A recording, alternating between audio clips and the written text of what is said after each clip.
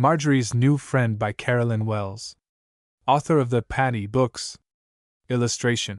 Here's the book, said Miss Hart. How many leaves has it? Chapter 1. A Bothersome Bag 2. A Welcome Christmas Gift 3. Merry Christmas. 4. Happy New Year. V. A Tearful Time 6. The Going of Gladys 7. The Coming of Delight 8. A Visit to Cinderella 9. A Straw-Eyed X. Making Valentines 11. Marjorie Captive 12. Miss Hart Helps 13. Goldfish and Kittens 14. A Pleasant School 15. A Sea Trip 16. A Valentine Party 17. A Jinx Auction 18. Honest Confession 19. A Visit from Gladys XX. Chessy Cat's Chapter 1. A Bothersome Bag.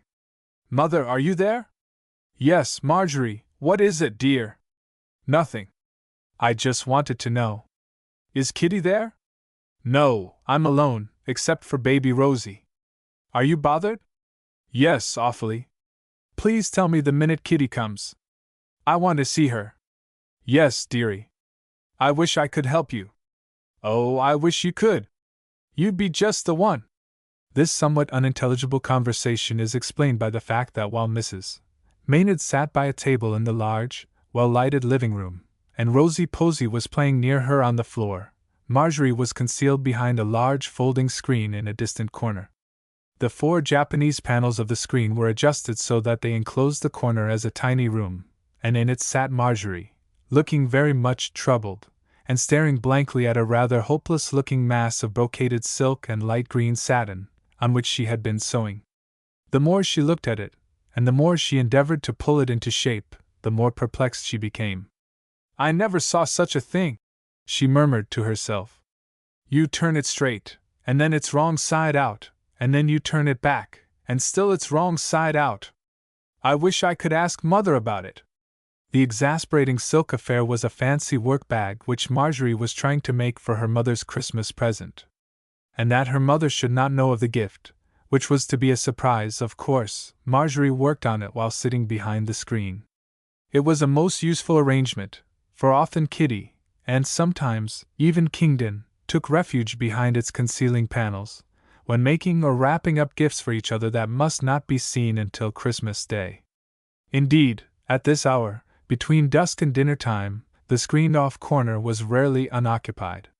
It was a carefully kept rule that no one was to intrude if any one else was in there, unless, of course, by invitation of the one in possession. Marjorie did not like to sew, and was not very adept at it, but she had tried very hard to make this bag neatly, that it might be presentable enough for her mother to carry when she went anywhere and carried her work. So Midget had bought a lovely pattern of brocaded silk for the outside, and a dainty pale green satin for the lining. She had seamed up the 2 materials separately, and then had joined them at the top, thinking that when she turned them, the bag would be neatly lined, and ready for the introduction of a pretty ribbon that should gather it at the top. But instead, when she sewed her 2 bags together, they did not turn into each other right at all. She had done her sewing with both bags wrong side out, thinking they would turn in such a way as to conceal all the seams. But instead of that, not only were all the seams on the outside, but only the wrong sides of the pretty materials showed, and turn and twist it as she would, Marjorie could not make it come right. Her mother could have shown her where the trouble lay, but Marjorie couldn't consult her as to her own surprise, so she sat and stared at the exasperating bag until Kitty came. Come in here, Kit, called Midget, and Kitty carefully squeezed herself inside the screen. What's the matter, Mopsy? Oh, is it Mother's? S.H., said Marjorie warningly, for Kitty was apt to speak out thoughtlessly, and Mrs. Maynard was easily within hearing. I can't make it turn right, she whispered. See if you can. Kitty obligingly took the bag, but the more she turned and twisted it, the more obstinately it refused to get right side out. You've sewed it wrong, she whispered back. I know that, but what's the way to sew it right? I can't see where I made the mistake. No, nor I. You'd think it would turn, wouldn't you? Kitty kept turning the bag, now brocaded side out, now lining side out, but always the seams were outside, and the right side of the materials invisible. I never saw anything so queer, said Kitty. It's bewitched. Maybe King could help us. Kingdon had just come in, so they called him to the consultation. It is queer, he said, after the situation was noiselessly explained to him. It's just like my skate bag, that Mother made, only the seams of that don't show.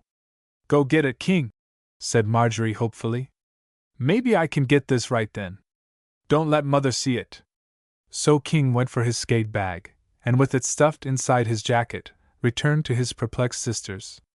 No, I don't see how she did it, declared Marjorie, at last, after a close inspection of the neatly made bag, with all its seams properly out of sight, and its material and lining both showing their right sides.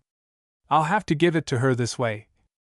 You can't, said Kitty, looking at the absurd thing. But what can I do, Kit?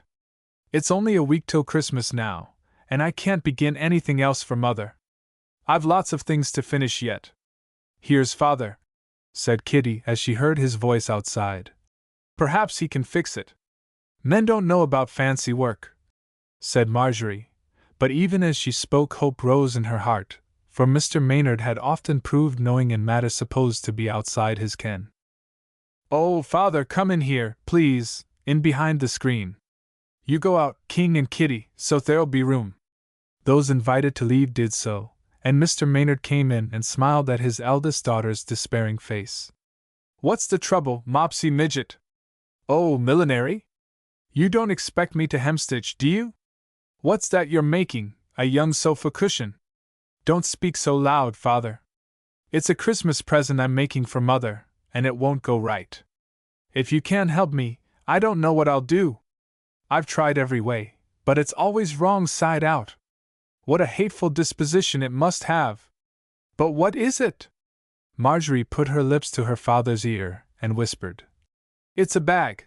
I mean it's meant to be one, for Mother to carry to sewing society. I can sew it well enough, but I can't make it get right side out. Now, Mopsy dear, you know I'd do anything in the world to help you that I possibly can, but I'm afraid this is a huckleberry above my persimmons.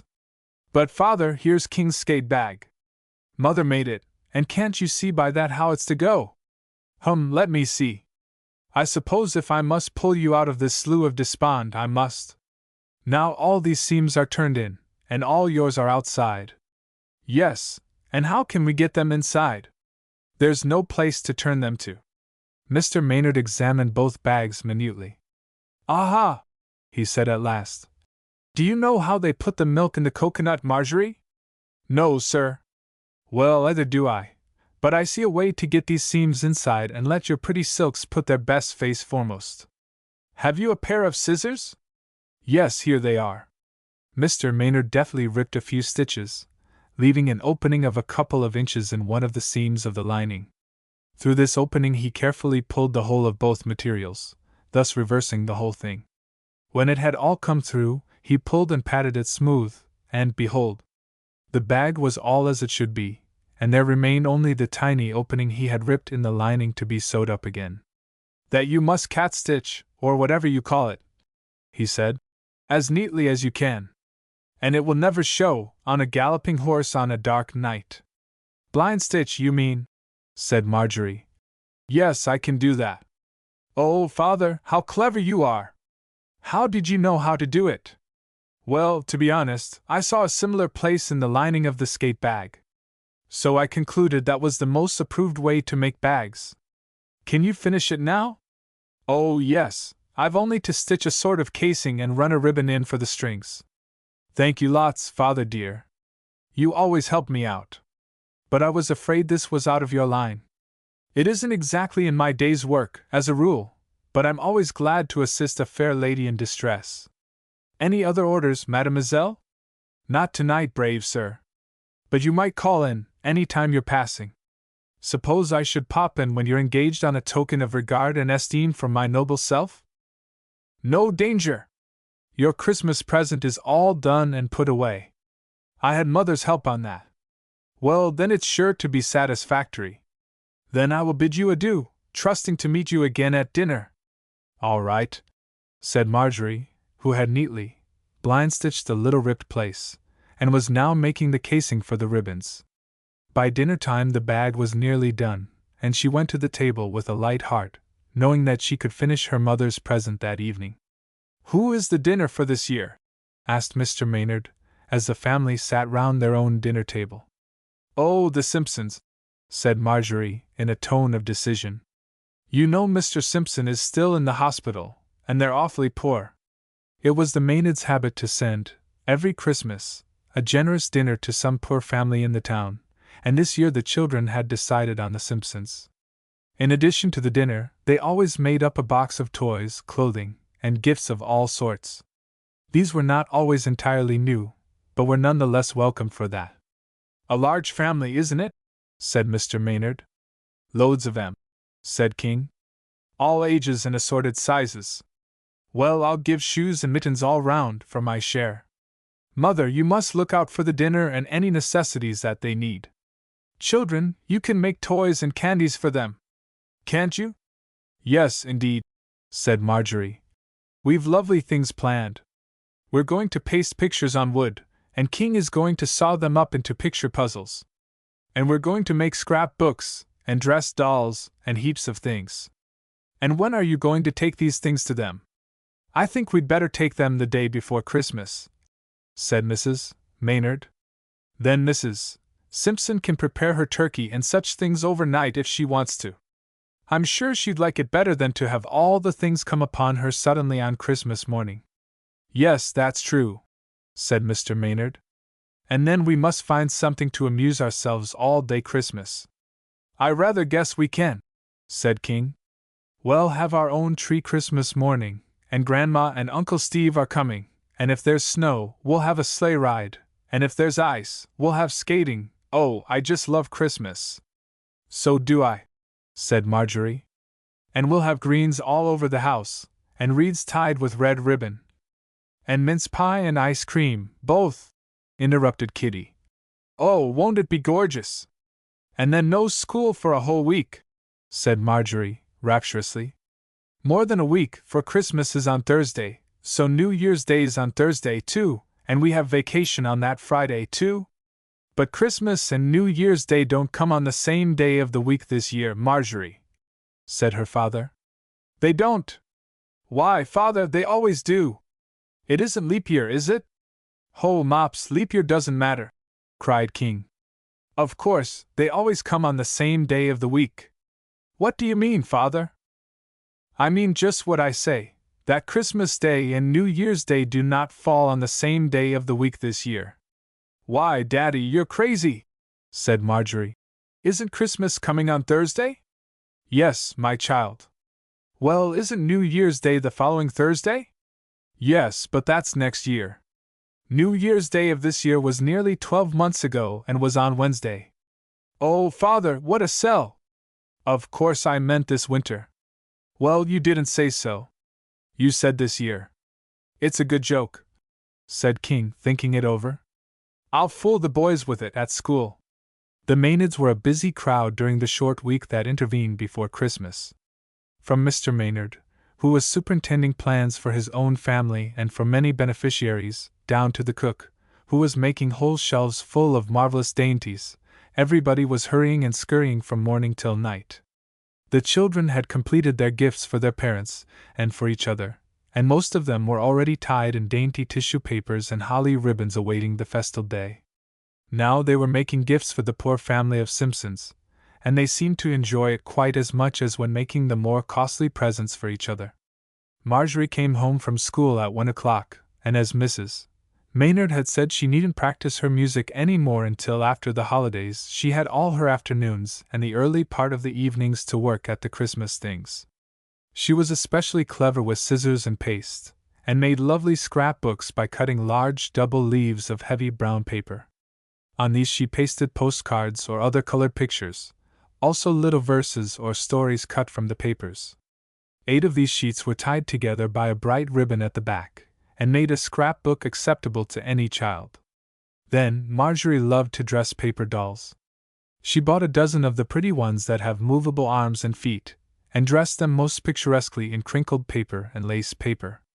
She made little hats, cloaks, and muffs for them, and the dainty array was a fine addition to the Simpsons box. Kitty, too, made worsted balls for the Simpson babies, and little lace stockings, worked around with worsted, which were to be filled with candies. With Mrs. Maynard's help, they dressed a doll for each Simpson girl, and King sought out a picture puzzle for each Simpson boy. Then, a few days before Christmas, they all went to work and made candies. They loved to do this, and Mrs. Maynard thought homemade confectionery more wholesome than the bought kind. So they spent one afternoon, picking out nuts and seeding raisins, and making all possible beforehand preparations, and the next day they made the candy. As they wanted enough for their own family as well as the Simpsons, the quantity, when finished, was rather appalling. Pan after pan of cream chocolates, coconut balls, caramels, cream dates, cream nuts, and chocolate-dipped dainties of many sorts filled the shelves in the cold pantry. And Marjorie also made some old-fashioned molasses candy with peanuts in it, because it was a favorite with Uncle Steve. The day before Christmas the children were all allowed to stay home from school, for in the morning they were to pack the Christmas box for the Simpsons and, in the afternoon, take it to them. Chapter 2: A Welcome Christmas Gift. The day before Christmas was a busy one in the Maynard household. The delightful breakfast that Ellen sent to the table could scarcely be eaten, so busily talking were all the members of the family. "Come home early, won't you, Father?" said Marjorie, as Mr. Maynard rose to go away to his business. "And don't forget to bring me that big holly box I told you about.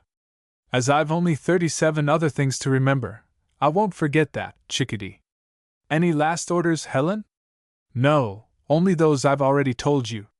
Come home as early as you can, for there's lots to be done, and you know Steve and Grandma will arrive at 6. Away went Mr. Maynard, and then the children scattered to attend to their various duties. Both James the gardener and Thomas the coachman were handy men of all work, and superintended by Mrs. Maynard, they packed the more substantial portions of the Simpsons' Christmas donations. It took several large baskets to hold the dinner, for there was a big, fat turkey, a huge roast of beef, and also sausages and vegetables of many sorts. Then other baskets held bread and pie and cake, and cranberry jelly and celery, and all the good things that go to make up a Christmassy sort of a feast. Another basket held nuts and raisins and oranges and figs, and in this was a big box of the candies the children had made. The baskets were all decked with evergreen and holly, and made an imposing-looking row. Meantime King and Midget and Kitty were packing into boxes the toys and pretty trifles that they had made or bought. They added many books and games of their own, which, though not quite new, were as good as new. A barrel was packed full of clothing, mostly outgrown by the Maynard children, but containing, also, new warm caps, wraps and underwear for the little Simpsons. Well, all the things together made a fair wagon load, and when Mr. Maynard returned home about 2 o'clock that afternoon, he saw the well-filled and evergreen-trimmed wagon on the drive, only waiting for his coming to have the horse put to its shafts.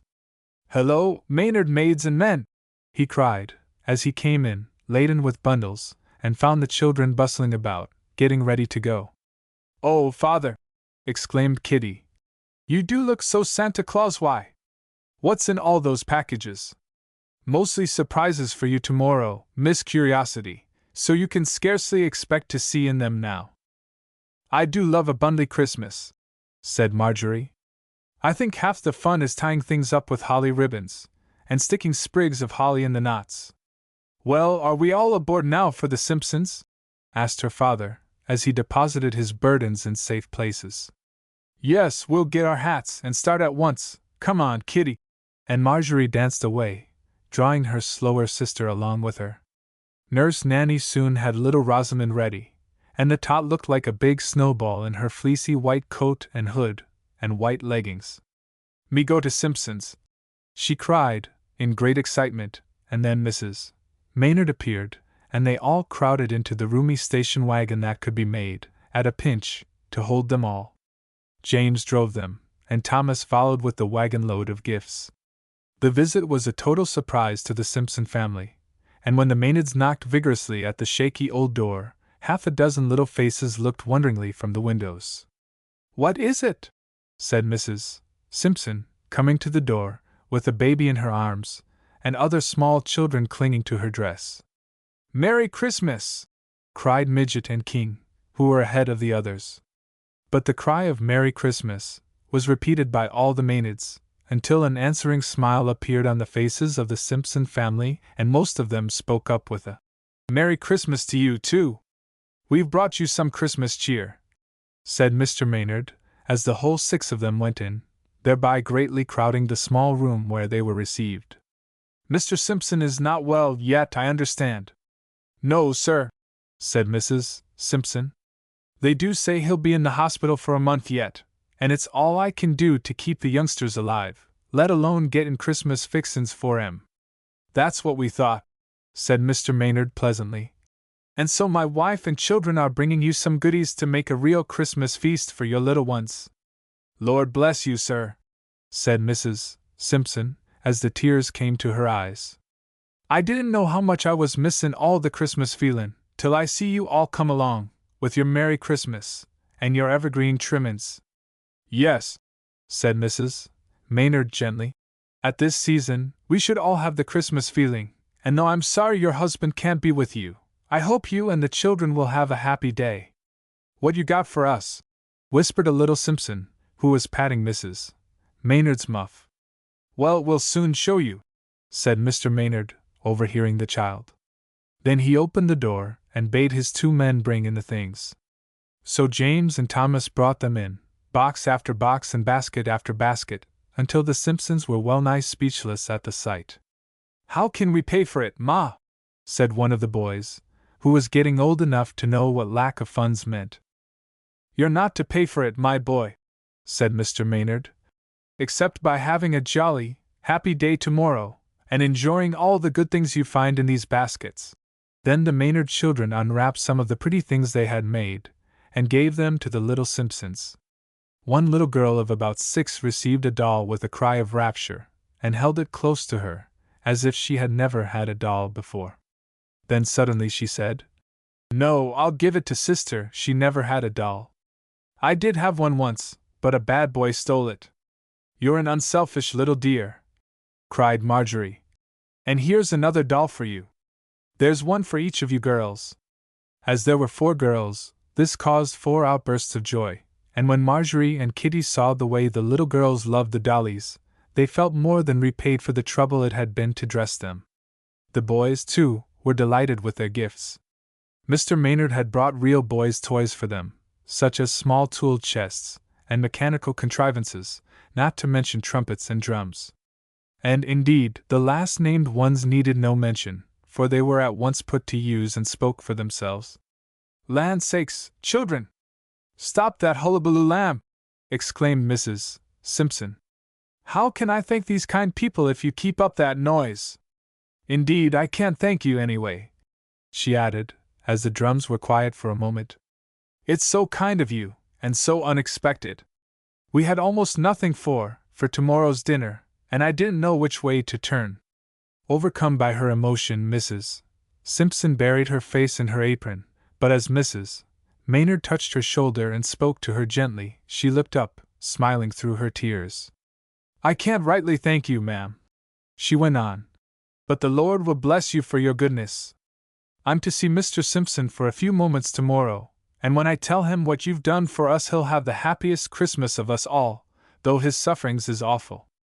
But he was heartsick because of our poor Christmas here at home, and the news will cure him of that, anyway. I put in some jelly and grapes especially for him," said Mrs. Maynard, smiling, though there were tears in her own eyes. "So you take them to him, and give him Christmas greetings from us. And now we must go, and you can begin at once to make ready your feast." "Oh, yes, ma'am. And may all Christmas blessings light on you and yours." "Merry Christmas!" cried all the Maynards as they trooped out, and the good wish was echoed by the happy Simpsons. "My," said King, "it makes a fellow feel sober to see people as poor as that." "It does, my boy," said his father. "And it's a pleasure to help those who are truly worthy and deserving. Simpson is an honest, hard-working man, and I think we must keep an eye on the family until he's about again. And now, my hearties, we've done all we can for them for the present, So let's turn our attention to the celebration of the Maynards' Christmas tide. Who wants to go to the station with me to meet Grandma and Uncle Steve? I, declared the 4 children, as with one voice. Yes, but you can't all go, and too, there must be some of the nicest ones at home to greet the travelers as they enter. I think I'll decide the question myself. I'll take Kitty and King with me, and I'll leave my eldest and youngest daughters at home with Marjorie to receive the guests when they come. Mr. Maynard's word was always law, and though Marjorie wanted to go, she thought, too, it would be fun to be at home and receive them when they come.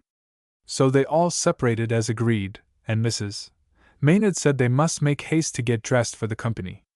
Marjorie wore a light green cashmere, with a white embroidered gamp, which was one of her favorite frocks. Her hair was tied with big white bows, and a sprig of holly was tucked in at one side. She flew down to the living room, to find baby Rosamond and her mother already there. Rosie Posy was a Christmas baby indeed, all in white, with holly ribbons tying up her curls, and a holly sprig tied in the bow. The whole house was decorated with ropes and loops of evergreen, and stars and wreaths, with big red bows on them, were in the windows and over the doorways. The delicious fragrance of the evergreens pervaded the house, and the wood fires burned cheerily. Mrs. Maynard, in her pretty rose-colored house gown, looked about with the satisfied feeling that everything was in readiness, and nothing had been forgotten. At last a commotion was heard at the door, and Marjorie flew to open it. They all seemed to come in at once, and after an embrace from Grandma, Marjorie felt herself lifted up in Uncle Steve's strong arms. "That's the last time, Midget," he said as he set her down again. "There's too much of you for me to toss about as I used to. My! What a big girl you are! Toss me, Uncle Teve," said Rosie Posy, and she was immediately swung to Uncle Steve's shoulder. "You're only a bit of thistledown. I could toss you up in the sky, and you could sit on the edge of a star. How would you like that?" "I'd rather stay here," said Rosie Posy, nestling contentedly on her perch. "'Sides, I must be here for Christmas tomorrow." "Oh, is Christmas tomorrow? How could I have forgotten that?" "You didn't forget it, Uncle Steve," said Kitty, "for I see bundles sticking out of every one of your pockets. Bless my soul! How odd! Santa Claus must have tucked them in, as I came through his street. Well, I'll put them away until tomorrow. They're of no use tonight." "Put them in here, Steve," said Mrs. Maynard, opening a cupboard door, for there was a possibility that the good-natured gentleman might be persuaded to unwrap them at once. Meantime Grandma was reviewing the small Maynards. Marjorie she had seen in the summer, but the others had been absent a longer time. "You've all grown," she said, "but I do believe I like you just as well bigger." "Good for you, Grandma!" cried King. "Most everybody says, 'Why, how you've grown,' as if we had done something wrong. No, the more there is of my grandchildren, the more I have to love, so go right on growing. Marjorie, Molly, and Stella sent love to you, and they also sent some little gifts which I will give you tomorrow." The Maynards did not follow the custom of having their tree on Christmas Eve. Mrs. Maynard thought it unwise, because the children often became so excited over their gifts and their frolic that it was difficult for them to settle down to sleep until all hours. So it was the rule to go to bed rather early on Christmas Eve, and have a long happy day to follow. But the dinner, on the night before Christmas, always assumed a little of the coming festivities. On this occasion, the table was decked with holly and flowers, and the dishes were a little more elaborate and festive than usual. "Ice cream, oh goody!" exclaimed Kitty as dessert appeared. Kitty's fondness for ice cream was a family joke, but all welcomed the little Santa Clauses made of orange ice, and carrying trees of pistachio cream. After dinner a game of romps was allowed. Mrs. Maynard, Grandma, and baby Rosie did not join in this, but went off by themselves, leaving the living room to the more enthusiastic rompers. Fox and Geese was a favorite game, and though there were scarcely enough of them to play it properly, yet that made it all the more fun, and Uncle Steve and Mr. Maynard seemed to be little, if any, older than Kingdon, as they scrambled about in the frolic. Then Kitty begged for just one round of Puss in the Corner. Kingdon and Midget thought this rather a baby game, But they willingly deferred to Kitty's choice, and the grown-up men were such foolish, funny pussies in their corners that everybody fell a laughing, and the game broke up because they were too exhausted to play any more. "Now to quiet down pleasantly, and then ho for bed," said Mr. Maynard. So when they had recovered their breath, Mrs. Maynard and Grandma returned, Rosie Posy having already gone to her little crib. Mrs.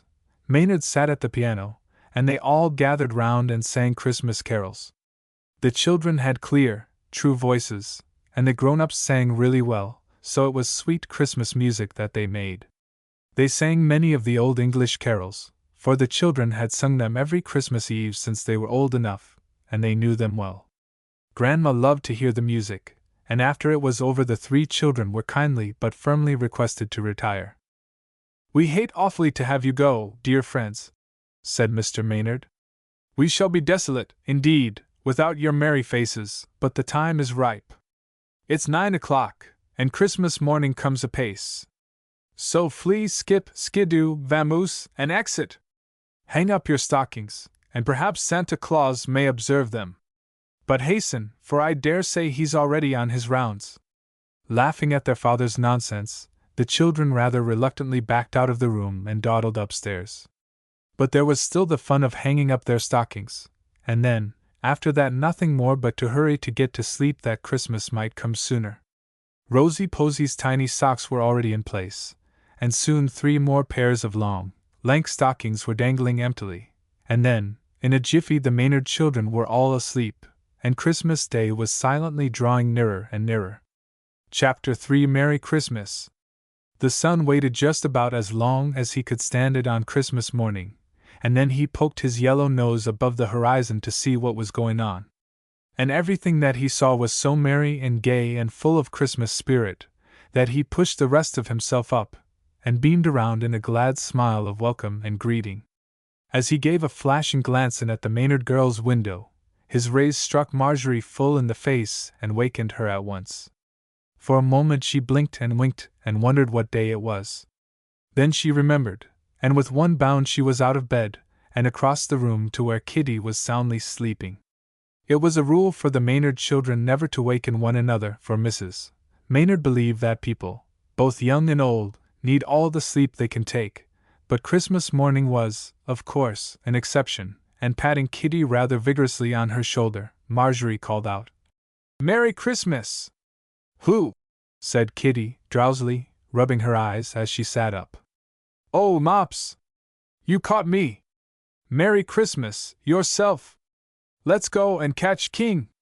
Throwing on their dressing gowns, and tucking their feet into bedroom slippers, they ran to their brother's room, but King, also huddled into a bathrobe, met them in the hall, and the gay greetings and laughter soon woke any one else in the house who might have been asleep. Nurse Nanny, with Rosie Posy, joined the group, and each clasping a pair of bulging, knobby stockings, flew to the nursery, where this Christmas morning ceremonial always took place. A bright fire was blazing in the big fireplace, and in front of it, on a white fur rug, the 4 sat down, while Nanny hovered around, ready to inspect and admire, as she knew she would be called upon to do. The big, light nursery was a delightful room, and with the morning sunshine, the shining yellow floor, white painted woodwork, and bright fire brasses, it seemed full of Christmas glow and warmth. Grouped on the rug, the children immediately proceeded to the business of emptying their stockings, and as the various things were pulled out and exhibited, everybody ate and out at everybody else, and they all began to nibble at candies, and at last Christmas had really begun. The gifts in their stockings were always of a pretty, but trifling nature, as their more worthwhile presents were received later, from the tree. But there were always lots of little toys and trinkets, and always oranges and nuts and candies, and always tin whistles and rattles, and other noise-producing contraptions, so that soon the 4 grew gay and noisy, and Nurse was obliged to pick up baby Rosamond, lest she should be inadvertently upset. But perched in Nurse's lap, the little one waved a Christmas flag, and blew on a tiny tin trumpet, and quite made her share of the general hullabaloo. Marjorie had a new pencil case, and some pretty handkerchiefs, and an inkstand, and a silver bangle, and a little diary, and some lovely hair ribbons. And King was rejoicing over a fountain pen, a pocket knife, a silk muffler, a rubber stamp outfit, and some new gloves. Kitty had a little pocket book, a silver shoe boutonniere, a blank book, a pretty silk pincushion, and a bangle like Marjorie's. Baby Rosie had dolls and toys, and what with the candies and other goodies, there was a distracting array of Christmas all about. "And to think the day has scarcely begun," said Marjorie, with a sigh of rapture, as she ate a cream date, at the same time twisting her wrist to catch the glitter of her new bangle. "Yes, but it's most 8:30, said King. "And breakfast's at 9. I'm going to skittle." He gathered up his new belongings, and with a sort of combination war whoop and "Merry Christmas," he scampered away to his room. The two girls followed his example, and soon were busily dressing themselves and helping each other. Marjorie put on a scarlet cashmere, which, with the big red bows on her hair, made her look very Christmassy, the effect being added to by holly sprigs pinned on here and there. Kitty's frock was a sort of electric blue that suited her fair hair, and she, too, was holly-decked. Then, after a hasty inspection of each other, to see that they were all right, the girls skipped downstairs. So expeditious had they been that not a Maynard was ahead of them, except their father, who had just come down. "Merry Christmas, girlies!" he cried, and just then everybody came down, almost all at once, and the greetings flew about, as thick as a snowstorm. Grandma Sherwood, in her soft gray breakfast gown, beamed happily at her brood of grandchildren, and soon they all gathered round the table. "I wish Christmas was 72 hours long," said Marjorie, whose candies had not taken away her appetite for the specially fine breakfast that was being served in honor of the day. "But you'd fall asleep after 12 hours of it," said Uncle Steve. "So what good would it do you?" "I wouldn't," declared King. "I could spend 12 hours having our regular Christmas in the house, and then 12 more outdoors, skating or something, and then 12 more eating," suggested his father, glancing at King's plate. "Well, since we can't have 72 hours of it, we must cram all the fun we can into 12. Who's for a run out of doors before we have our Christmas tree?"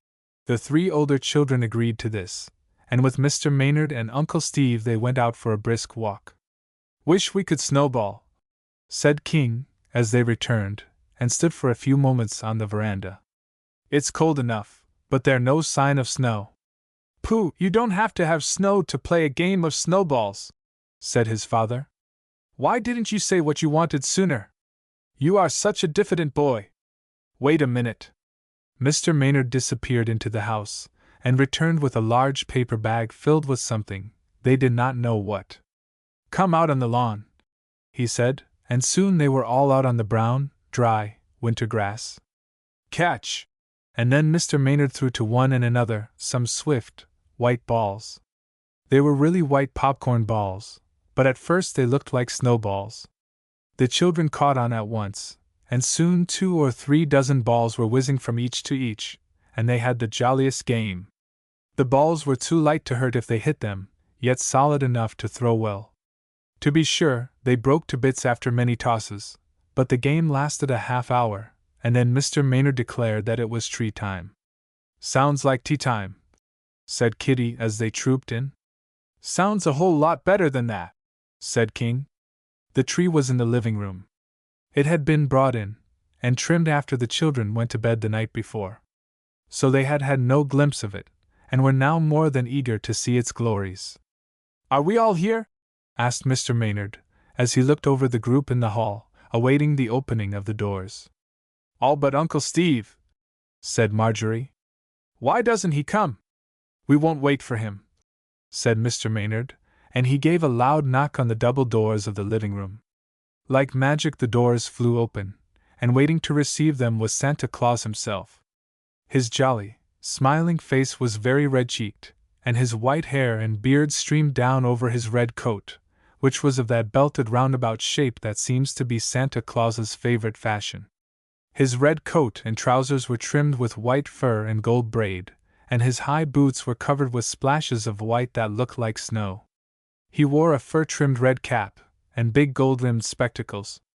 The latter, with the very red cheeks and long white beard, so changed Uncle Steve's appearance that at first no one seemed to recognize him. But they knew in a moment, and Marjorie grasped one hand and Kitty the other, as they cried out, "Hello, Uncle Santa Claus! How did you get so snowy?" "I came down from the Arctic regions, my dears," said the smiling saint, "and up there we have perpetual snow." "It seems to be perpetual on your boots," observed King. "I'm sure it won't melt off at all." "Yes, it's first-class snow," agreed Santa Claus, looking at his boots, which were really splashed with whitewash. "And here's little Miss Rosie Posy," he continued, picking up the baby, who, at first, was a little shy of the strange-looking figure. "This is the very little girl I've come to see, and she must pick something off the tree." Rosie Posy recognized Uncle Steve's voice now, and contentedly nestled in his arms as he carried her to the tree. And such a tree as it was! It reached to the ceiling, and its top boughs had been cut off to get it in the room at all. The blinds had been closed, and the shades drawn, in order that the illuminations of the tree might shine out brightly, and the gorgeous sight quite took the children's breath away. The big tree was in the end of the room, and not only did sparkling tinsel rope deck the green branches, but its strands also reached out to the wall on either side, so that the tree seemed to be caught in an immense silver spiderweb. Sparkling ornaments decked every limb and twig, and shining among them were hundreds of tiny electric lights of different colors. Many beautiful presents hung on the tree, without wrappings of any sort to hide their pretty effect, and many more gifts, tied in beribboned papers, lay on the floor beneath. Altogether, it looked as if the whole end of the room were a sort of glittering fairyland, and the children promptly agreed it was the most beautiful tree they had ever had. As Santa Claus held baby Rosamond up to select for herself a gift from the tree, he held her so that she faced a big doll, almost as large as herself. "Oh, that will be my dolly!" she announced, holding out her little arms. The big doll was detached from its perch and handed to the child, who ran to nurse with her treasure, and would not be parted from it all day long. Then said Santa Claus, "Marjorie, next, may come and choose anything she would like to use." He offered his arm, and, with exaggerated ceremony, led Midget to the tree. She was a little bewildered by the glitter, and the variety of gifts hanging about, but she spied a lovely muff and boa of fluffy white fur that she felt sure must be meant for her. At any rate they were her choice, and Santa Claus gave them to her with hearty assurance that she had chosen well.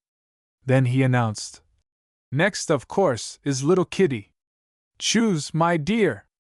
Take something pretty." Kitty advanced slowly. She knew well what she wanted, but she didn't see it on or under the tree. Santa Claus watched her roving eyes and then said, "If you don't like what you see, look around behind the tree." So Kitty peered around, and sure enough, almost hidden by the strands of tinsel, there stood a bookcase. "I'll choose that!" she cried, in glee, and Mr. Maynard and Santa Claus pulled it out into view. It was the adjustable kind, with glass fronts, and Kitty had long desired just such a one for her room. "Isn't it beautiful?" she exclaimed, sitting down on the floor to examine it, and to imagine how it would look filled with story books. "Now, Sir Kingdon, approach," called out Santa Claus. "Carefully scan the branches o'er, and help yourself from its ample store." King came toward the tree, eyeing it carefully in search of something he wanted very much, yet scarcely dared hope for. But half hidden by a paper fairy, he spied a gleam of gold, and pounced upon the dream of his heart, a gold watch. "This will do me," he said, beaming with delight at the fine timepiece, with its neat fob. It was a handsome affair for a boy of 14, but King was careful of his belongings, and Mr. Maynard had decided he could be trusted with it. Then the elder people received gifts from each other and from the children, and then everybody began to open bundles, and "thank yous" flew around like snowflakes, and tissue paper and gay ribbons were knee-deep all over the floor. "I didn't know there were so many presents in the world," said Marjorie, who sat blissfully on an ottoman, with her lap full of lovely things, and more on the floor beside her. Grandma had brought her an unset pearl. This was not a surprise, for Grandma had given her a pearl every Christmas of her life, and when the time came for her to wear them, they were to be made into a necklace. Uncle Steve had brought her a bureau set of ivory, with her monogram on the brushes, and the children gave her various trinkets. Then Stella and Molly had sent gifts to her, and Gladys and some of the other school girls had also sent Christmas remembrances, with the result that Midget was fairly bewildered at her possessions.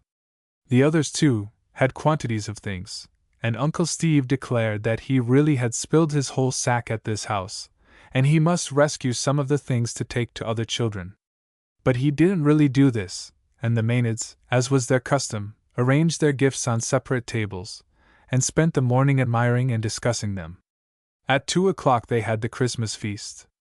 Nurse Nanny played a gay march on the piano, and Mr. Maynard, offering his arm to Grandma, led the way to the dining room.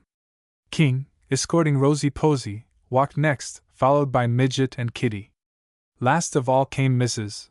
Maynard and Uncle Steve. The dining table was almost as beautiful as the Christmas tree. Indeed, in the center of it was a small tree, filled with tiny, but exquisite decorations, and sparkling with electric lights. The windows had been darkened, and the shining tree blazed brilliantly. The table was decorated with red ribbons and holly and red candles shades, and everybody had red favors and red paper bells. "I feel like a robin redbreast," said Marjorie. "Isn't it all beautiful? Did you do it, Mother?" "Yes, with Sarah's help," said Mrs. Maynard, for her faithful and clever little waitress was of great assistance in such matters. "It's like eating in an enchanted palace," said Kitty. "Everything is so bright and sparkly and gleaming, and oh, I'm so hungry!" "Me too," chimed in the other young Maynards, and then they proceeded to do ample justice to the good things Ellen sent in abundance. But at last even the young appetites were satisfied, and while the elders sipped their coffee in the library, the children were sent off to play by themselves. The baby was turned over to Nurse Nanny, and the other three tumbled into their wraps and ran out of doors to play off some of their exuberant enthusiasm. Chapter 4 Happy New Year! "It's been a gay old week, hasn't it?" said Marjorie on New Year's Eve. "You bet!" cried King, who sometimes lapsed from the most approved diction. "Wish it was just beginning. We had fine skating till the snow came, and ever since, it's been bang-up sleighing. Well, only 4 more days, and then school, school, school! Don't remind me of it," said Marjorie with a groan. "I wish I was a Fiji, or whatever doesn't have to go to school at all. Oh, pshaw, Midge, it isn't so bad after you get started. Only holidays make you so jolly that it's hard to sit down and be quiet." "It's always hard for me to sit down and be quiet," said Midge. "If they'd let me walk around, or sit on the tables or windowsills, I wouldn't mind school so much. It's being cramped into those old desks that I hate." Poor little Marjorie, so active and restless, it was hard for her to endure the confinement of the schoolroom. "Why don't you ask Mother to let you go to boarding school, Mops?" asked Kitty, with an air of having suggested a brilliant solution of her sister's difficulties. Marjorie laughed. "No, thank you, Kitsy," she said. "What good would that do? In the school hours I suppose I'd have to sit as still as I do here, and out of school hours I'd die of homesickness. Imagine being away off alone, without all of you!" Kitty couldn't imagine anything like that, so she gave it up. "Then I guess you'll have to go to school, same's you always have done." "I guess I will," said Marjorie, sighing. "But there's a few more days' holiday yet, and I'm not going to think about it till I have to. What shall we do tonight? It's the last night of the old year, you know. I wonder if they'd let us sit up and see it out," said King. "We never have," returned Marjorie. "I don't believe Mother'd say yes, though maybe Father would." "If he does, Mother'll have to," said Kitty, with a knowledge born of experience. "Let's ask him." "It's almost bedtime now," said King, glancing at the clock. "But I'm not a bit sleepy." The others declared they were not either, and they all went in search of their parents. They found them in the library, with Uncle Steve and Grandma, who were still visiting them. "Sit the old year out!" exclaimed Mr. Maynard, when he heard their request. "Why, you're almost asleep now." "Oh, we're not a bit sleepy," protested Marjorie. "Do, Daddy dear, let us try it, we never have, you know." Why, I've no objections if Mother hasn't. Mrs. Maynard looked as if she didn't think much of the plan, but Uncle Steve broke in, saying, "Oh, let them, of course. It can't do them any harm except to make them sleepy tomorrow, and they can nap all day if they like." "Yes, let them do it," said Grandma, who was an indulgent old lady. "But I'm glad I don't have to sit up with them." "I too," agreed Mr. Maynard. "I used to think it was fun, but I've seen so many New Years come sneaking in, that it's become an old story." "That's just it, sir," said King, seeing a point of vantage. "We haven't, you know, and we'd like to see just how they come in." "Well," said his father, "where will you hold this performance? I can't have you prowling all over the house, waking up honest people who are abed and asleep." "You must take the nursery," said Mrs. Maynard. "I wouldn't let you stay downstairs alone, but you may stay in the nursery as late as you like. I dare say by 10 or half past you'll be glad to give it up and go to your beds." "Not we," said King. "Thank you heaps for letting us do it. We're going to have a fine time. Come on, girls!" "1 minute, King, you're not to make any noise after 10:30. Grandma goes to her room then, and the rest of us soon after." "All right, we won't. It isn't going to be a noisy party anyhow." "Then I don't see how it can be a Maynard party," said Uncle Steve, quizzically, but the children had run away. "Now we'll just have the time of our lives," said King, as the three of them reached the nursery. "Of course we will," agreed Marjorie. "What shall we do? Let's see, it's 9 o'clock. We can play anything till 10:30. After that we can only do quiet things. Let's play blind man's buff." "All right, you be it." So King was blindfolded, and he soon caught Kitty, who soon caught Midget, and then she caught King again. But it wasn't very much fun, and nobody quite knew why. "It makes me too tired," said Kitty, throwing herself on the couch, and fanning her hot little face with her handkerchief. "Let's play a sit-down game." "But we can play those after we have to be quiet," objected King. "Get up, Kit, you'll fall asleep if you lie there." "No, I won't," said Kitty, opening her eyes very wide, but cuddling to the soft pillow. "Yes, you will, too. Come on. Let's play animals. That's noisy enough, and you can sit down too." Animals was a card game where they sat round a table, and as occasion required assumed the voices of certain animals. "All right," said Kitty, jumping up. "I'll be the laughing hyena." "I'll be a lion," said King, and Marjorie decided to be a rooster. Soon the game was in full swing, and as the roar of the lion, the crowing of the rooster, and the strange noise that represented Kitty's idea of the hyena's mirth, floated downstairs, the grown-ups smiled once more at the irrepressible spirits of the young Maynads. But after they had roared and crowed and laughed for what seemed like an interminable time, King looked at his Christmas watch and exclaimed, "Goodness, girls! It's only 9:30. I thought it was about 11. "So did I," said Marjorie, trying to hide a yawn. "Oh, I say, Mops, you're sleepy." "I am not either. I just sort of choked." "Well, don't do it again. What shall we play now?" "Let's sing," said Kitty. So Marjorie banged away on the nursery piano, and they sang everything they could think of. "I can't play another note," said Midget at last. "My fingers are perfectly numb." "Isn't it nearly 12? "Isn't 10, said King, closing his watch with a snap. "We've only a half hour more before we've got to be quiet, so let's make the most of it." "I'm hungry," said Kitty. "Can't we get something to eat?" "Good idea," said King. "Let's forage for some things, and bring them up here, but don't eat them until later. After 10:30, you know." So they all slipped down to the pantry, and returned with a collection of apples and cookies, which they carefully set aside for a later luncheon. "Only 20 minutes left of our noisy time," said King, with a suspicious briskness in his tone. "Come on, girls, let's have a racket." "There's no racket to me," declared Kitty, throwing herself on the couch. "I feel quiet." "Quiet!" exclaimed her brother. "Kit Maynard, if you're sleepy, you can go to bed." You're too young to sit up with Midge and me, anyhow. This touched Kitty in a sensitive spot, as he knew it would. I'm not, she cried indignantly. I'm as old as you are, so there. King didn't contradict this, which would seem to prove them both a bit sleepy. You are, Kitty, said Marjorie, laughing. You're older than either of us.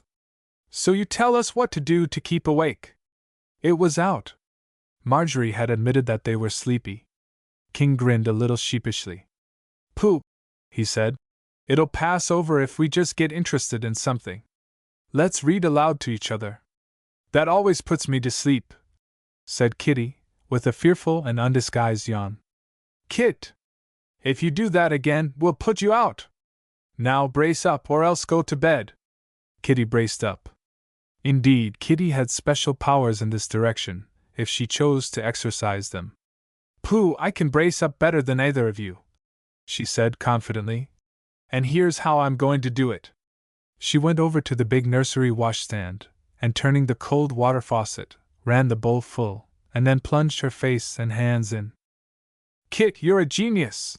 Cried her brother, in admiration, as she came up, spluttering, and then made another dash.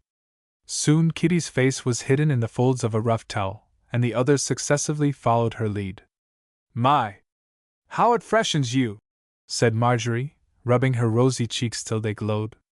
I'm as wide awake as anything. So am I, said King. Kit, I take off my hat to you. Now it's 10:30.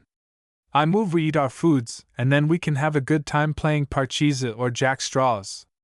They drew up to the nursery table, and endeavored to enjoy the cookies and apples. How funny things taste at night, said Kitty. I'm not hungry, after all.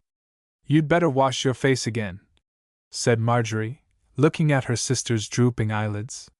Do something to her, said King in despair. So Marjorie tickled Kitty, until she made her laugh, and that roused her a little.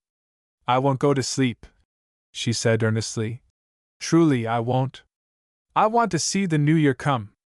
Let's look out the window for it. Kitty's plans were always good ones. Drawing the curtains aside, the three stood at the window, their arms about each other.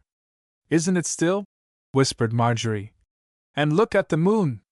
A yellow, dilapidated-looking, three-quarter sort of a moon was sinking in the west, and the bark branches of the trees stood out blackly in the half-light.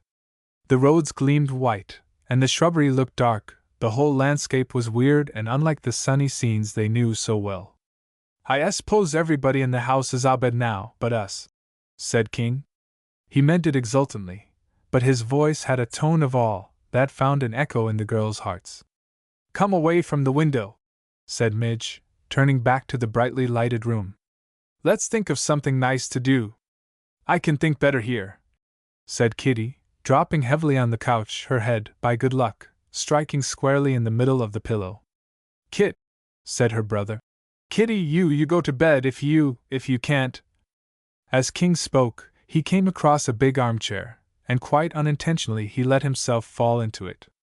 It felt very pleasant somehow, so much so, indeed, that he neglected to finish his admonition to Kitty, and she wouldn't have heard it if he had.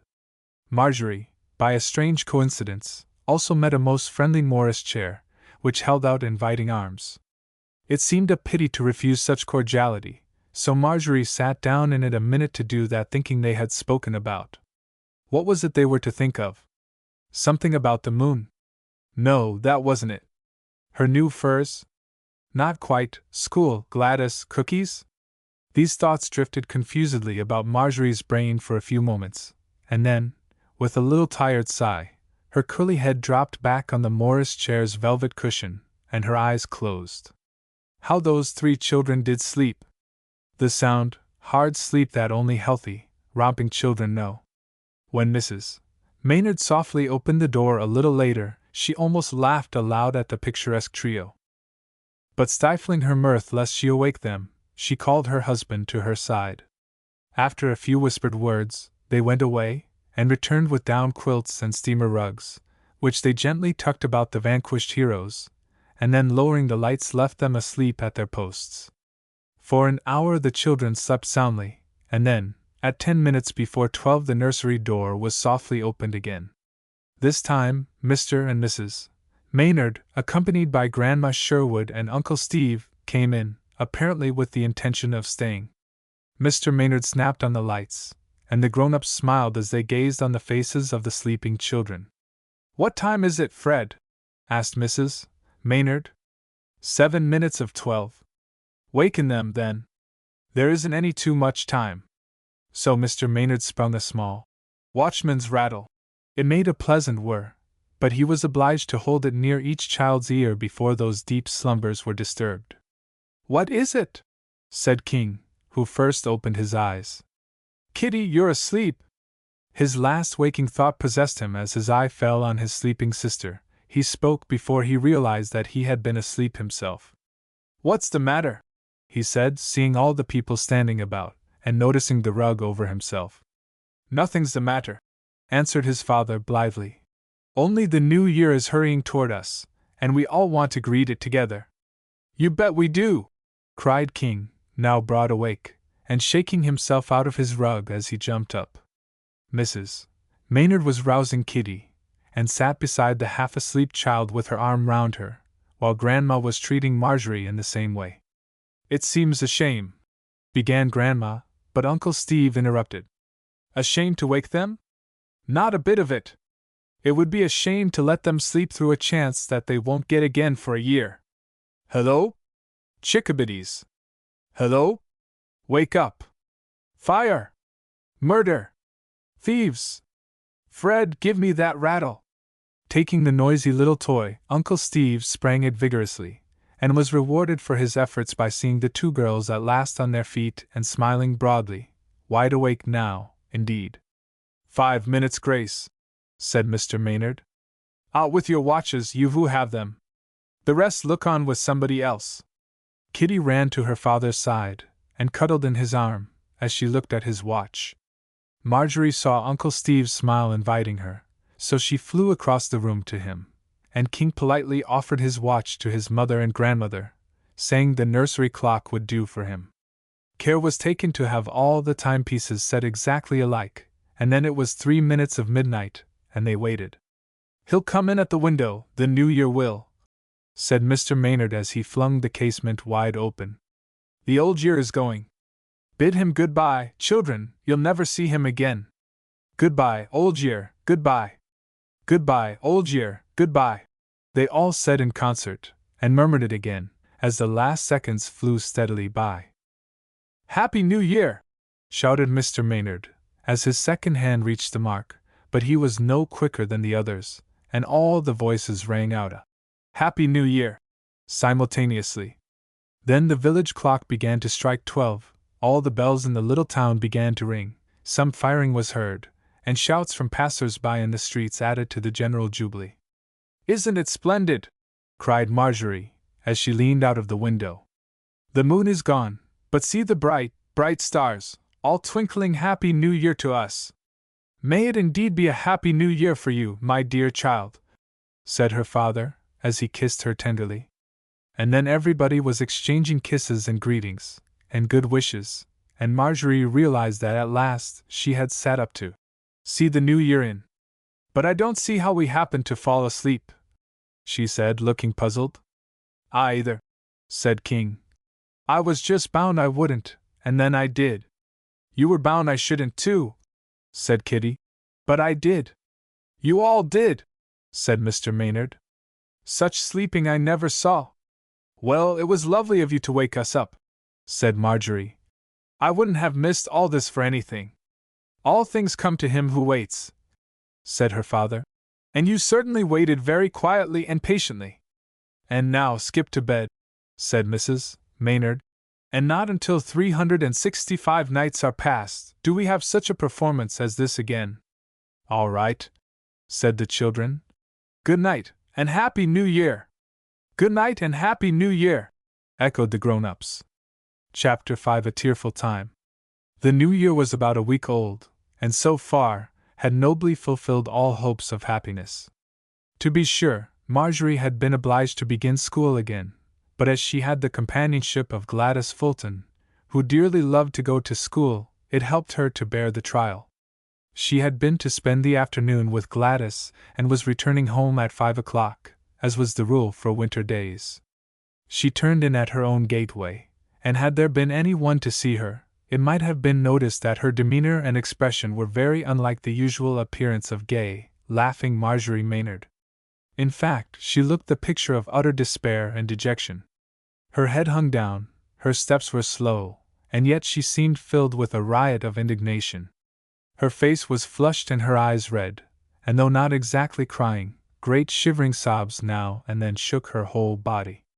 Once inside her own home grounds, she quickened her pace a little, and almost ran up the veranda steps and in at the door. She slammed it behind her, and though, I am sorry to say, this was not an unusual proceeding for Midget, yet she was truly trying to break herself of the habit. But this time she gave the door a hard, angry slam, and flinging her wraps anywhere, as she went along, she brushed hastily through the various rooms in search of her mother. But Mrs. Maynard and Kitty had gone out driving, and King wasn't at home, either, so poor Marjorie, her eyes now blinded with surging tears, stumbled on to her own room, and threw herself, sobbing, on her little white bed. She buried her face in the pillow and gave way to such tumultuous grief that the brass bedstead fairly shook in sympathy. "I can't bear it!" she murmured, half aloud. "I can't bear it! It's a wicked shame! I don't want to live any more! Oh, I wish Mother would come home!" For nearly half an hour Marjorie cried and cried. Now with big, bursting, heart-rending sobs, and at quieter intervals, with floods of hot tears. Her little handkerchief became a useless, wet ball, and she dried her eyes, spasmodically, on various parts of the pillowcase. At last, in one of her paroxysms of woe, she felt a little hand on her cheek, and Rosie Posey's little voice said sweetly, "What'd matter, Mitty? Wassy Posey loves oo." This was a crumb of comfort, and Marjorie drew the baby's cool cheek against her own hot one. The child scrambled up on the bed, beside her sister, and petted her gently, saying, "Don't ky, Mitty, top kyin' dot. Oh, Rosie Posey, I'm so miserable. Where is Mother? Muvver dawn yiden. Wassy take care of oo. Want Nanny? No, I don't want Nanny. You stay here, little sister, till Mother comes. S. Wassy tay with Mitty. Dear Mitty." The loving baby cuddled up to her sister, and smoothed back the tangled curls with her soft little hand, until exhausted Marjorie, quite worn out with her turbulent storm of tears, fell asleep. And here Mrs. Maynard found them, as, coming in soon, she went in search of her eldest daughter. "Why, baby," she said, "what's the matter? Is Marjorie sick?" "No," said Rosamond, holding up a tiny finger. "She's asleep. She keyed and keyed, Mitty did, and then she went seepy by, all herself." "Cried!" exclaimed Mrs. Maynard, looking at Midget's swollen, tear-stained face. "What was she crying about?" "I don't know," answered Rosie, "but she feeled awful bad 'bout somefin dot." "I should think she did. You run away to nurse, darling. You were good baby to take care of Midget, but now run away and leave her to Mother." Mrs. Maynard brought some cool water and bathed the flushed little face, and then sprinkling some violet water on a handkerchief she laid it lightly across Midget's brow. After a time the child woke, and found her mother sitting beside her. "Oh, Mother!" she cried. "Oh, Mother!" "What is it, dearie?" said Mrs. Maynard, putting her arms round Marjorie. "Tell Mother, and we'll make it all right, somehow." She was quite sure Miss Mischief had been up to some prank, which had turned out disastrously. But it must have been a serious one, and perhaps there were grave consequences to be met. "Oh, Mother, it's the most dreadful thing!" Here Marjorie's sobs broke out afresh, and she really couldn't speak coherently. "Never mind," said Mrs. Maynard gently, fearing the excitable child would fly into hysterics. "Never mind it tonight. Tell me about it tomorrow. And no, I want to tell you now, only I can't talk. Oh, Mother, what shall I do? Gee, Gladys."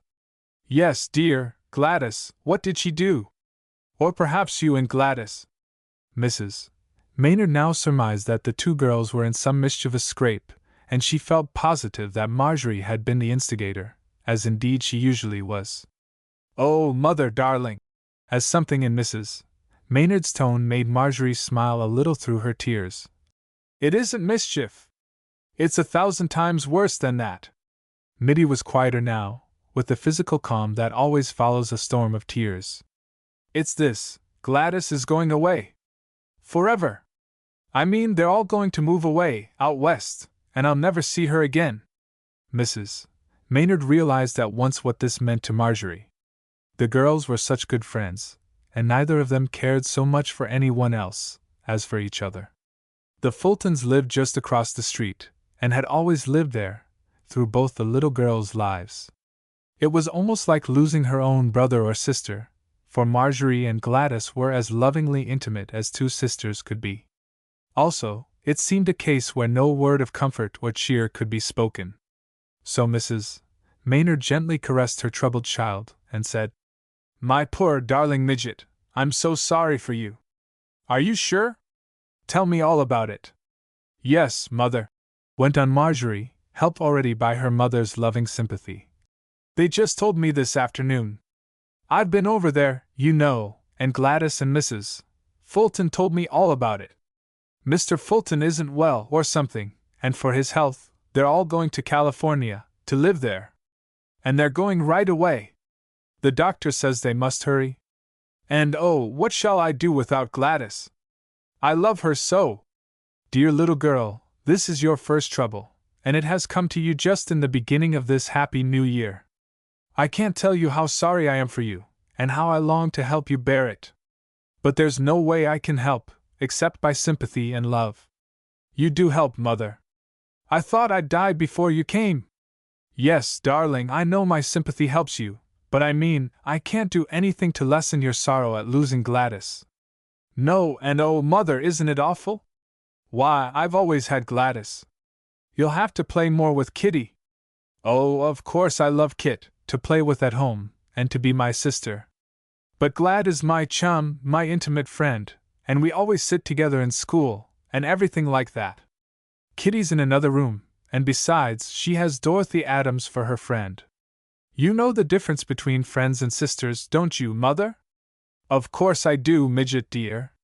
You and Kitty are two loving little sisters, but I quite understand how you each love your friends of your own age. And Kitty can keep Dorothy, but I must lose Gladys. And Marjorie's sobs broke out anew. Why, Mopsy Midget Maynard! Why are we having April showers in January? Mr. Maynard's cheery voice sounded in Marjorie's doorway, and his wife beckoned him to come in. See what you can do for our little girl, she said. She is trying to bear her first real trouble, and I'm sure, after these first awful hours, she's going to be brave about it. What is it, Mops? Said her father, taking the seat Mrs. Maynard vacated. Tell your old father chum all about it. You know your troubles are mine, too. Oh, father, said Marjorie, brightening a little under the influence of his strong, helpful voice. Gladys Fulton is going away from Rockwell to live, and I can't have her for my chum any more. Yes, I know. I saw Mr. Fulton and he told me. He's pretty ill, Marjorie. Yes, I know it, and I'm awful sorry for him, and for them. But I'm sorry for myself too. I don't want Gladys to go away. That's so, you will lose your chum, won't you? By Jiminy! It is hard lines, little girl. How are you going to take it? Marjorie stopped crying, and stared at her father. How am I going to take it? She said in surprise. Yes, that's what I asked. Of course, it's a sorrow, and a deep one, and you'll be very lonely without Gladys, and though your mother and I, and all of us, will help you all we can, yet we can't help much. So, it's up to you. Are you going to give way, and mope around, and make yourself even more miserable than need be, or are you going to be brave, and honestly try to bear this trouble nobly and patiently? Marjorie looked straight into her father's eyes, and realized that he was not scolding or lecturing her. He was looking at her with deep, loving sympathy that promised real help. I will try to bear it bravely, she said slowly. But, father, that doesn't make it any easier to have Gladys go. Mr. Maynard smiled at this very human sentiment, and said, "No, Midget dear, it doesn't, in one way, but in another way it does. You mustn't think that I don't appreciate fully your sorrow at losing Gladys. But troubles come into every life, and though this is your first, I cannot hope it will be your last. So if you are to have more of them, you must begin to learn to bear them rightly, and so make them help your character growth and not hinder it. But Father, you see, Gladys helps my character a lot. She loves to go to school, and I hate it. But if I go with her, and sit with her, I don't mind it so much.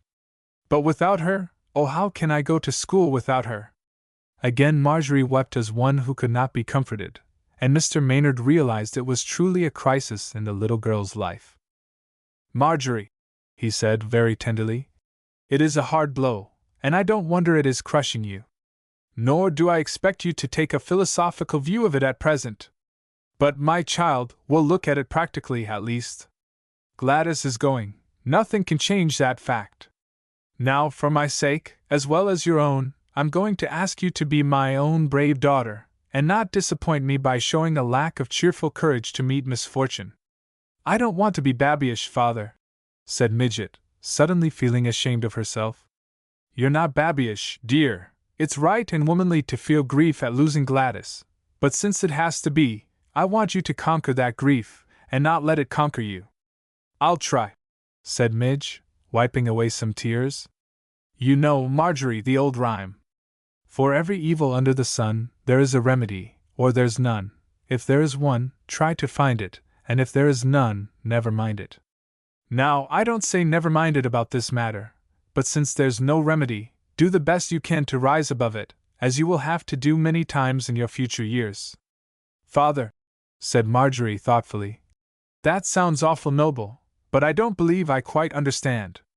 What can I do to rise above it?" "Marjorie, you're a trump! I'd rather you'd be practical than wise. And there's no better weapon with which to fight trouble than practicality. Now I'll tell you what to do. And I don't mean today or tomorrow, for just at first, you wouldn't be a human little girl if you didn't nearly cry your eyes out at the loss of your friend. But soon, say about next Tuesday, if you could begin to smile a little, and though I know it will be hard, smile a little wider and wider each day." "Till the top of my head comes off?" said Marjorie, smiling already. "Yes, theoretically. But make up your mind that since Gladys must go, you're not going to let the fact turn you into a sad, dolorous mope instead of mops. That's all very well at home, Father dear, but I'll miss her so at school." "Of course you will, but is there any remedy?" "No, there isn't. I don't want any other seatmate, and I don't want to sit alone." "Oh. Well, I can't see any way out of that, unless I go and sit with you." Marjorie had to laugh at this. "You couldn't squeeze in the space," she said. "Well, then you've proved there's no remedy. So, never mind it. I mean that, dearie. When you are lonely and just fairly aching for Gladys, put it bravely out of your mind." "How can I?" "Why, fill your mind with something else that will crowd it out. Say to yourself, there's that sorrow poking his head up again, and I must push him down. Then go at something hard.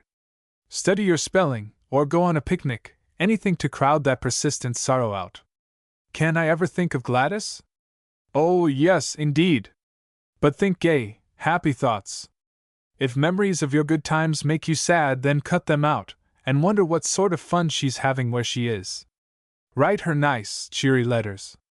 Letters are lots of fun." "Indeed they are," said Marjorie, brightening. "I'll love to get her letters." "Of course you will.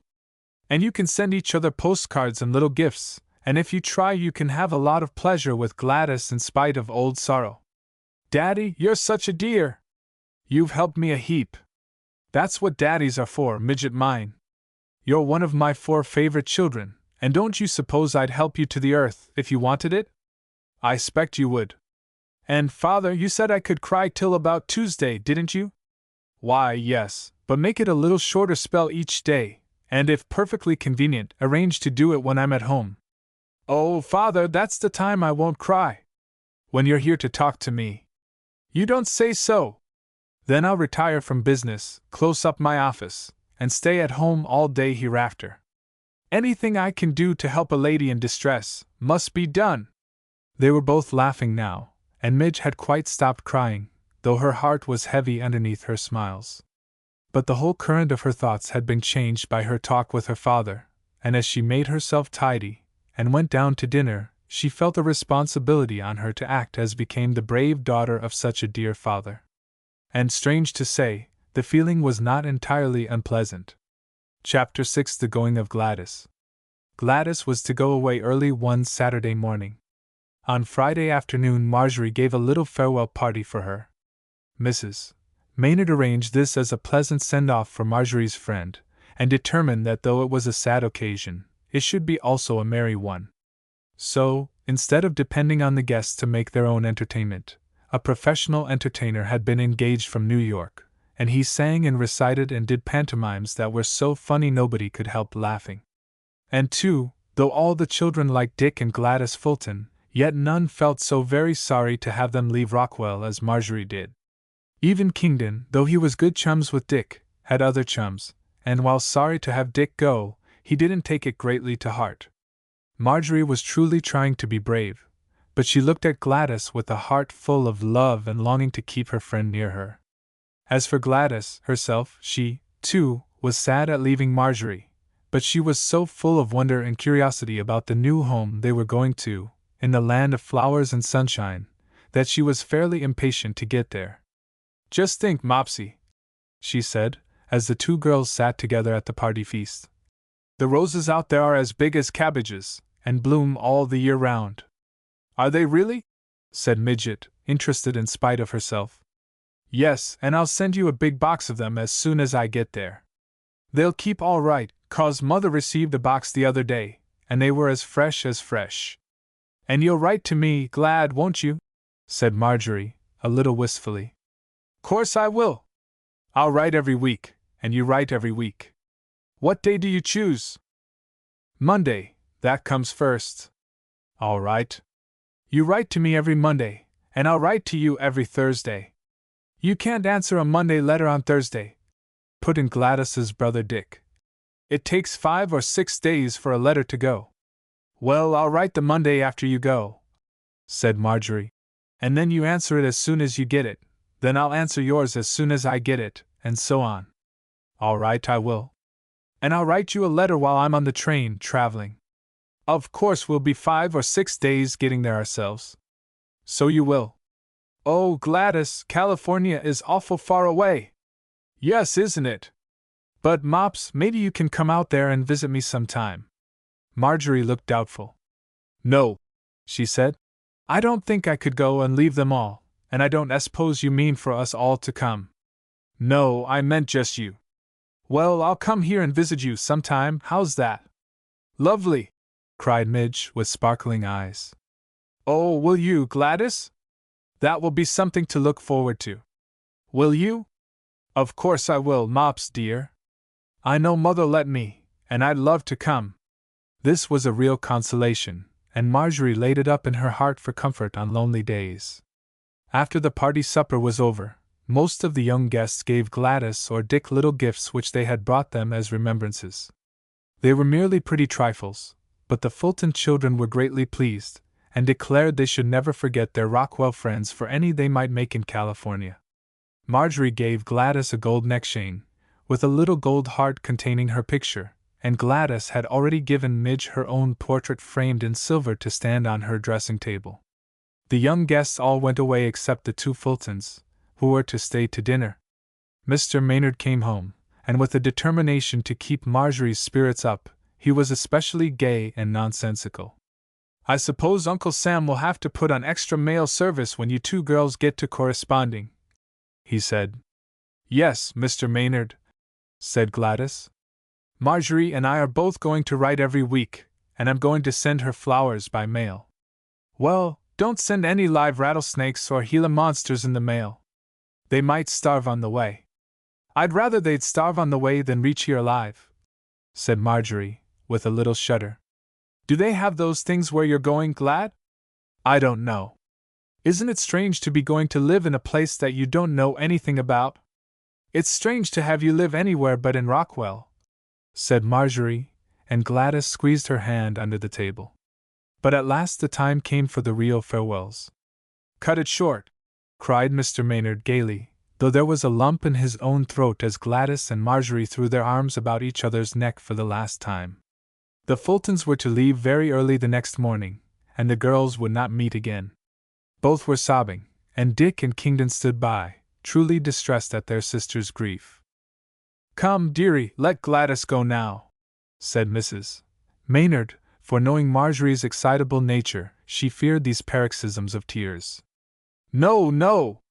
She shan't go!" Midge almost screamed, and Gladys was also in a state of convulsive weeping. Mr. Maynard went to Marjorie, and laid his big cool hand on her brow. "My little girl," he whispered in her ear, "Father wants you to be brave now." Midget looked up into his dear, kind eyes, and then, with a truly brave effort, she conquered herself. "I will, Father," she whispered back, and then, with one last embrace, she said, "Goodbye, Gladys, dear Gladys, goodbye." She let her go, and Dick took his sister's arm in silence, and they went away. Both Mr. and Mrs. Maynard were somewhat shaken by the children's tragedy, but neither thought it wise to show it.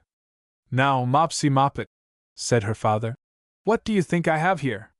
He took a parcel from the mantel, and held it up. "I don't know," said Midge, trying to smile. "What is it?" "Well, it's a game, a brand new game, and none of your poky old go-to-sleep affairs either. It's a lively, wide-awake game that only lively, wide-awake children can play. So come one, come all." They all gathered round the table, and Mr. Maynard explained the rules of the new game.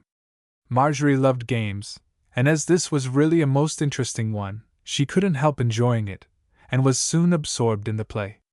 It combined the elements of both skill and chance, and caused many moments of breathless suspense, as one or another gained or lost in the count. When it was finished, Marjorie was again her own rosy, smiling self, and though she still felt the vague weight of sorrow, she had spent a pleasant, enjoyable hour. "And now to bed, chickadees," cried their father. "It's long past 9. "Is it really?" exclaimed Midget. "How the time has flown!" "That's because you were my own brave girl, and tried to rise above misfortune," said Mr. Maynard, as he bade her good night. "No teary pillows tonight, girlie." "No, father dear, I hope not. Just go to sleep, and dream that you have a few friends still east of the Rockies. More than I'll ever have west of them," responded Marjorie, and then with her arm round Kitty's waist, the two girls went upstairs to bed. The next morning at the breakfast table, Mr. Maynard made a sudden and unexpected announcement. "Mother Maynard," he said, "if you can spare your eldest daughter, I think I'll borrow her for the day." "What?" cried Marjorie, looking up in surprise. "You may have her," said Mrs. Maynard, smiling, "if you'll return her safely." "Oh, I can't promise that. I'm of rather careless habits, and I might mislay her somewhere." "Well, I'll trust you for this once. Mops, do you want to go to town with Father?" Marjorie's eyes flashed an answer, and Kitty exclaimed, "Without us?" "I grieve to disappoint you, Kitsy," said Mr. Maynard, "but you still have your friend Dorothy. Midget is cruelly deprived of her chum, and so for one day she is going to put up with a doddering old gentleman instead. Get your bonnet and shawl, my child."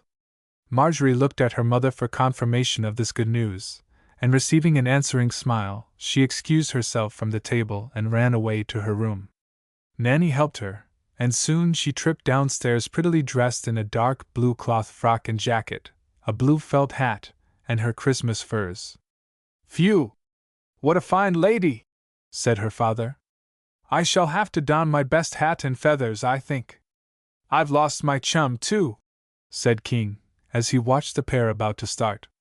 "Yes, you have, my boy, but he wasn't your perfectly darling confidential friend, as girls' chums are.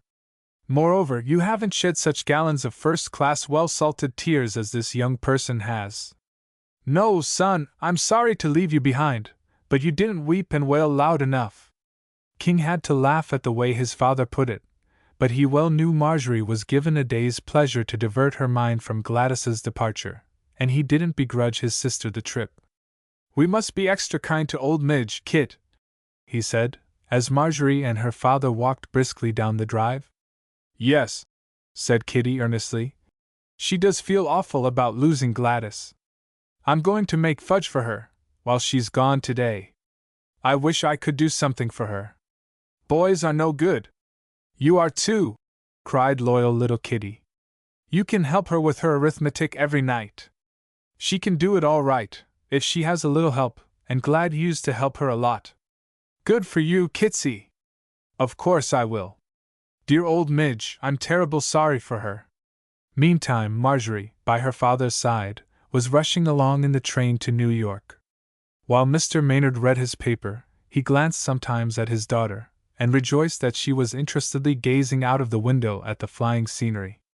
Occasionally, she turned and smiled at him, but she said little, and he knew she was being brave and trying not to think too much about her loss.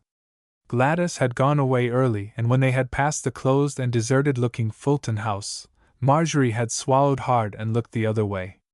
But once in New York, the child had no time to think of anything but the present hour, so full of joy was the whole day. My time is yours, announced Mr. Maynard, as they reached the city. I've telephoned to the office that I won't be there at all today, so what shall we do? Oh, Father, a whole hour day, all for you and me? Marjorie's eyes danced at this unheard-of experience. Yes, Midget, partly because I'm sorry for my troubled little girl, and partly because you are bearing your trouble bravely and cheerfully. Who wouldn't be cheerful, with a whole hour day, and a whole father, all to myself? Well, you'll probably never have another, alone with me. So make the most of it. Where shall we go first? Oh, I don't know, it's all so lovely. Then I'll choose. Step this way, madam. This way was toward a line of waiting taxicabs, and Mr. Maynard engaged one, and handed Marjorie in. A taxi ride! Oh, lovely! She cried, as they started off at a fine pace. On they went, spinning across town, till they reached Fifth Avenue, and turned up that broad thoroughfare. Marjorie enjoyed every minute, and looked out of the open window at the bustling city life all about. Uptown they went for blocks and blocks, and stopped at the Metropolitan Art Museum. They went in here, after Mr. Maynard had dismissed the cab, and stayed the rest of the morning. Marjorie, perhaps, would not have cared so much for the pictures and statues had she been alone, but her father called her attention to certain ones, and told her about them in such a way that she was amused and instructed both. They looked at strange and curious relics of ancient times, they studied the small models of the world's greatest buildings, and they lingered in the hall full of casts of the noblest statues of all time. Hungry, chickadee? Said Mr. Maynard, at last, looking at his watch. Why, yes, I believe I am, but I hadn't thought of it. I'm glad you are, for I can assure you I am. Suppose we make a mad dash for a pie shop. Come on, said Marjorie, and away they went, through the turnstiles, and out upon Fifth Avenue again. Mr. Maynard hailed a motor omnibus, and Marjorie carefully climbed the spiral staircase at the back. Her father followed, and sitting up on top of the bus, in the crisp, wintry air and bright sunshine, they went whizzing down the avenue. Isn't it fun, Father? Said Marjorie, as she held tightly to his arm. Yes, and there's a fine view today. He pointed out many famous buildings, and when they neared a large hotel, he said, We'll have to get out, Midge. I shall pine away with hunger before another block. Out we go, was the reply, and they clambered down the twisty stair. Is there anything that would tempt your appetite, Miss Maynard? Said her father, as, seated at a small round table, he looked over the menu. No, thank you.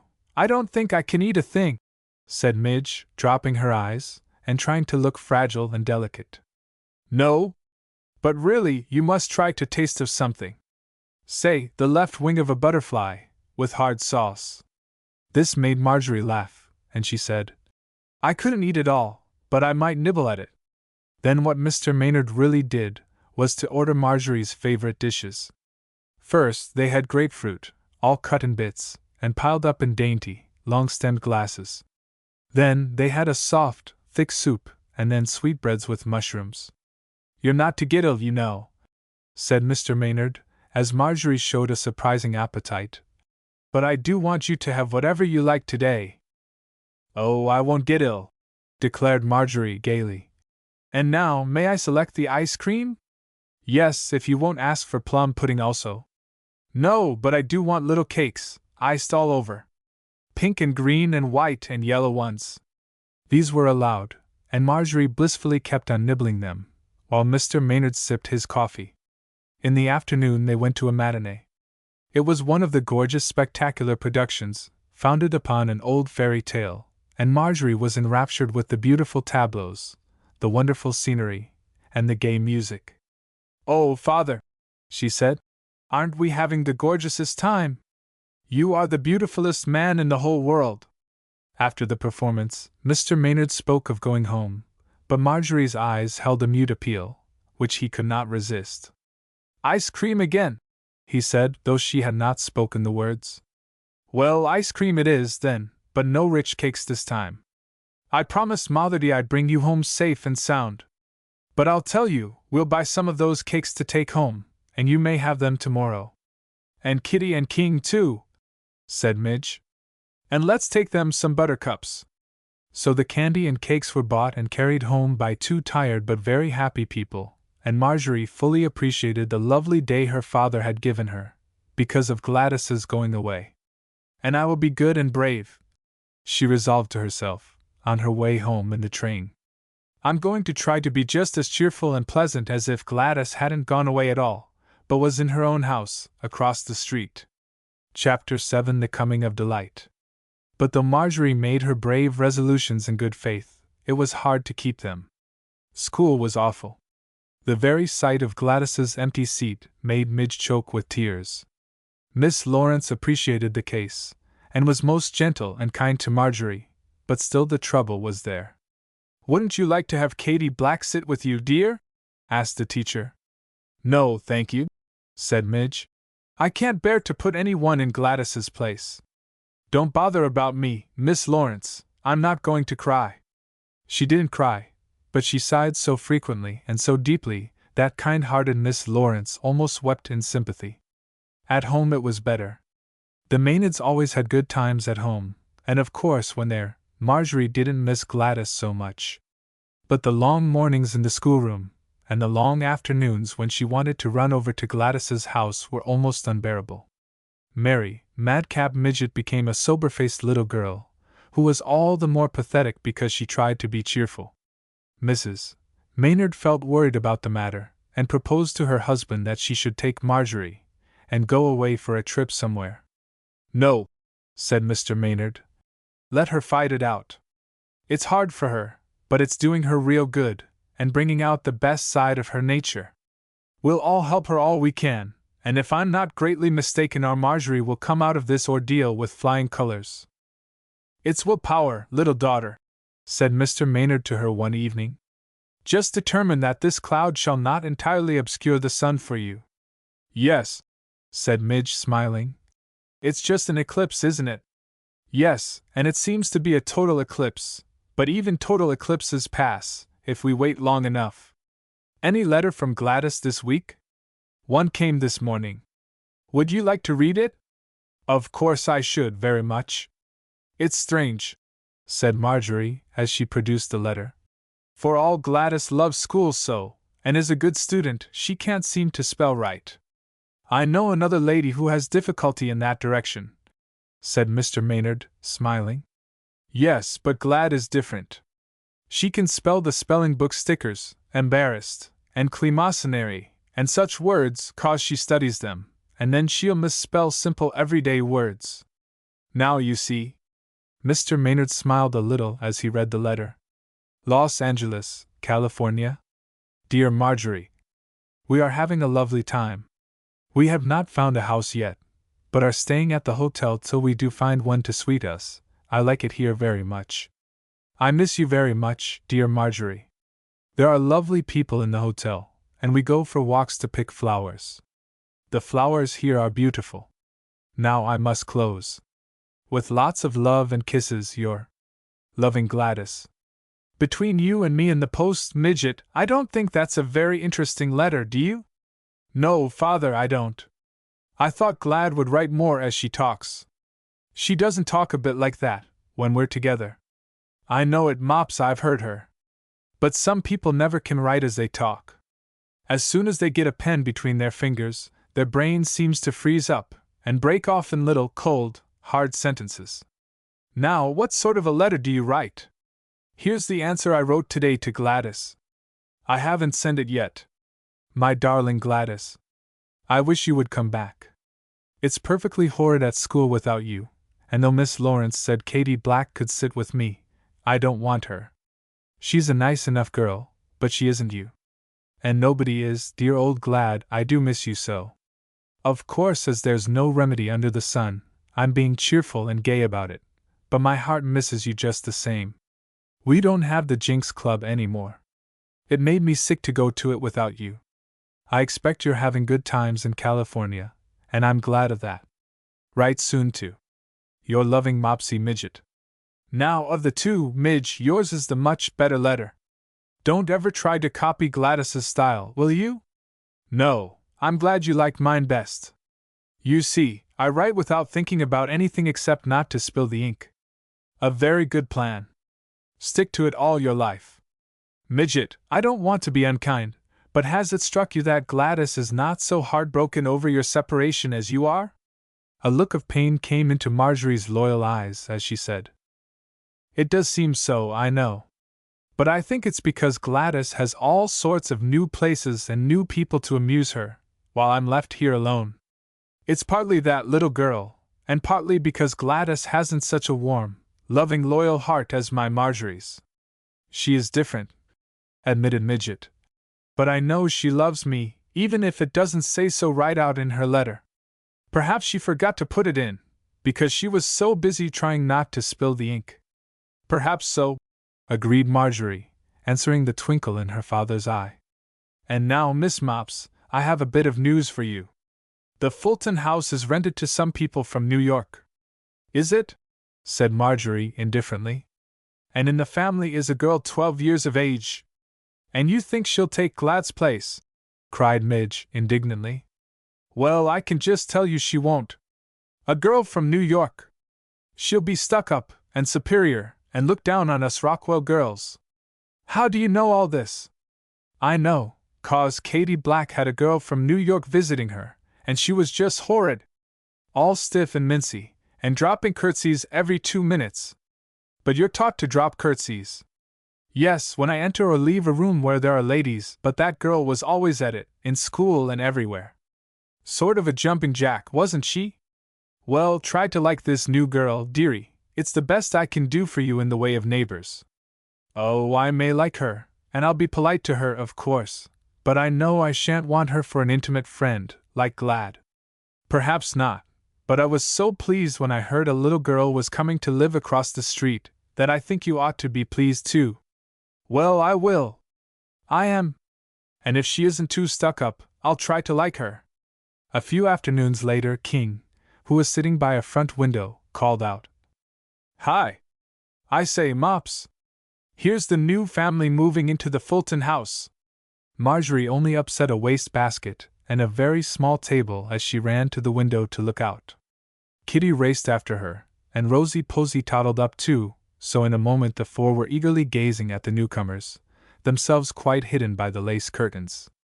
Nice-looking bunch, commented King, as he watched a well-dressed lady and gentleman get out of the carriage. And there's the girl, cried Marjorie, as a child followed them. Oh, she is a stuck-up. How do you know? Said King. I think she's a daisy. They could only see her back, as the new neighbor walked up the path to the house, but she seemed to be of a dainty, not to say finicky type. She wore a large hat with feathers, and a black velvet coat that covered her frock completely. A mass of fluffy golden hair hung below the big black hat, and the little girl tripped along in a way that, if not mincing, was certainly citified. No, I don't like her, declared Midge, as she watched the stranger go up the steps and into the house.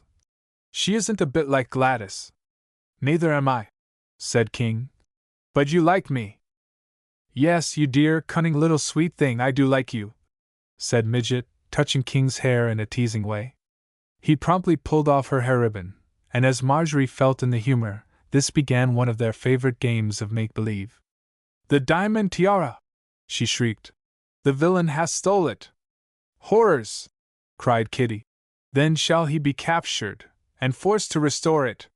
She pounced on King, and aided by Marjorie, they threw him on the couch, and wrapped his head in the afghan. Horrible growls came from the prisoner, but no word of surrender. "Art vanquished?" asked Kitty, pulling the afghan away from one of his eyes. "I art not," he declared in a muffled voice, but with so terrific a glare from that one eye, that they hastily covered him up again. But he managed to free himself, and stood towering above the terror-stricken girls, who now knelt at his feet and begged for mercy. "Spare us!" moaned Kit.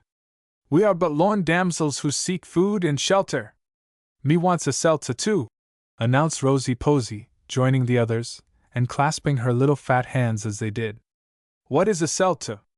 "A seltzer for none of you!" roared King, with threatening gestures. "To the dungeon, all three! Ha, varlets, up here, and do my bidding!" "I'll be a varlet," said Midge, suddenly changing her role. "We'll put Lady Catherine in the dungeon, and let the fair Lady Rosamond go free." "As thou sayest," said King, agreeably, and though bravely resisting, Kitty was overpowered, and thrown into a dungeon under the table. From this she contrived to escape by the clever expedient of creeping out at the other side, but as it was then time to get ready for dinner, the game came to an untimely end. "We've seen the new girl, Father," said Marjorie, as they sat at the table. "Have you? Well, I've seen the new man, that is, if you refer to our new neighbors across the street." "Yes, in Gladys's house." "What's his name, Father?" "Mr. Spencer. I met him at the post office, and Mr. Gage introduced us. Mr. Gage is the agent who has the Fulton house in charge, and he told we before that these newcomers are fine people. I liked Mr. Spencer exceedingly."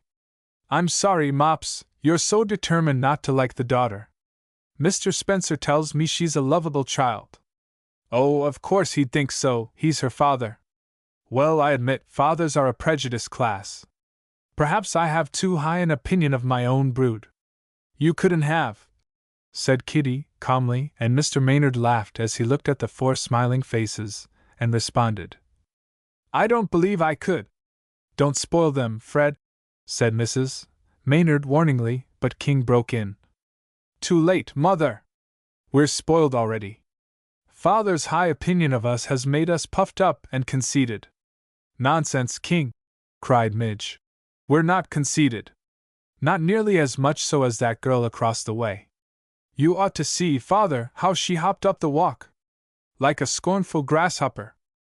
"Marjorie," said Mrs. Maynard, repressing a smile, "you must not criticize people so, especially those you don't know." "Well, she did, Mother. She thinks because she came from New York, Rockwell people are no good at all." "How do you know that, Midge?" said her father, a little gravely. "Oh, Midget is a reader of character," said King. "She only saw this girl's yellow hair, hanging down her back, and she knew all about her at once." "She had a velvet coat," protested Marjorie, "and a short dress and long black legs." "You wouldn't want her to wear a train, would you?" put in Kitty. "No, but her frock was awful short, and her hat was piled with feathers." "That will do, Marjorie," said her father, very decidedly now. "It isn't nice to run on like that about someone you've never met." "But I'm just telling what I saw, Father." "But not in a kind spirit, my child. You're trying to make the little girl appear unattractive, or even ridiculous, and you must not do that. It isn't kind." "That's so," said Marjorie, contritely. "It's horrid of me, I know, and I'll stop it. But she did look like a flyaway jib." "What is a flyaway jib?" said her father, with an air of one seeking information. "I haven't an idea," said Mops, laughing, "but I know I've heard of it somewhere." "And so you describe a girl whom you don't know, in words whose meaning you don't know? Well, that's consistent, at any rate. Now, I do know something about this young lady. And, to begin with, I know her name." "Oh, what is it?" said Midge and Kitty together. Well, Mops is such a reader of character, she ought to be able to guess her name. What do you think it is, Midget? Marjorie considered. She dearly loved to guess, even when she had no hint to go by. I think, she said slowly, it is probably Arabella or Araminta. Way off, said her father. You're no good at guessing. Kitty, what do you say? It ought to be Seraphina, said Kitty promptly. She looks like a wax doll. Wrong again. King, want to guess? Course I do. I think her name is Flouncy Flouncy. She looks so dressy and gay. That's a good name, King, said Marjorie, and just suits her. I shall call her that, whatever her real name is. I suppose it's Mary Jane, or something not a bit like her. What is it, father? Well, it's not a common name, exactly. It's Delight. Delight! Cried King. What a funny name! I never heard of it before. I think it's lovely, declared Marjorie. It's a beautiful name. Why didn't you name me Delight, Mother? You didn't say you wanted me to, returned Mrs. Maynard, smiling, for Marjorie often wished for various names that pleased her better than her own for the moment. Well, I think it's sweet, don't you, Kit? Beautiful, said Kitty enthusiastically. And she's not at all stuck up, went on Mr. Maynard. She's rather shy, and though she wants to get acquainted with you children, she's afraid you won't like her. I didn't tell Mr. Spencer that you had decided already not to like her. I like her name, said Marjorie, but I don't like her because she lives in Gladys's house, and she isn't Gladys. So that's where the shoe pinches, said Mr. Maynard, laughing at Marjorie's troubled face. A foolish resentment because strangers are in your friend's home. Why, dearie, Mr. Fulton was most anxious to rent the house, and he'll be glad to have such good tenants. And, by the way, Midge, don't say anything more unpleasant about the little Spencer girl. You've said enough. I won't, father, said Midget, with an honest glance from her big, dark eyes into his own. For truth to tell, she felt a little ashamed of her foolish criticisms already. Delight, she said musingly as she and Kitty were preparing for bed that night. Isn't it a dear name, Kit? What does it make you think of? A princess, said Kitty, whose imagination was always in fine working order.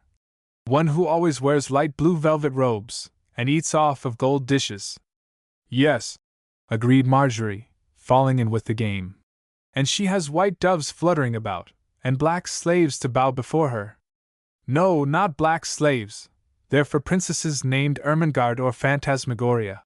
Kitty was not always particular about any authority for names, if they sounded well. A princess named Delight would have handmaidens, fair-haired ones, with soft trailing white robes.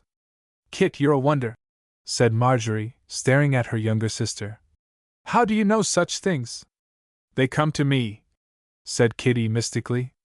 Well, they sound all right, but I don't believe handmaidens ought to wear trailing gowns.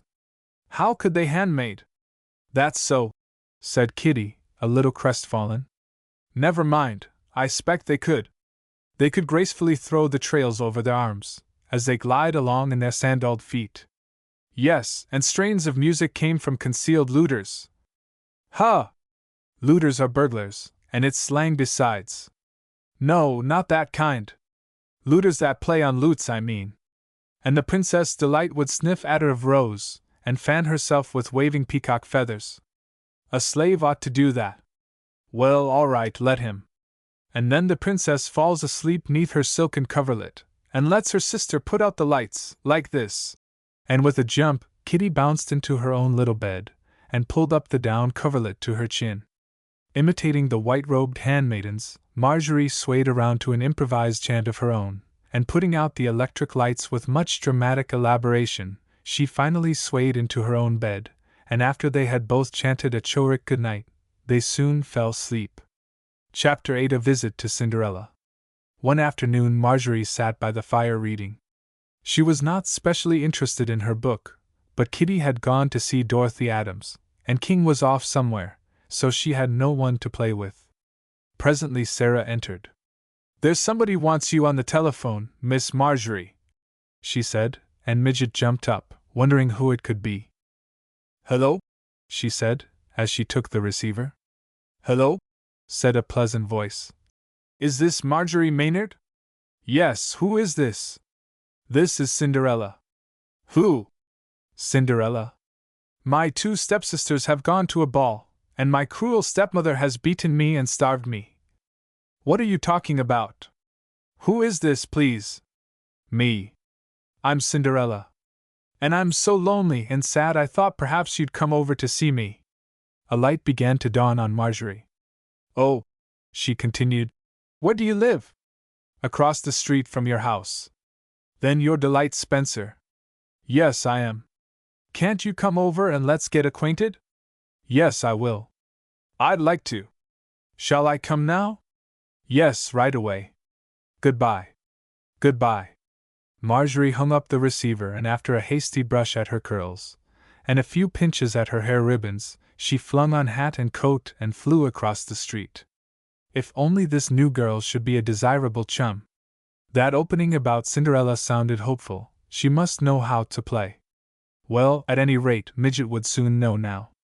She rang the bell at Gladys's house, with a queer feeling, and as she went in, and saw the familiar rooms and furniture, and no Gladys, she almost started to run away again. Miss Delight wants you to come right up to her room, miss, said the maid who admitted her, and Marjorie followed her upstairs, glad to find that at least the new girl didn't have Gladys's room for her own.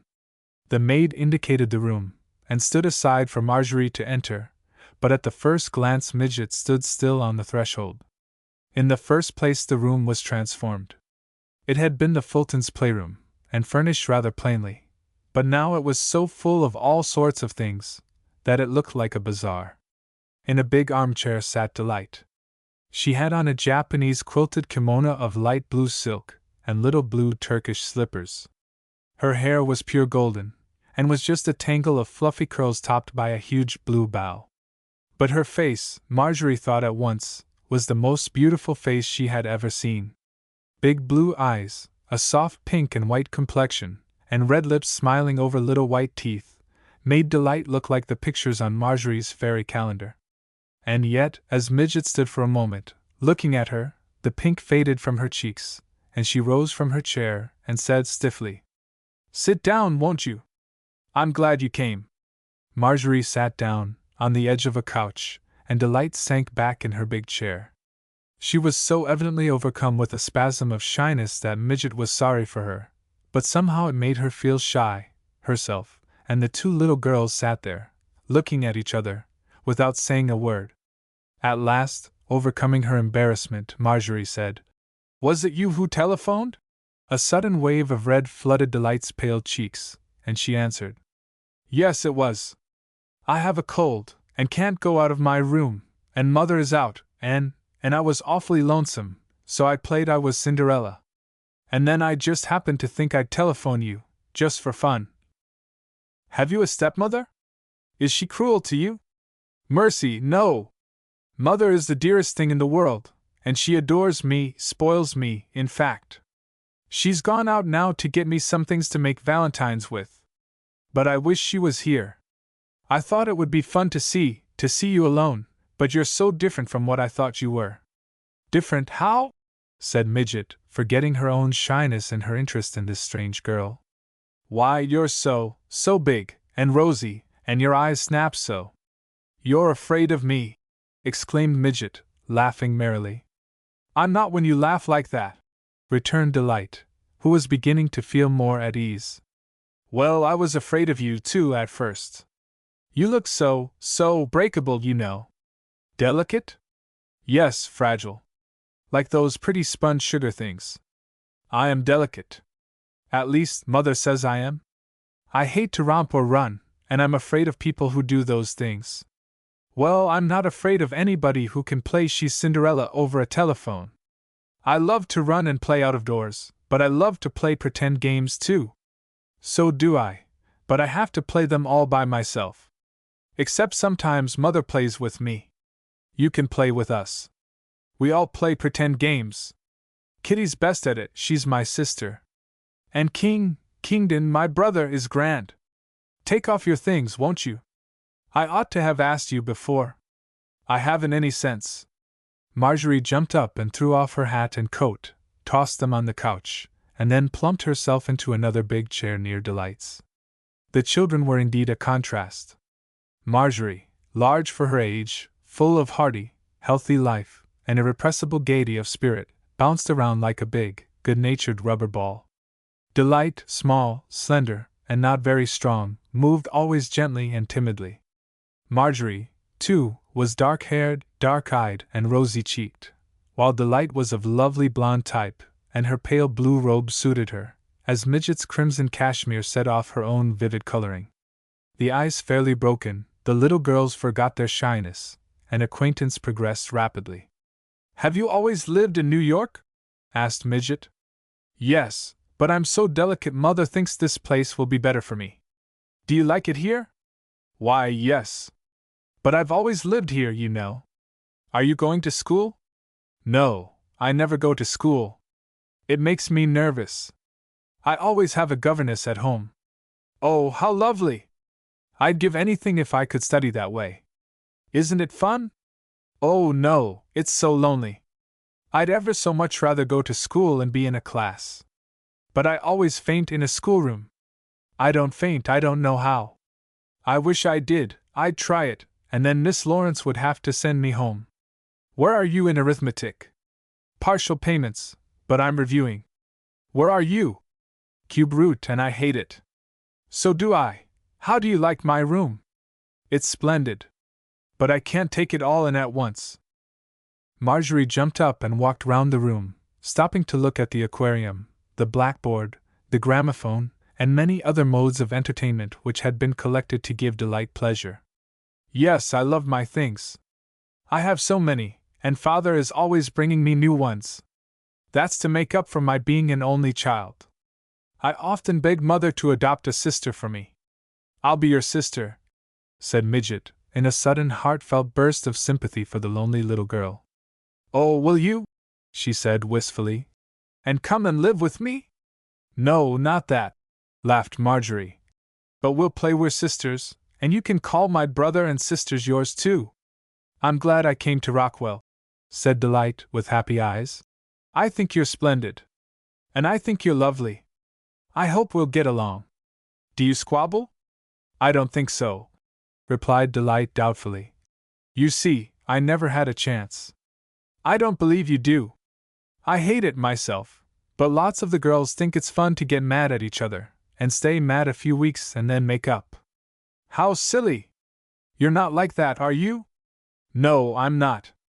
I had a friend who used to live in this very house, and we never have been mad at each other in our lives. That's why I didn't say I'd be your friend. It seems sort of, kind of." "Yes, I see," said Delight gently. "You're awfully loyal, aren't you? Well, I'd rather be your sister, anyway, your play sister." "I'll be your stepsister," said Midget, remembering Cinderella. "Not the cross kind." "No, the pleasant kind." "All right, we'll be stepsisters, and will you come to see me often?" "Yes, and you must come over to my house." "I will, when Mother let me. She hates to have me go anywhere." "Do you know," said Midget, in a spirit of contrition, "I thought you were stuck up." Delight sighed a little. "Everybody thinks that," she said, "just because I don't go to school, and so I don't get acquainted much. But I'm not stuck up. Indeed you're not, and I shall tell all the girls so.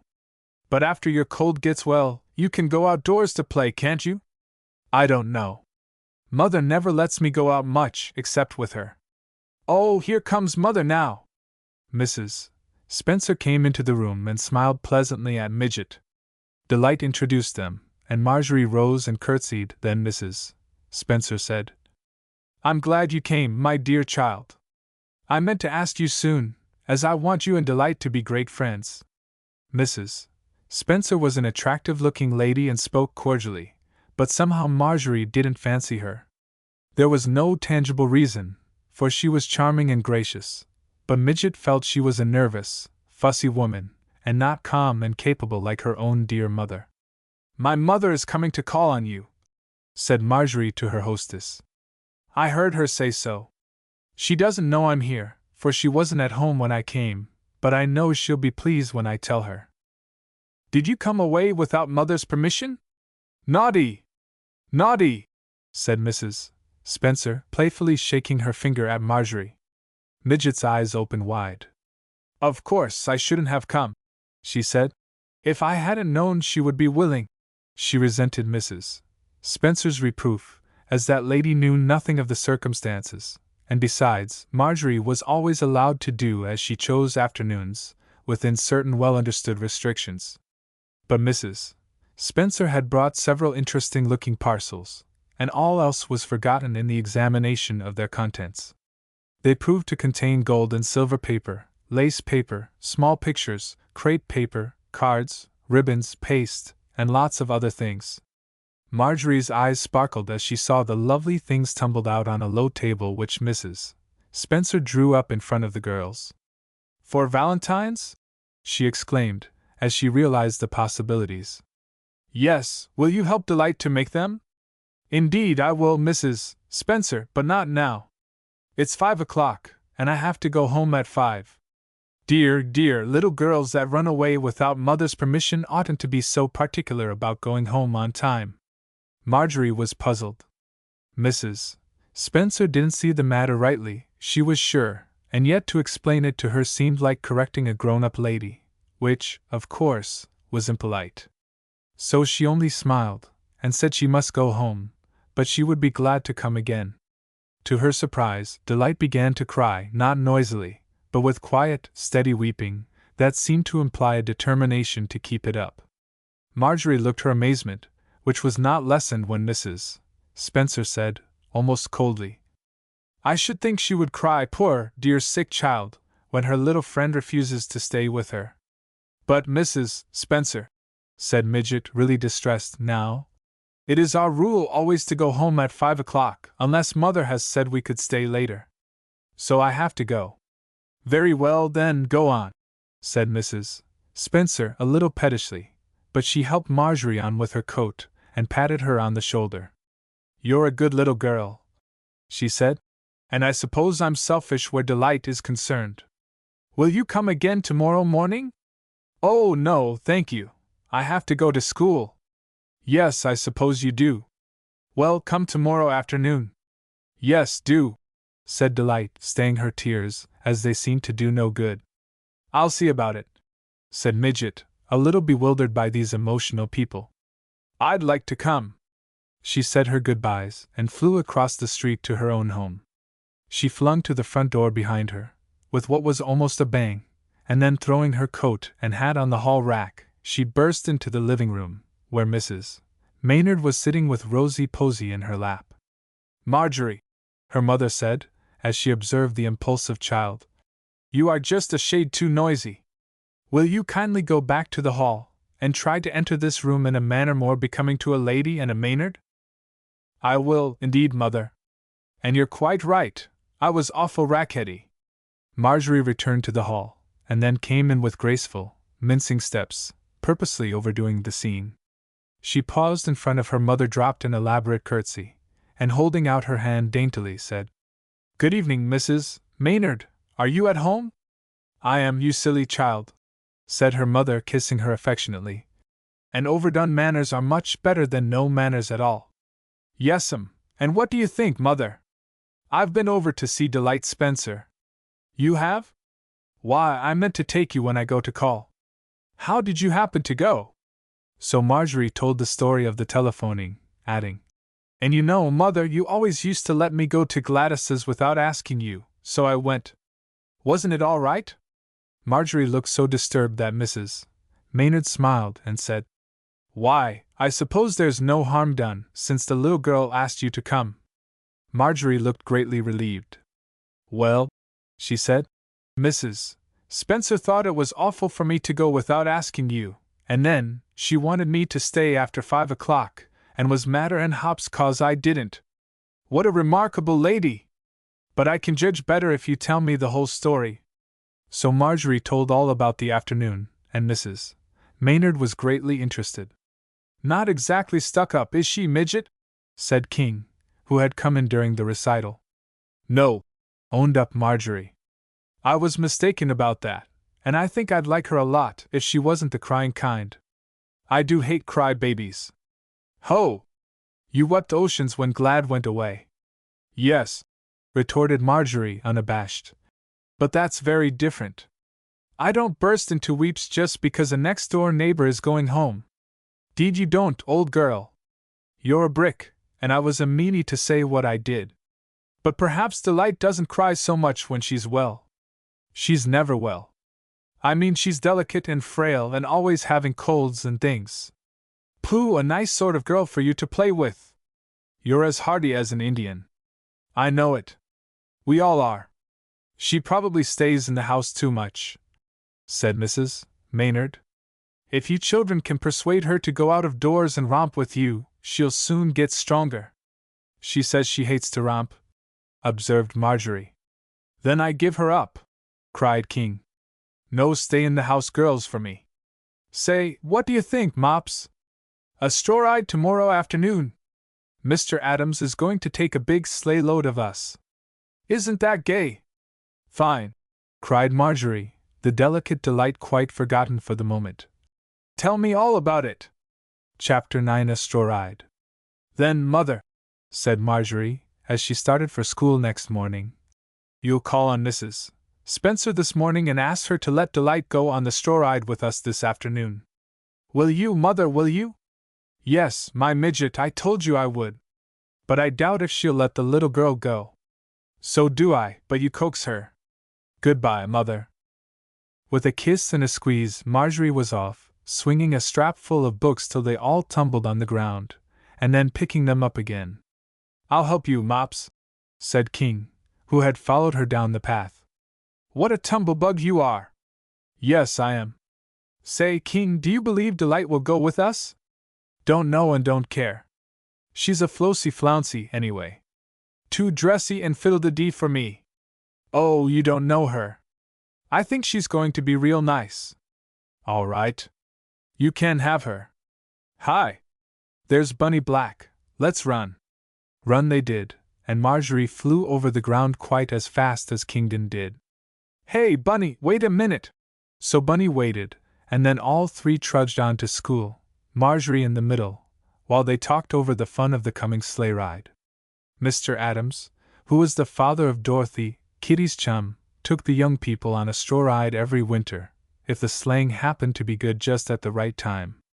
The trip was always made out to Ash Grove, the pleasant farm home of Mr. Adams' aunt, and the old lady heartily welcomed the crowd of laughing children that invaded her quiet abode. After school, Marjorie and King and Kitty ran home to eat a hearty luncheon, and get ready for the great event.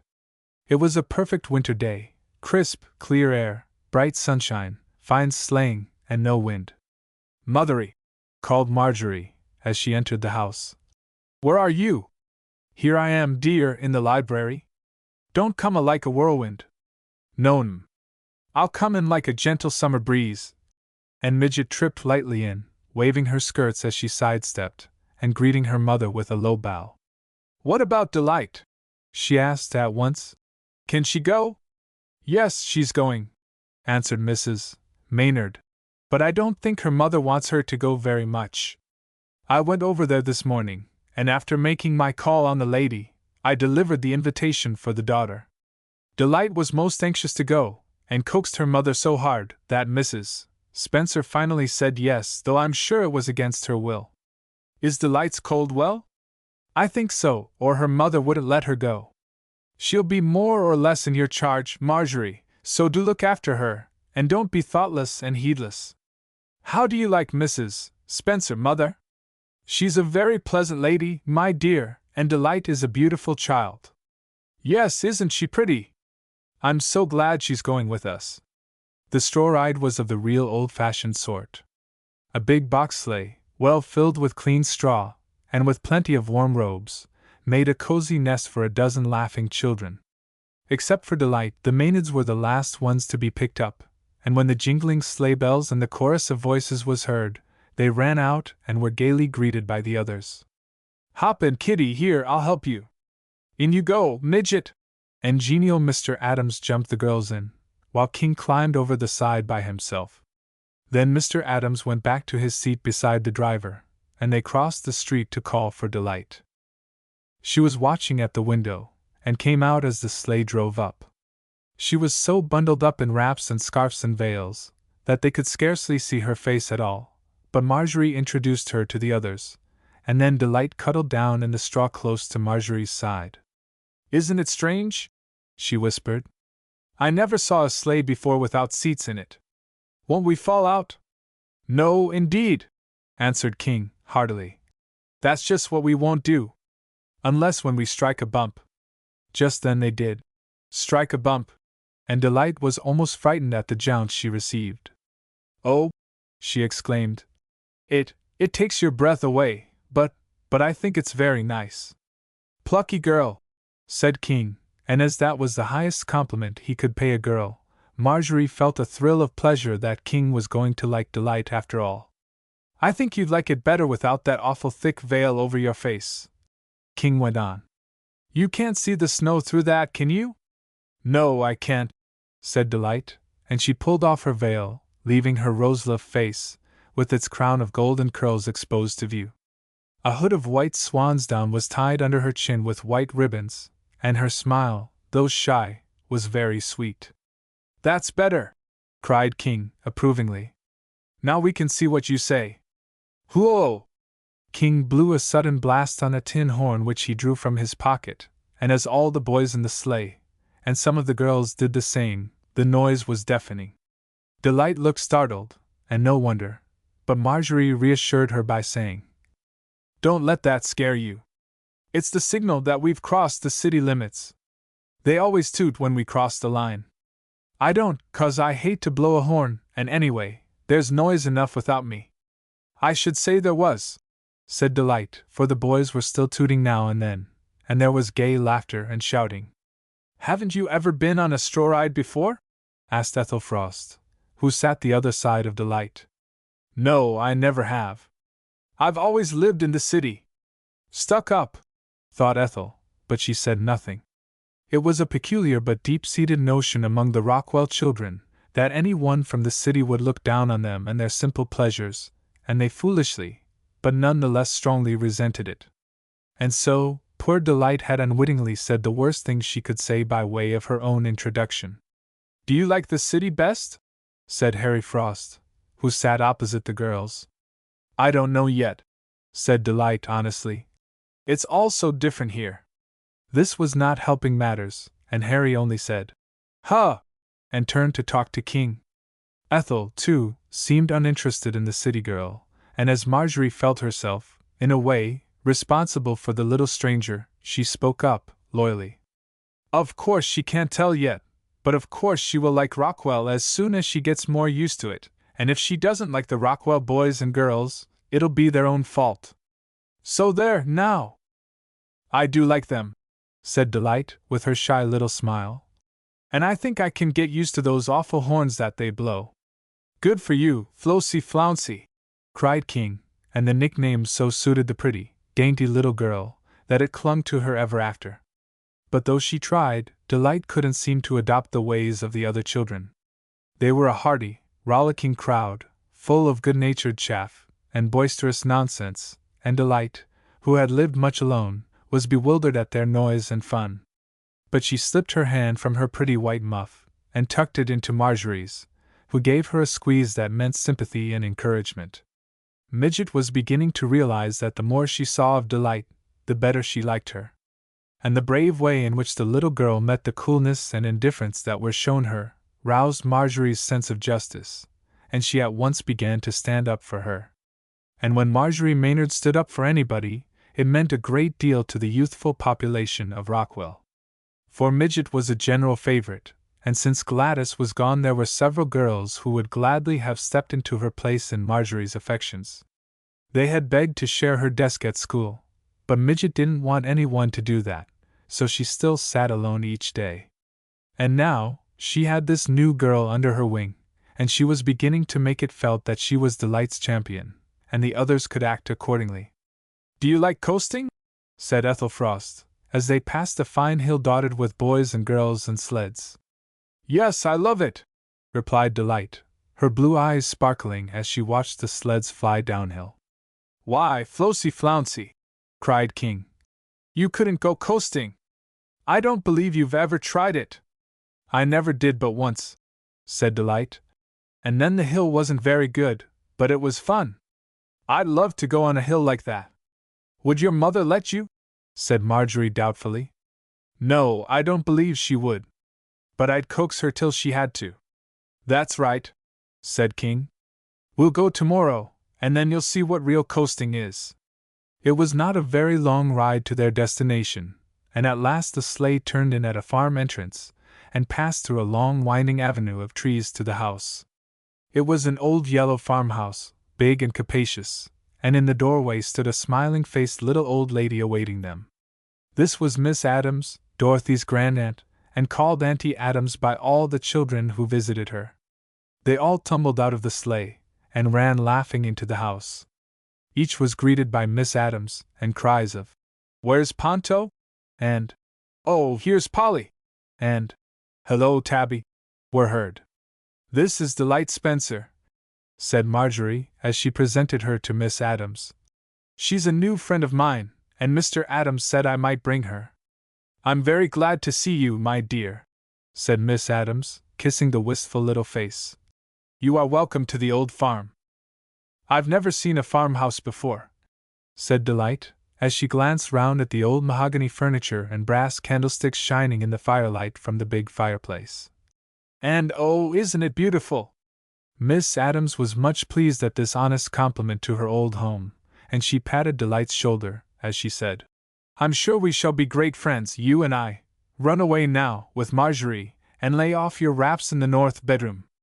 The girls went up the short turning staircase, and into a quaint old-fashioned bedroom, with four-poster bed, chintz hangings, and fine old carved furniture. "Isn't it strange?" said Delight, looking about. "I suppose the ladies who used to live here are dead and gone. I mean the old ancestors of Miss Adams. Let's play we're them, Marjorie. You be Priscilla and I'll be Abigail." "Not very pretty names," said Midget doubtfully. "Oh, yes, they are. I'll call you Prissy and you call me Abby. I'll be knitting, and you can be spinning on that spinning wheel." The others had gone downstairs, but forgetting all about them, Delight sat herself stiffly in one of the high-backed old chairs, and knitted industriously, with invisible yarn and only her own slender little fingers for needles. Always ready for make-believe play, Marjorie sat at the spinning wheel, on the wrong side, to be sure, but that didn't matter. "Are you going to the ball at Squire Harding's?" said Delight, in a prim voice. "Yes, that I am," said Marjorie. "Half the county will be there. I shall wear my blue brocade, with collar of pearls. How fair thou wilt look! I have but my crimson taffeta turned and made over. But I have a new wimple." "What is a wimple, Delight?" "I don't know exactly, but they wore them once. We're not sisters, you know. I'm just calling on you. I'm quite poor." "Ah, Prissy, I would I could achieve a new gown for the ball. My Lady Calvert will be there, and she is of the quality, forsooth." "Ay, Abby, but thou art more beautiful in thy ragged garb than she in her stiff satins." "Sayest thou so? Thou dost but flatter. But among all my noble ancestors, the Adamses, there was never a woman aught but fair, or a man aught but brave." Delight said this in a high, stilted voice, and as she sat primly in the straight-backed old chair, knitting away at nothing, she presented a funny, attractive little picture. Miss Adams, who had come in search of the girls, paused at the door, and heard Delight's words. "You dear child!" she cried. "You dramatic small person! What are you two doing?" "We fell to playing, Miss Adams," said Marjorie, "and we forgot to go downstairs." "We couldn't help it," supplemented Delight. "This old room and dear old furniture just made me think I really was a colonial dame, so we played we were." "You're a treasure," said Miss Adams, clasping Delight in her arms. "As for Midget here, she's always been my treasure, too. I think some day you two little girls must come and visit me, all by yourselves, will you?" "Yes, indeed we will. But now, come downstairs, and join the games down there." Down they went, and found the gay party playing fox and geese.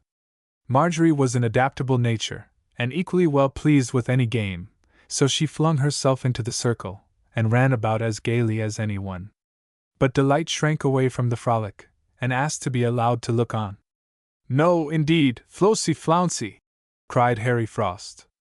"You must play our games if you want us to like you. Come on, we won't hurt you. Come on in, the water's fine!" called King, and Delight reluctantly took the place assigned her.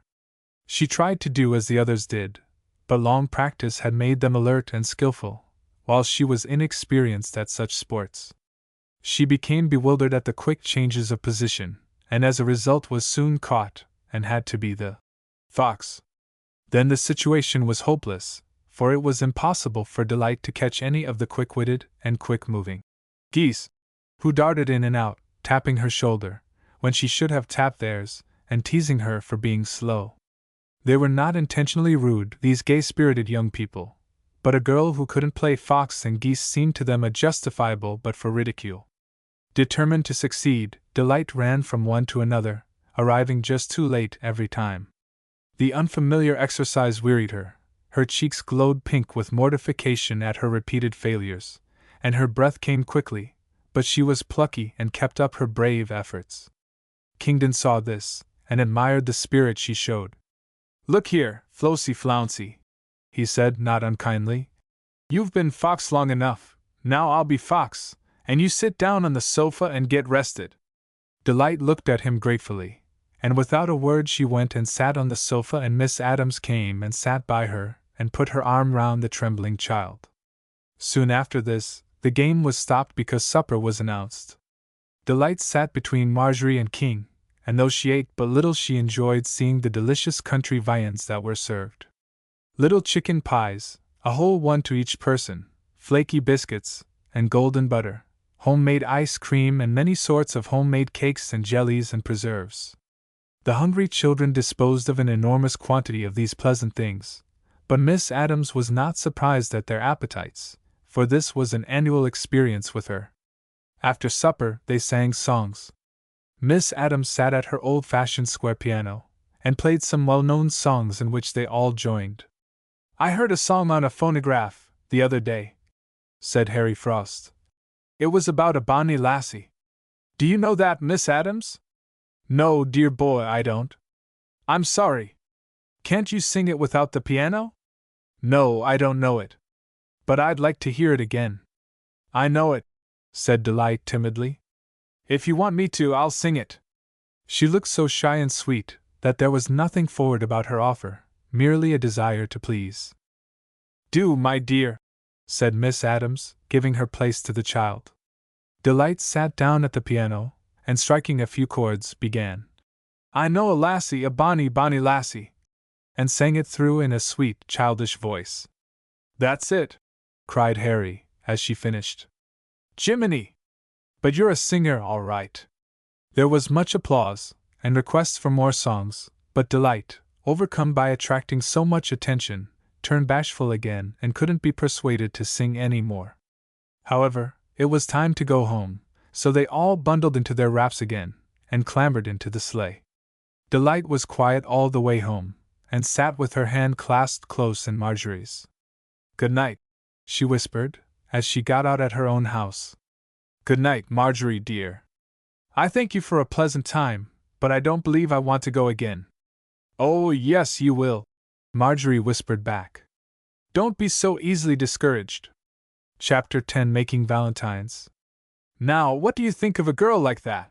Marjorie exclaimed, as she finished a description of Delight's behavior on the straw ride. "I think she's a little lady," said Mr. Maynard, with a twinkle of amusement in his eye. "And she was pretty well frightened by the noisy fun of the Rockwell young people." "But, father," said King, "we didn't do anything wrong or even rude, but of course, you can't go on a straw ride and sit as still as if you were in church, can you?" "No," said Mrs. Maynard, taking up King's cause. "Children are meant to be noisy, especially on a sleighing party. But I wouldn't worry about the little Spencer girl.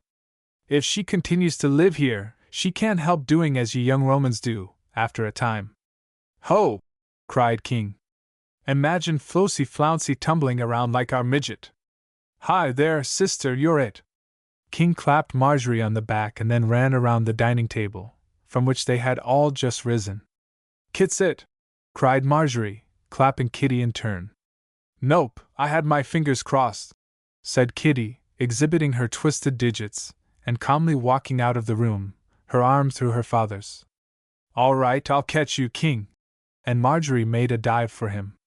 He was wary, and just as she nearly touched him, he stooped and slid under the table. After him went Midget, and of course scrambled under just as King dodged up on the other side. Out came Marjorie, flying after King, who raced up the front stairs and down the back ones, landing in the kitchen with a wild shriek of, "Hide me, Ellen, she's after me!" "Arrah, ye bletherin' child her!" cried Ellen. "Ye're enough to set a saint crazy wid your rally pussin'. In there wid ye, now!" The good-natured Irishwoman pushed King in a small cupboard, and stood with her back against the door. "What'll ye have, Miss Marjorie?" she said, as Midget rushed in half a minute later. "Where's King?" asked Marjorie, breathless and panting. "Mass her King, is it? I expect he's studyin' his schoolbooks like the little gintleman he is. Skip out, now, Miss Marjorie dear, I must be doin' me work." "All right, Ellen, go on and do it. Go on now, why don't you? Why don't you, Ellen?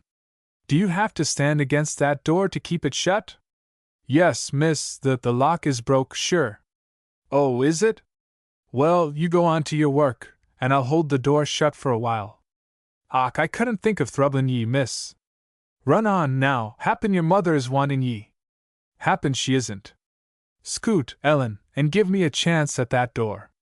Unable to resist Midget's wheedling glance, the big Irishwoman moved away from the door, and Marjorie threw it open, and disclosed King, calmly sitting on a flour barrel. As he was fairly caught, the game was over, and the two, with intertwined arms, rejoined the family. "Good race?" said Mr. Maynard, looking at the exhausted runners. "Fine," said Marjorie. "You see, Father, Delight has no brothers or sisters, so how could she be very rackety? She couldn't play tag with her mother or father, could she? I think you'd play tag with the Pope of Rome, if you couldn't get anyone else." "That would be rather fun," said Midget, laughing. "Only I suppose his robes and things would trip him up. But I do believe he'd like it. I don't s'pect he has much fun anyway." "Does he?" "Not of that sort, probably. But, Midget mine, there are other sorts of fun beside tearing up and down stairs like a wild Indian." "Yes, and one sort is playing authors. Come on, and have a game, will you, Father?" "I'll give you half an hour," said Mr. Maynard, looking at his watch. "That's all I can spare for my wild Indians this evening." "Goody!" cried Midget. "Half an hour is quite a lot. Come on, King and Kit. Will you play, Mother?" "Not now, I have some things I must attend to. I'll take Father's place when his half hour is up." So they settled down to authors, which was one of their favorite games, and of which they never tired. "Delight would like this," said Marjorie as she took a trick. "She's fond of quiet games. Mother, may I go over tomorrow afternoon and make valentines with her?" "Yes, if you like, dearie," replied Mrs. Maynard. "May I go, too?" said Kitty. "No, Kitty, I want you at home tomorrow. The seamstress will be cutting your new frock, and you must be here to try it on when she wants you." "All right, Mother." "May I ask Dorothy here, then?" "Yes, if you like. But you must stay in the house." "Yes'm, we will." The Maynads were obedient children, and though sometimes disappointed, never demurred at their parents' decrees. They had long ago learned that such demurring would do no good, and that to obey pleasantly made things pleasanter all round. After luncheon the next day, Marjorie got ready to go to spend the afternoon with Delight. She wore her new plaid dress trimmed with black velvet and gilt buttons, and as red was the prevailing color in the plaid, her dark curls were tied up with a big red bow. Very pretty she looked as she came for her mother's inspection. "Am I all right, Mother?" "Yes, Midget mine, you look as spick and span as a nice little Queen of Sheba. Now don't slide down the banisters, or do anything hoydenish. Try to behave more as Delight does. Oh, I'm bound to be good over there. And making valentines is nice, quiet work. May I stay till 6, Mother? No, come home at 5:30. That's late enough for little queens of Sheba to stay away from their mothers. All right, I'll skip at 5:30. Goodbye, Mothery dearie. With a kiss and a squeeze, Marjorie was off, and Mrs. Maynard watched her from the window until she disappeared through the Spencers' doorway. I'm so glad to see you, said Delight, as Marjorie came dancing into her room. Everything's all ready. You sit over there. So Midget sat down opposite her friend at a long, low table, on which were all the Valentine materials laid out in readiness. What beautiful things! Cried Midget. But I don't know how to make valentines. I'll show you. It's awfully easy, and lots of fun. It was easy for Delight. Her deft little fingers pinched up bits of tissue paper into charming little rosebuds or forget-me-nots, and her dainty taste chose lovely color combinations. Marjorie's quick wit soon caught the idea, and though not quite so nimble-fingered as Delight, she soon showed an inventive originality that devised novel ideas. Sometimes they only took the round or square lace papers, and mounted them on cards, and added little scrap pictures of doves or cupids or flowers. Then some of them were quite different. Delight cut a heart-shaped piece of cardboard, and round the edge dabbled an irregular border of gold paint. The inside she tinted pink all over, and on it wrote a loving little verse in gilt letters. This, though simple, was such a pretty card that Marjorie made one like it, adding a garland of roses across it, which made it prettier still. Then they made pretty ones of 3-panel cards. To do this they took an oblong card, and cut it half through with a penknife in such a way that it divided the card into 3 parts, the outside 2 shutting over the middle one like window blinds over a window. The card would stand up like a screen, and they decorated each panel with posies and verses. What are you going to do with all these valentines? Asked Midget, as they were busily working away at them. Half are yours, said Delight, and half are mine. We can each send them wherever we please. Of course I'll send most of mine to friends in New York. I haven't any friends here. Indeed you have, cried Midget. Don't be silly. You've 3 Maynard friends to begin with, and all the boys and girls are your friends, only you don't know them yet. I'll tell you what to do. You send valentines to all the Rockwell children, I mean all our crowd, and they'll just love them. Will you? Why, yes, if you think I can when I don't know them very well. I could easily make enough for them and my New York set too. Yes, do, I'll help you, if I get mine done first. And anyway, it's most 2 weeks before Valentine's Day. Oh, there's plenty of time. Look, isn't this a pretty one? Delight held up a card on which she had painted with her watercolors a clouded blue sky effect. And on it, in irregular flight, she had pasted tiny birds that she found among the scrap pictures. Lovely, said Midget. You ought to have a verse about birds on it. I don't know any verse about birds, do you? No, let's make one up. Yes, we could do that. It ought to go something like this. The swallows tell that spring is here, so flies my heart to you, my dear. Yes, that's nice and valentine-y, but it isn't spring in February. No, but that's poetic. Valentines have to be love poems, and spring is most always in a love poem. Yes, I suppose it is. I'd like to do some funny ones. I'm not much good at sentimental poetry. I guess I'll do one for King. Here's a picture of a bird carrying a ring in its beak. Ring rhymes with king, you know. Oh, yes, make one of those limerick things. There was a young fellow named King. That's the kind I mean. Write that down while I paste. Then write, who sent to his lady a ring? Now what next? Something like this, he said. Sweet Valentine, I pray you be mine. And she answered him. No such a thing. Oh, that's a good one. Do send that to your brother. But it hasn't much sense to it. No, they never have. Now I'll make one for Kit. There was a dear girlie named Kit, who was having a horrible fit. That isn't a bit valentine-y. No, I know it. This is a funny one. We'll make her another pretty one. When they said, Are you better? She wrote them a letter in which she replied, Not a bit. I think that's sort of silly, said Delight, looking at the rhymes she had written at Midget's dictation. Yes, I know it is, returned Marjorie, cheerfully. It's nonsense, and that's most always silly. But Kit loves it, and so do I. We make up awful silly rhymes sometimes. You don't know Kitty very well yet, do you? She's only 10, but she plays pretend games lovely. Better'n I do. She has such gorgeous language. I don't know where she gets it. It comes, said Delight, with a faraway look in her eyes. I have it too. You can't remember that you've ever heard it anywhere, the words just come of themselves. But you must have heard them, or read them, said Practical Midget. Yes, I suppose so. But it doesn't seem like memory. It's just as if you had always known them. Sometimes I pretend all to myself. And I'm a princess. I knew you would be. Kit said so too. She likes to be a princess. But I like to be a queen. You might as well be, you know, when you're just pretending. Yes, you'd be a splendid queen.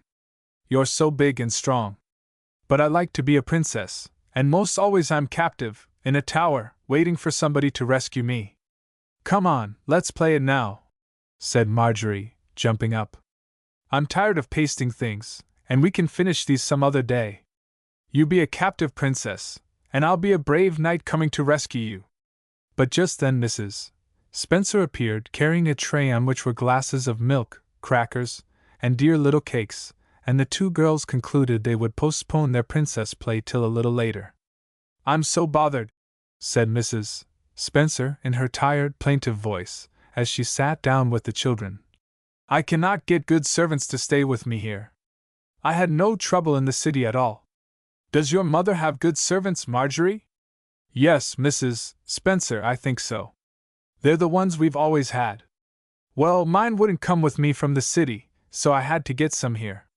And the cook has a small child, and today he's ill, really quite ill, and the waitress is helping the cook, and so I had to bring up this tray myself. Can I help you in some way, Mrs. Spencer? Asked Marjorie impulsively. It was her nature to be helpful, though it would never have occurred to Delight to make such an offer. No, dear child, there's nothing you could do.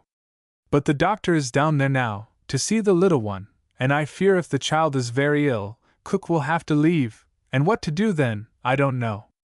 Perhaps the child is only a little sick, said Midge, who wanted to be comforting, but did not know quite what to say to comfort a grown-up lady. We'll soon know, after the doctor makes his decision, said Mrs. Spencer. Oh, that's Maggie crying. I'm afraid it's a bad case. Sure enough, sounds of loud sobbing could be heard from the direction of the kitchen, and Mrs. Spencer hurried away to learn what had happened. It must be awful, said Marjorie, to be a cook and have your little boy ill, and no time to attend to him, because you have to cook for other people. Delight stared at her. I think the awful part, she said, is to have your cook's baby get ill, so she can't cook your dinner. Delight, that is selfish, and I don't think you ought to talk so. I don't think it's selfish to want the services of your own servants. That's what you have them for, to cook and work for you. They oughtn't to let their little boys get sick. I don't suppose they do it on purpose, said Midge, half laughing and half serious. But I'm sorry for your cook anyway.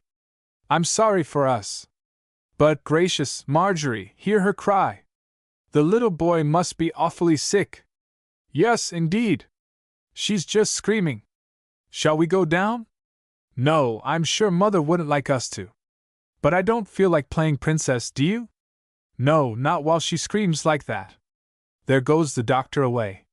From the window, the girls saw the doctor hasten down the path, jump into his electric runabout, and was rapidly away. They could still hear sobbing from the kitchen, and now and then the moans of the baby. At last, Mary, the waitress, came to take the tray away. What is the matter with Maggie's little boy, Mary? Asked Delight. He's sick, Miss Delight. But why does Maggie scream so? It's near crazy she is, fearin' he'll die. Oh, said Marjorie. Is he as bad as that? What's the matter with him, Mary?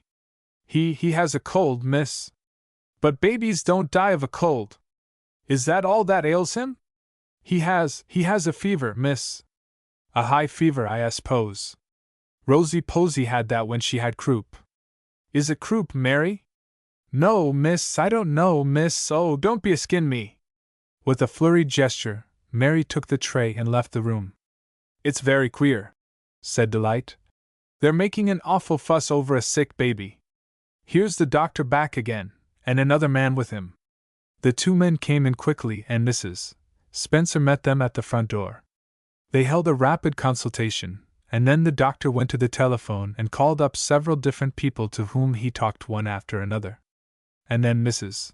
Spencer went to the telephone. Oh, said Delight, looking at Marjorie with startled eyes. She's calling up Father in New York. It must be something awful. Chapter 11 Marjorie Captive. It was something awful. The doctor diagnosed the child's case as diphtheria, and proceeded at once to take the steps ordered by the Board of Health in such cases.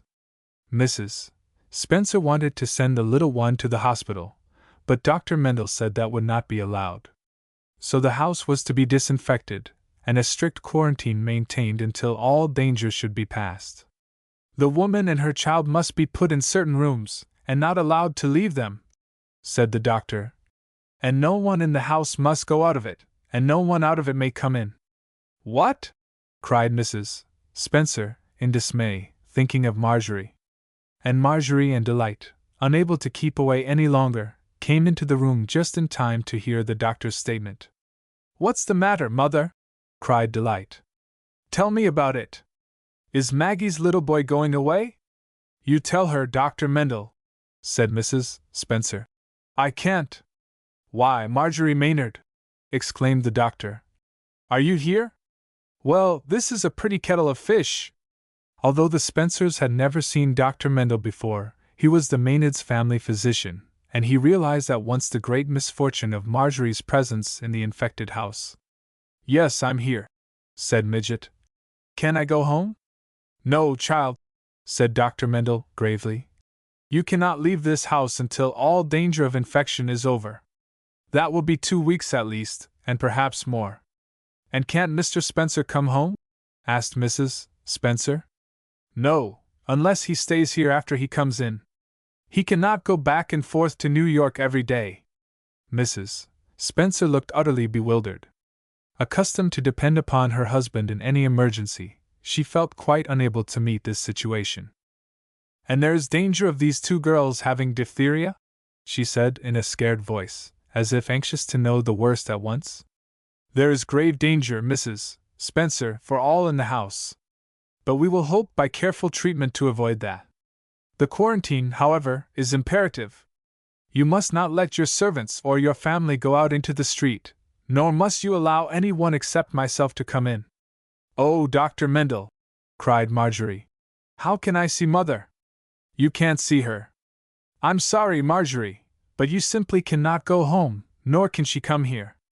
And I'll have to have diphtheria, and die, without seeing her at all. Tut, tut! You're not going to have diphtheria, I hope. These precautions are necessary, because of the law, but you're by no means sure to take the disease. Delight will, said Mrs. Spencer in a hopeless tone. She's so delicate, and so subject to throat affections. Oh, how can I stand all this without anyone to help me? Can I have a trained nurse? Dr. Mendel almost laughed at the lady's request. Of course you may, as soon as there's a patient for her to take care of. But you surely don't want one when there's no illness in this part of the house. Why, so there isn't, said Mrs. Spencer, looking greatly relieved. I'm so bewildered I felt that these 2 children were already down with diphtheria. It's a very trying situation, went on Dr. Mendel, looking kindly at Mrs. Spencer. For I do not see how your husband can come home, if he wants to continue at his business. And surely, there's no use of his coming home, so long as there's no illness in your immediate family. He would better stay in New York. Oh, not in New York, cried Mrs. Spencer.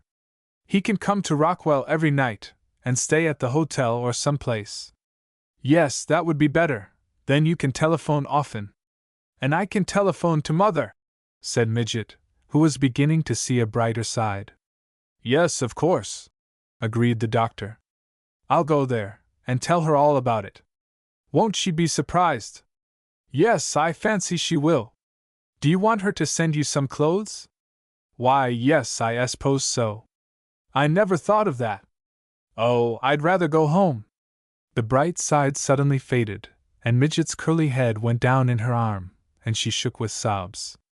A vision of home, and the dear family around the dinner table, while she was exiled in a strange house, was too much for her.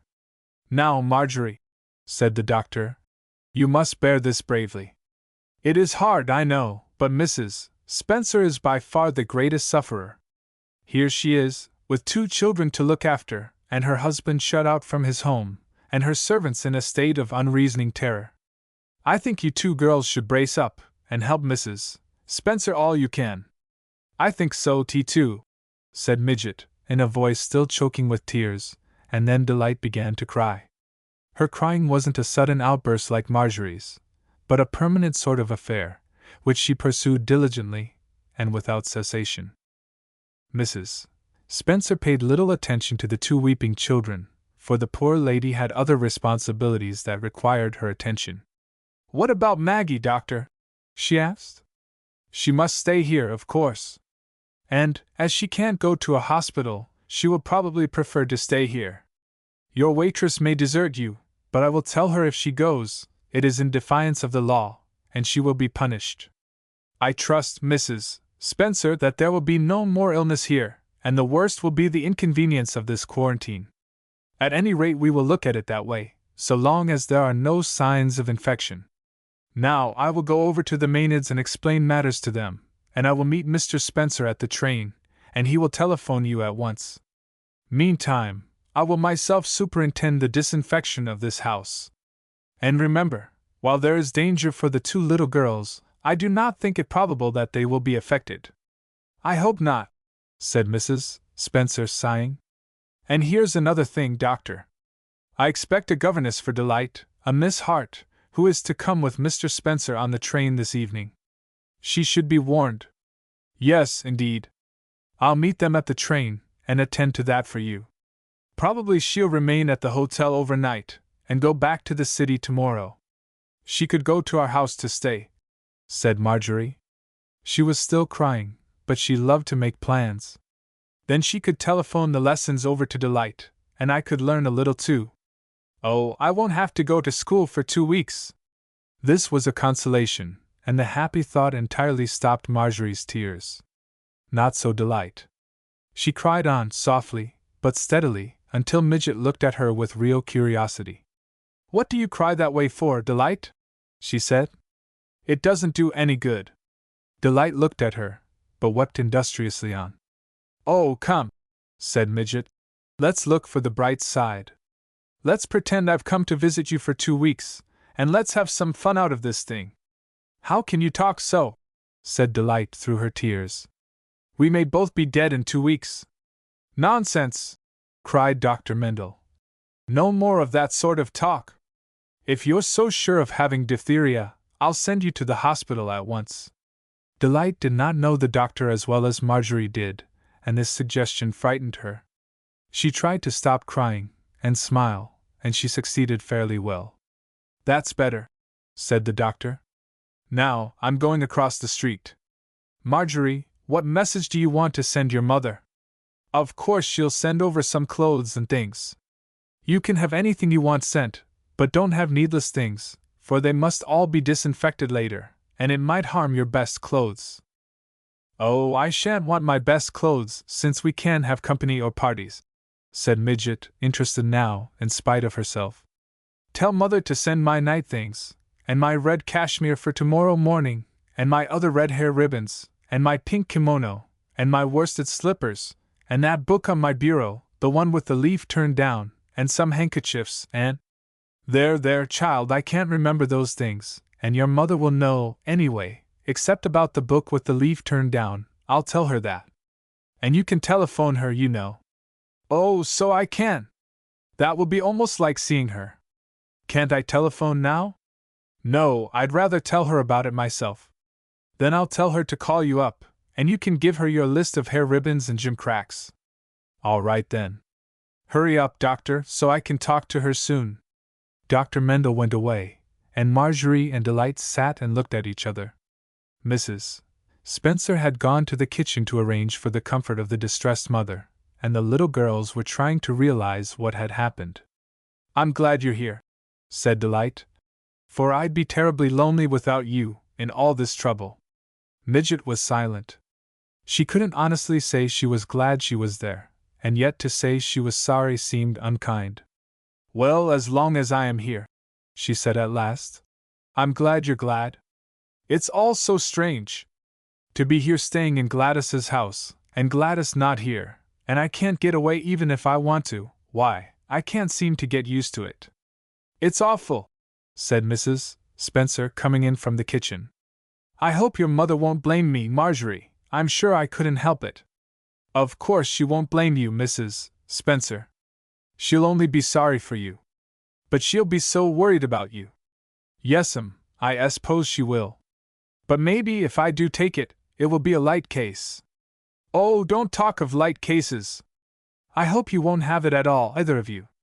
After what seemed to Marjorie a long time of waiting, her mother called her up on the telephone. "My dear little girl," said Mrs. Maynard, "how shall I get along without you for 2 weeks?" "Oh, Mother," said Marjorie, "you have the others, but I haven't anybody. How shall I get along without you?"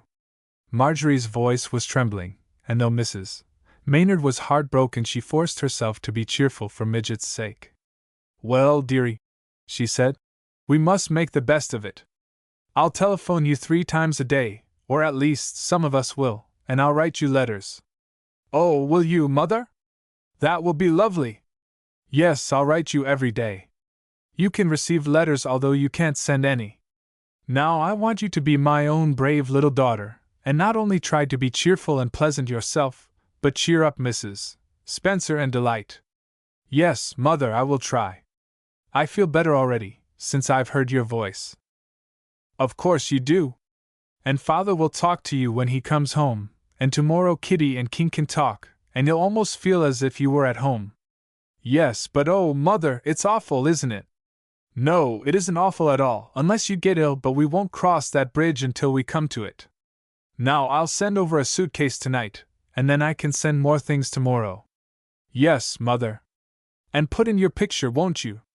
The one on my mantelpiece, I mean. Then I'll have it to kiss goodnight to." Mrs. Maynard's voice choked a little, but she said, "Yes, dear, I will. Goodbye for now. We mustn't monopolize Mrs. Spencer's telephone."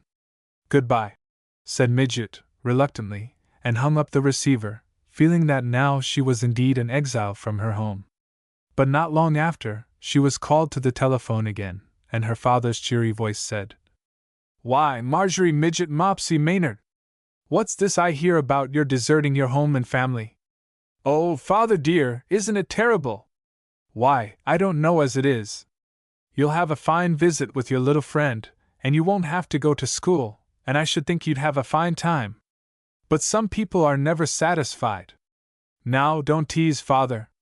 You know I'll just go crazy with homesickness to see you all again. Oh, well, if you really do go crazy, I'll put you in a nice pretty little lunatic asylum that I know of. But before your mind is entirely gone, I want you to have a good time with Delight, and I'll help all I can. I don't see how you can help much if I can't see you." "You don't, eh? Well, you'll find out later on. But just now, I'm going to give you 3 rules, and I want you to obey them. Will you?" "Of course I will, Father." "What are they?" "First, never think for a moment that you're going to catch that sore throat that the cook's little boy has. I don't think you are, and I don't want to think so. Promise?" "Yes, I promise." "What next?" "Next, never think that you're to stay over there 2 weeks. Never use the words at all. Just think each day that you're merely staying that one night, and that you're just staying for fun. See?" "Yes, I'll promise, but it won't be easy." "Make it easy then. I'll help you. And third, don't feel sorry for yourself." "Oh, Father, I do." "Well, don't. If you want to feel sorry for somebody, choose someone else, a poor Hottentot, or a lame kangaroo, or even your old father. But mind, it's a rule, you're not to feel sorry for Marjorie Maynard." That's a funny rule. But I'll try to mind it. That's my own dear daughter. Now to begin. As you're to stay with Delight tonight, we're sending over your night things. Go to bed early and sleep well, so you can wake bright and fresh and have fun playing all day tomorrow. All this sounded so gay and pleasant that Marjorie was really very much cheered up, and replied gaily, "All right, Daddy, I'll do just as you say. And will you call me up tomorrow morning before you go to New York?" "Yes, of course I will. Now, good night, just the same as a good night at home." "Good night, Father." And Midget hung up the receiver again. By this time Delight had stopped her crying, and Mrs. Spencer had become a little more resigned to the unpleasant state of things. The servants had consented to stay, for the present, and their decision was more due to Dr. Mendel's hints about the law than their own loyalty to Mrs. Spencer. Then Dr. Mendel had met Mr. Spencer at the railroad station, and had explained affairs to him. Although it seemed very hard, it was thought advisable by all interested that Mr. Spencer should not go to his home at all. His business, which was large and important, required his presence every day, and to take 2 weeks away from it just at that time would be disastrous in effect. Mr. Maynard, who was present at the interview, invited Mr. Spencer to stay at his home until the quarantine should be raised, and this offer of hospitality was gratefully accepted. "It seems only fair," said Mr. Maynard, "that we should entertain you, as you have our Marjorie as a guest at your house." "An unwilling guest, I fear," said Mr. Spencer, with a sad smile. "But ready to make the best of it, as we all must be," rejoined Mr. Maynard. Chapter 12. Miss Hart Helps. Miss Hart, Delight's new governess, who came out from New York with Mr. Spencer, listened to the doctor's story with a grave face. "And I think, Miss Hart," said Dr. Mendel, in conclusion, "that you would better stay in Rockwell overnight, and return to the city tomorrow." "I don't think so," said Miss Hart, with such emphasis that the 3 men looked at her in surprise. "If you will go home with me," said Mr. Maynard, "Mrs. Maynard will give you a warm welcome, and then you can decide tomorrow on your further plans." "No," said Miss Hart, who seemed to be a young woman of great decision of character. "I shall go straight to Mrs. Spencer's. I am engaged to go there tonight, and I want to go. I am not at all afraid of the diphtheria, and as Delight is perfectly well, she can begin her lessons just as we planned to do. This will keep her interested and prevent her from worrying as much as if she were idle. And then, if anything should happen, I will be there to assist Mrs. Spencer." "Thank you, Miss Hart," said Mr. Spencer, shaking her hand. "You are a noble woman, and I shall be so glad to have you there with my wife. I've been trying to think how I could get a companion for her, but none of her city friends would enter the house, nor could they be expected to. And, of course, no Rockwell neighbors can go in. But you will be a tower of strength, and I shall be immensely relieved to have you there." Dr. Mendel was pleased too, at the turn affairs had taken, for he feared Mrs. Spencer would break down under the nervous strain if she had to bear her trouble alone. So when Mr. Maynard took Mr. Spencer to his own home, Dr. Mendel took Miss Hart to Mrs. Spencer's. "I've brought you another visitor," he cried cheerily, as he entered the quarantined house. "Why, Doctor," said Mrs. Spencer, "you said nobody could come in." "No, not if they're to go out again. But Miss Hart has come to stay." "Oh, how splendid!" cried Mrs. Spencer. "Are you really willing to do so?" "Yes, indeed," answered Miss Hart. "And it looks to me as if I should have 2 pupils instead of 1. She looked kindly at Marjorie, who smiled in return, though she did not at all feel sure that she wanted lessons added to her other troubles. But Miss Hart seemed to ignore the fact that there were any troubles for anybody. She talked pleasantly, even gaily, with Mrs. Spencer. She chatted merrily with Delight and Marjorie, and she even went out and spoke very kindly to the afflicted Maggie. And it was partly due to her suggestions that Mary, who was acting as cook, added some special dainties to the menu, and sent up an unusually good dinner. The party that gathered round the table was not a sad one, but this was due to the combined efforts of Miss Hart and Marjorie. Midget remembered her father's rules, and pretended she was just staying with the Spencers for one night. She was so fond of pretending that this part came easy. Then she had put out of her mind the idea that she might have the diphtheria, and moreover, she was trying really hard not to be sorry for herself. In consequence of all this, she was gay and merry, and she was helped to be so by Miss Hart, who was good cheer itself. The new governess was a pretty little woman, with smooth dark hair, and snapping black eyes, that seemed to read people's innermost thoughts. Although not entirely unacquainted with the Spencers, she had never before lived with them, but had been governess in the family of a friend of theirs. She was anxious for this new position, and Mrs. Spencer, who had been pleased to have her come, was doubly glad to have her in this emergency. "We won't begin tomorrow," said Miss Hart, when the subject of lessons was broached. "But I think we'll begin next day. We'll spend tomorrow getting acquainted, and learning to like each other. You'll join the class, won't you, Marjorie?" "Yes, I think I'd like study that way," said Midge. "But I don't like school." "I'll guarantee you'll like study in our class," said Miss Hart, smiling. "You'll be sorry when school hours are over." Midge could hardly think this, but of one thing she was certain, that Miss Hart would be a pleasant teacher. Soon after dinner, Marjorie's suitcase arrived. James brought it over, and set it on the front porch and rang the bell. Then he went away before the door was opened, as he had been instructed to do. When Marjorie opened the bag, she found a note from each of the family, and they were all written in verse. She read them aloud to the Spencer household, and soon they were all laughing at the nonsense rhymes. Her mother had written: "Midget, midget, don't be in a fidget. Don't be sad and tearful, just be gay and cheerful. Don't be sadly sighing, for the days are flying, and some day or other you'll come home to mother." "Why, that's as good as a valentine," said Miss Hart, as Midget finished reading the lines. "So it is," said Marjorie, smiling. "I'm going to pretend they're all valentines. Here's Father's. Marjorie, Midget, Mopsy, the world is tipsy-topsy. When I am here and you are there I feel all whipsy-wopsy. But soon you will be home once more, and all will be as it was before. So make the most of your fortnight stay, for I cannot spare you another day." By this time Delight's spirits had risen to such an extent that she exclaimed, "I think it's splendid to have Marjorie here for 2 weeks. We'll make a picnic of it," said Miss Hart. "You girls won't often have 2 weeks together, so we must cram all the pleasure into it we can." Cramming pleasure into this dreadful time was a new idea to Delight, but she was willing to agree to it, and Marjorie said, "I think we can be happy if we try. But we have to forget the bad parts and only remember the good." "That's it," said Miss Hart. "Now read us another of your letters. I'm sure they're good parts." "This one is from King, that's Kingdon, my brother," explained Marjorie, as she took up the next note. "Mops is a captive princess now, she can't get out of prison, but when it's time to let her go, oh, won't she come home whizzin'.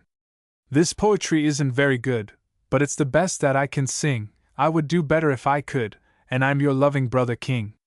"What a jolly boy," said Miss Hart. "I'd like to know him." "You will," said Midget, "after our 2 weeks' picnic is over." She smiled at Miss Hart as she said this, accepting her idea of making a picnic of their enforced imprisonment. "Now here's Kitty's," she went on. "Kitty's not a very good poet, but she always wants to do what the rest do. Marjorie Maynard, nice and sweet, has to stay across the street 14 days and 14 nights, visiting her friend Delight. Marjorie Maynard, nice and pretty, come home soon to sister Kitty." "Why, I think that's fine," said Miss Hart. "Your family are certainly devoted to you." "Yes, they are," said Midget. "There's another, Rosy Posy, but she's only 5. She can't write poetry." "Can you?" asked Miss Hart. "Yes, I can make as good verses as Kit, but not as good as King or Father. We always make verses for each other on birthdays, so we get lots of practice. And we made some Valentine verses this afternoon, didn't we, Delight?" "Yes, that is, you did. But oh, Marjorie, we can't send those valentines. Nothing like that can go out of the house." "Oh, pshaw, I don't believe they could do any harm." Well, Dr. Mendel said we mustn't send a letter of any sort, and a valentine is just the same, you know. What do you think, Miss Hart? Asked Marjorie. I'm afraid you can't send them, my dear. But we'll ask the doctor. Perhaps if they're disinfected. Oh, horrors! Cried Midget. A valentine disinfected! Of all things! Why, it would smell of that horrid sulfur stuff instead of a sweet violet scent. Nobody would want that sort of a valentine. No, they wouldn't, agreed Delight. Oh dear, it's too bad. Never mind, Delight, said Marjorie. We can send valentines to each other, and to Miss Hart, and to your mother. Oh, yes, and to Maggie and Mary. I guess that's about all. But everybody can send them to us. That will be lots of fun. It seems selfish, doesn't it, to get lots of valentines and not send any? But it isn't selfish, because we can't help it. I can send to my friends in New York, said Delight thoughtfully, by letting Father get them and send them. I can telephone him a list, you know. It isn't as much fun as if I picked them out myself, but I don't want the girls to think I've forgotten them. If they know about the quarantine, they won't open the valentines, suggested Marjorie. They'll think they came from this house, and they'll be frightened. That's so, agreed Delight. Unless they look at the postmark and it's New York. Well then, if they don't know your father's writing, they'll never know they came from you anyway. No, they won't. But then people never are supposed to know who sends a valentine. Then what's the good of sending any? Oh, it always comes out afterward. I hardly ever get any that I don't find out who they're from, sooner or later. Nor either. Well, we'll do the best we can. Marjorie sighed a little, for Valentine Day was always a gay season in the Maynard home, but she had promised not to be sorry for herself, so she put the thought away from her mind. As Mrs. Spencer's room opened into Delight's, she decided to give that to Marjorie, and take the guest room herself. She felt sorry for the child, held there by an unfortunate accident, and determined to do all she could to make her stay pleasant. And she thought, too, it would please Delight to have Marjorie in the room next her own. So when the two girls went upstairs that night, they were greatly pleased to find themselves in communicating rooms. We can pretend, while we're getting ready for bed, said Delight, and soon, in her little kimono and bedroom slippers, she stalked into Midget's room and said, with despairing gestures, Fellow princess, our doom hath befell. We are belocked in a prison grim, and I fear me, never more will we be liberated. Say not so, Monongahela, answered Marjorie, clasping her hands. Methinks ere morning dawns, we may yet be free. Nay, oh nay! The terrible jailer, the Baron Mendel, he has decreed that we stay be jailed for 2 years. 2 years! Gasped Midget, falling in a pretended swoon. Ere that time passes, I shall be but a giggling maniac. Gibbering, you mean? Aye, so shall I. Well, stop your gibbering for tonight, said Mrs. Spencer, who came in laughing. You can gibber tomorrow, if you like, but now you must go to bed. Fly, fair princess, with golden hair. Delight flew, and Mrs. Spencer tucked Marjorie up in bed, in an effort to make the child feel at home. There wasn't the least resemblance between Mrs. Spencer's ways and those of her own mother, but Marjorie was appreciative of her hostess's kind intent, and said good night to Mrs. Spencer very lovingly. At first, there was a strong inclination to cry a little, but remembering she must not be sorry for herself, Marjorie smiled instead, and in a few moments she was smiling in her sleep. Next morning, she put on the morning dress that had come over in the suitcase, and went downstairs with Delight. It's just like having a sister, said Delight. I do believe, Marjorie, I'm glad all this happened. Of course, I don't mean I'm glad Maggie's baby is so sick, but I'm glad you're staying here. I can't quite say that, Delight, but as I am here, I'm not going to fuss about it. There's the telephone. Perhaps it's Father. It was Mr. Maynard, and his cheery good morning did Marjorie's heart good. All serene on the Rappahannock? He asked. All serene, replied Marjorie. The verses were fine. I was so glad to get them. Did you sleep well? Have you a good appetite for breakfast? Did you remember my rules?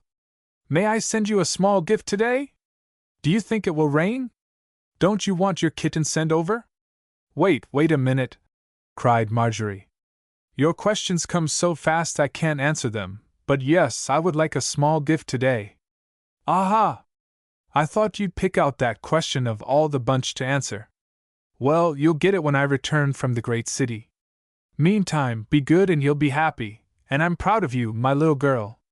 Proud of me? Why? Because I can tell by your voice that you're cheerful and pleasant, and that's all I ask of you. Goodbye, Mopsy, I must go for my train. The others will talk to you later on. Goodbye, Father, and I would like the kitten sent over. Marjorie left the telephone with such a happy face that Miss Hart, who had just come downstairs, said, I'm sure you had pleasant messages from home. Yes, indeed, said Midget. It was Father. He's always so merry and jolly. And you inherit those traits. I like fun, too. I think we shall be great friends. I think so, too, agreed Midget, and then they all went to breakfast. The day started auspiciously enough, but after Midge had telephoned to the rest of her family there seemed to be nothing to do. Delight had a headache, brought on probably by the excitement of the day before, and she didn't feel like playing princess. There was no use finishing the valentines, for Dr. Mendel said they must not send them to anybody. Miss Hart was in her own room, and the morning dragged. Marjorie almost wished she could go to school, and she certainly wished she could go out to play. But the doctor's orders were strict against their leaving the house, so she sat down in the library to read a storybook. Delight wandered in. I think you might entertain me, she said. My head aches awfully. Shall I read to you? Asked Midget. She had had little experience with headaches, and didn't quite know what to do for them. Yes, read a fairy story. So Midget good-naturedly laid aside her own book, and read aloud to Delight until her throat was tired. Go on, said Delight as she paused. I can't, said Midget, for it hurts my throat. Oh, Shaw, what a fuss you are! I think you might read. It's the only thing that makes me forget my headache. So Marjorie began again, and read until Delight fell asleep. I'm glad I kept on, thought Midget to herself, though it did make my throat all scratchy. But I mustn't be sorry for myself, so I'm glad I was sorry for Delight. Maybe a little nap will make her head better. Chapter 13 Goldfish and Kittens. Leaving Delight asleep, Marjorie wandered out to the dining room, where Mrs. Spencer was assisting the waitress in her duties. As Maggie was not allowed to leave the sick room, Mary, the waitress, did the cooking, and this left many smaller offices to be performed by Mrs. Spencer. Can I help you? Asked Marjorie, who was at her wits' end for occupation. Usually, she could entertain herself for any length of time, but the strangeness of her surroundings, and a general feeling of homesickness made books or games unattractive. Why, no, Marjorie, little girls can't help, said Mrs. Spencer, who never thought of calling on Delight for assistance. Oh, yes, I can. Truly, I can do lots of things. Mayn't I put away that silver? No, you don't know where it belongs. But if want to help me, can't you attend to Delight's canary? He hasn't had his bath, and Mary is too busy to do it. Do you know how? Oh, yes. I often give our bird his bath, and clean his cage, and give him fresh seed and water. Where shall I find the birdseed? In the small cupboard in Delight's playroom, the room where the bird is, you know. Yes'm, I know. Marjorie ran upstairs, interested in this work, and taking the cage from its hook, set it on the table. She found the little bathtub and filled it with water of just the right warmth, and taking the upper part of the cage from its base, set it over the tub, which she had carefully placed on a large newspaper. There, she said, spatter away as much as you like, while I cut a nice round paper carpet for your cage. I don't know your name, but I shall call you Buttercup, because you're so yellow.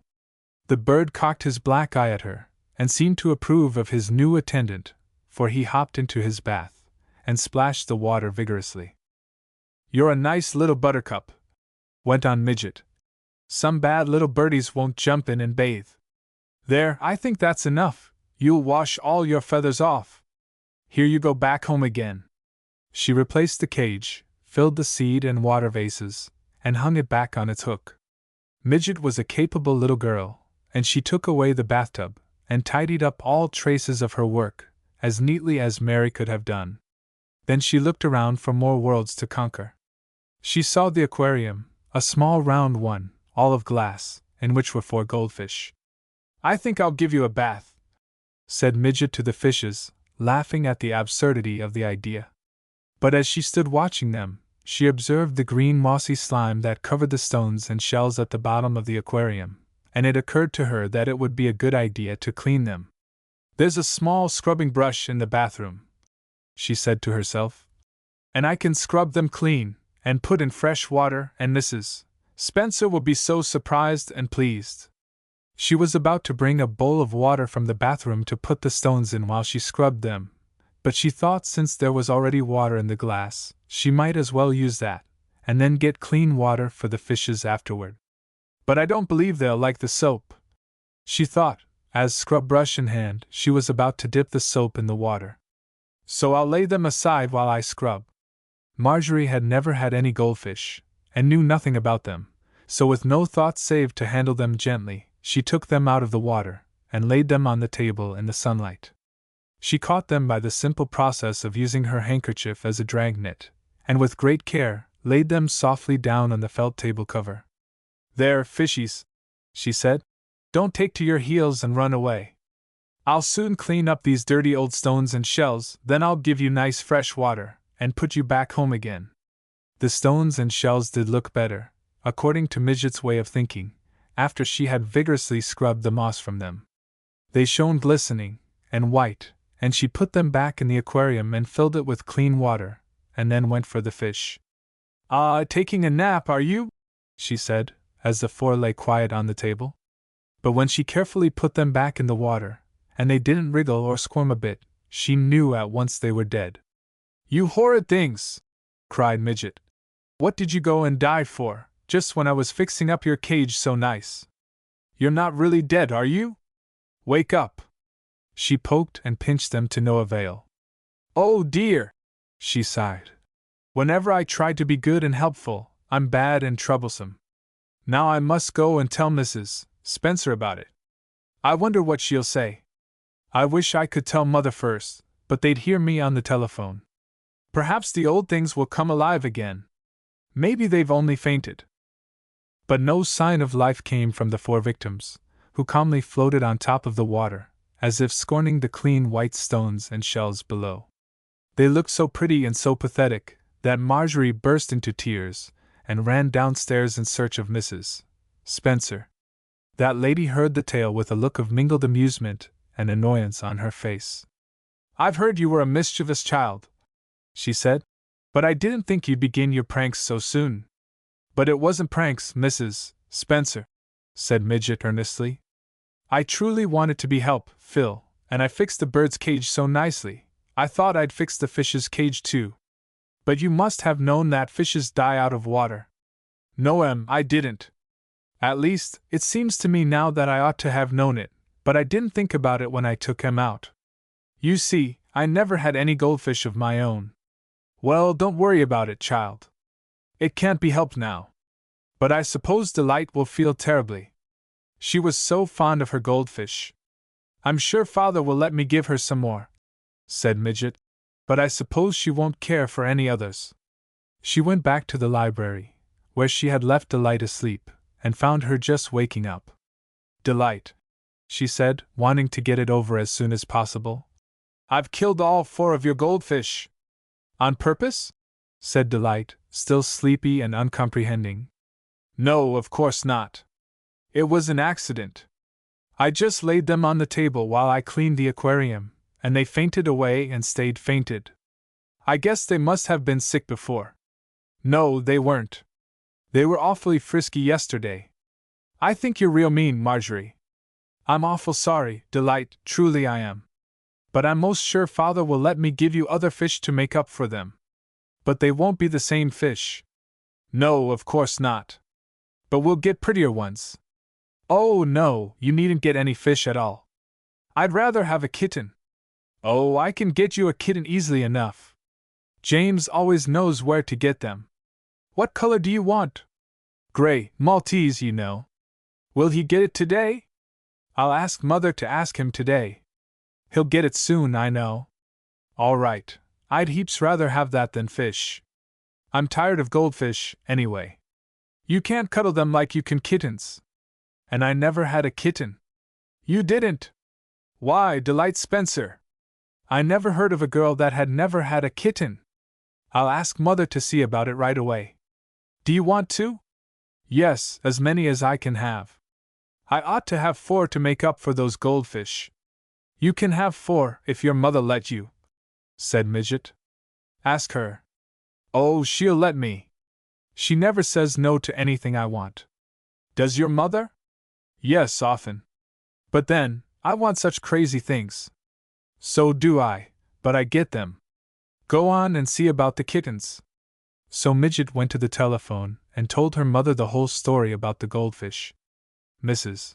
Maynard was surprised at Marjorie's ignorance of fish's habits, but she didn't scold. I do think, she said, that you should have known better, but of course I know you didn't intend to harm the fish. And anyway, we won't discuss it over the telephone. I'll wait until we're together again. You'll have to keep a list of all my mischief, Mother, said Midget cheerfully, and do up the scolding and punishing all at once, when I get home. Yes, but don't get into mischief while you're over there. Do try, Marjorie, to behave yourself. I will, Mother, but I'm so tired of staying here I don't know what to do. Delight heard me say that, but I can't help it. I expect she's tired of having me here. I am not, declared Delight. Now ask her about the kittens. So Marjorie asked her mother about the kittens, and Mrs. Maynard promised to ask James to see if he couldn't find some that would be glad of a good home. And so anxious was James to please his dear Miss Marjorie, and so numerous were kittens among James' circle of personal acquaintances, that very afternoon, a basket was set on the Spencers' porch and the door bell was rung. Mary opened the door and saw the basket, well covered over. The saints preserve us! She cried. Sure, it's a baby! She brought the basket in, and Mrs. Spencer turned back the folded blanket, and disclosed 4 roly-poly kittens all cuddled into one heap of fur. Oh! Cried Delight. Did you ever see anything so lovely? Midget, I'm so glad you killed the goldfish. These are 1,000,000 times nicer. But you could have had these too, said Marjorie.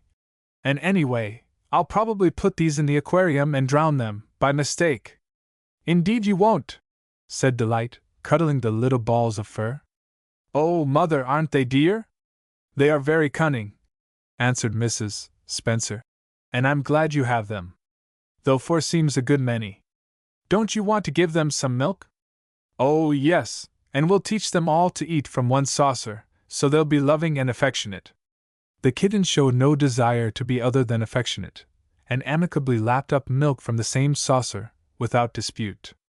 There was 1 white, 1 Maltese, 1 black, and 1 yellow, and Marjorie felt sure James had chosen the prettiest he could find. Now to name them, said Delight. Let's choose lovely names. You'll help us, won't you, Miss Hart? You ought to call the white one Popcorn, said Miss Hart, for it's just like a big kernel of freshly popped corn. I will, said Delight, for it's like that, but as that's a hard name to say, I'll call her Poppy for short. A white poppy, you know. Now the black one? Blackberry, suggested Marjorie, and that was the chosen name. The yellow one was named Goldenrod, and the gray one Silverbell, and the 4 together made as pretty a picture as you could imagine. The girls spent an hour or more playing with them and watching their funny antics, and then Miss Hart proposed that they crochet balls of different color for each little cat. Mrs. Spencer provided a box of worsted, and they chose the colors. A red ball was to be made for Blackberry, and a light blue one for Poppy. Goldenrod was to have a yellow one, and Silverbell a pink one. Miss Hart showed the girls how to crochet a round cover, hooping it to form a ball, and then stuffing it tightly with worsted just before finishing it. They made the 4 balls and tried to teach the kittens to remember their own colors. But in this they were not very successful, as the kittens liked the balls so much they played with any one they could catch. When Mr. Maynard came home, true to his word, he sent Marjorie a gift. The bell rang, and there on the doorstep lay a parcel. It proved to contain 2 picture puzzles. "Oh, goody!" cried Midget. "These are just what I wanted. I've heard about them, but I've never had any, and Father told me last week he'd get me one. One's for you, Delight, and one's for me. Which do you choose?" "Left hand," said Delight, as Marjorie's hands went behind her. "All right, here it is. But I don't know how to do puzzles. I never saw one like this. If you knew how to do it, it wouldn't be a puzzle." "I don't know either, but we'll learn. I'll show you how to begin," said Miss Hart. "Wait a minute." She went out to the dining room, and returned with 2 trays, oblong, square-cornered, and of fairly good size. "Make your puzzles on these," she said, "and then you can carry them around while working on them, if you want to. You can't do that if you make them right on the table." So with the trays on the table in front of them the girls began. Each puzzle had about 150 pieces, and they were not easy ones. Miss Hart showed them how to find pieces that fitted each other, but would not help them after the first 2 or 3 bits were joined, for she said the fun was in doing it themselves. "But I can't," said Midge, looking perfectly hopeless. "These pieces are all brownish and greenish, and I don't know what they are." "I see," said Delight, her eyes sparkling. "You must find a face, or something that you can tell what it is, and start from that." "But there isn't any face here," said Midget. "Here's one eye, if it is an eye." "Begin with that," advised Miss Hart. "Find some more of a face to go with it." "Oh, yes, here's a nose and lips. Why, it just fits in." Soon the 2 children were absorbed in the fascinating work. It was a novelty, and it happened to appeal to both of them. "Don't look at each other's picture," warned Miss Hart. "And then, when both are done, you can exchange and do each other's. It's no fun if you see the picture before you try to make it." "Some pieces of mine must be missing," declared Marjorie. "There's no piece at all to go into this long, narrow curving space." Miss Hart smiled, for she had had experience in this pastime. "Everybody thinks pieces are lost at some stage of the work," she said. "Never mind that space, Marjorie, keep on with the other parts." "Oh!" cried Delight. "I can see part of the picture now. It's going to be a—" "Don't tell!" interrupted Miss Hart. "After you've each done both of them, you can look at the finished pictures together. But now, keep it secret what the pictures are about." So the work went on, and now and then a chuckle of pleasure or an exclamation of impatience would tell of the varying fortunes of the workers. "Oh!" cried Delight. "I just touched a piece to straighten it, and I joggled the whole thing out of place." Then Miss Hart showed them how to take a ruler and straighten the edges, if the edges were built, and how to crowd a corner down into a corner of the tray, and so keep the pieces in place. So engrossed were the 2 that Mrs. Spencer had difficulty to persuade them to come to dinner. "Oh, Mother!" cried Delight. "Do wait till I find this lady's other arm. I'm sure I saw it a moment ago." And Marjorie lingered, looking for a long triangle with a notch in the end. But at last they set their trays carefully away, at different ends of the room, and even laid newspapers over them, so they shouldn't see each other's puzzle. "That's the most fun of any game I ever played," said Delight, as she took her seat at the table. "I think so too," said Midge. "Are there many of them made, Miss Hart?" "Thousands, my dear. And all, or nearly all, different.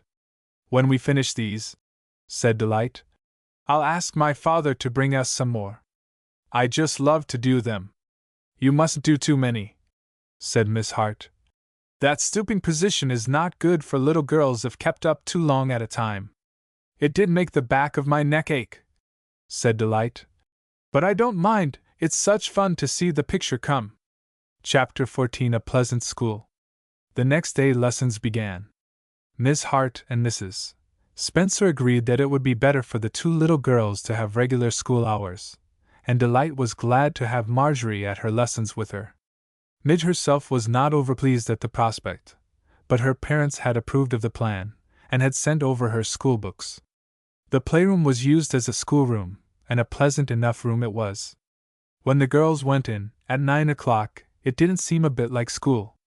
Miss Hart, in a pretty light house dress, sat in a low rocker by the window. There was nothing suggesting a desk, and on a nearby table were a few books and a big bowl of flowers. The girls sat where they chose, on the couch or in chairs, and as Midget told her mother afterward, it seemed more like a children's party than school. "First, let's read a story," said Miss Hart, and Marjorie's eyes opened wider than ever. "Aren't we going to have school today?" she asked. "Yes, Marjorie, this is school. Here are your books, we'll each have one." She gave them each a copy of a pretty-looking book, and asked them to open it at a certain page. Then Miss Hart read aloud a few pages, and the girls followed her in their own books. Then she asked Delight to read, and as she did so, Miss Hart stopped her occasionally to advise her about her manner of reading. But she did this so pleasantly and conversationally that it didn't seem at all like a reading lesson, although that's really what it was. Marjorie's turn came next, and by this time she had become so interested in the story that she began at once, and read so fast that she went helter-skelter, fairly tumbling over herself in her haste. "Wait, Marjorie, wait!" cried Miss Hart, laughing at her. "The end of the story will keep, it isn't going to run away. Don't try so hard to catch it." Marjorie smiled herself, as she slowed down, and tried to read more as she should. But Miss Hart had to correct her many times, for Midget was not a good reader, and did not do nearly so well as Delight. And though Miss Hart's corrections were pleasantly and gently made, she was quite firm about them, and insisted that Marjorie should modulate her voice, and pronounce her words just as she was told. "What a fine story!" exclaimed Delight, as they finished it. "Oh, isn't it great!" exclaimed Marjorie. "Do you call this book a reader, Miss Hart?" "Yes, I call it a reader. But then I call any book a reader that I choose to have my pupils read from. This book is named Children's Stories from English Literature, so you see, by using it, we study literature and learn to read at the same time. The one we read today, the story of Robin Hood, is a story you ought to know well, and we will read other versions of it some day. Now we will talk about it a little." And then they had a delightful talk about the story they had read, and Miss Hart told them many interesting things concerning it, and the children asked questions, and then Miss Hart had them read certain portions of the story again, and this time she said Marjorie read much better. "For I understand now," said Midge, "what I'm reading about. And oh, Miss Hart, I'm crazy to tell King all about it. He'll just love to play Robin Hood." "Yes," said Miss Hart. "It makes a fine game for out of doors. Perhaps some day we'll find a story that we can play indoors, while you poor prisoners are kept captive." Marjorie gave a little sigh of pleasure. If this was school, it was a very nice kind of school indeed, but she supposed that arithmetic and spelling and all those horrid things were yet to come. And sure enough, Miss Hart's next words brought sorrow to her soul. "Now, girlies, we'll just have a little fun with arithmetic. I happen to know you both hate it, so perhaps if you each hold a kitten in your arm it will cheer your drooping spirits a little." Marjorie laughed outright at this. Kittens in school were funny indeed. "Yes," said Miss Hart, laughing with Marjorie. "It's like Mary's little lamb, you know. I never forgave Mary's teacher for turning him out. I think kittens in school are lovely. I'll hold one myself."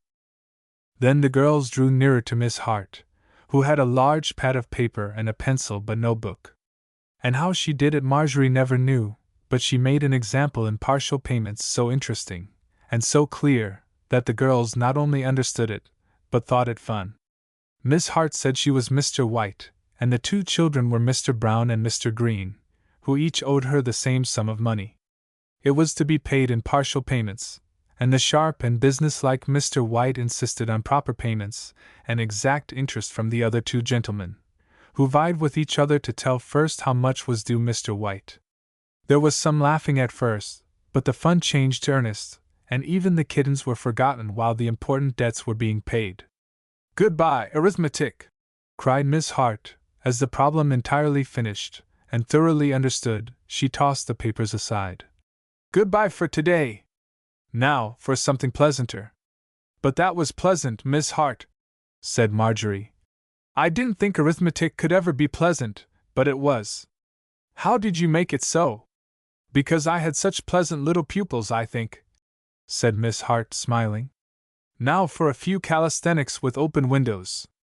The windows were flung up, and under Miss Hart's leadership they went through a short gymnastic drill. Doesn't that make you feel good? Said Marjorie, all aglow with the exercise, as they closed the windows and sat down again. That's no sort of a drill, really, said Miss Hart. But it will do for today.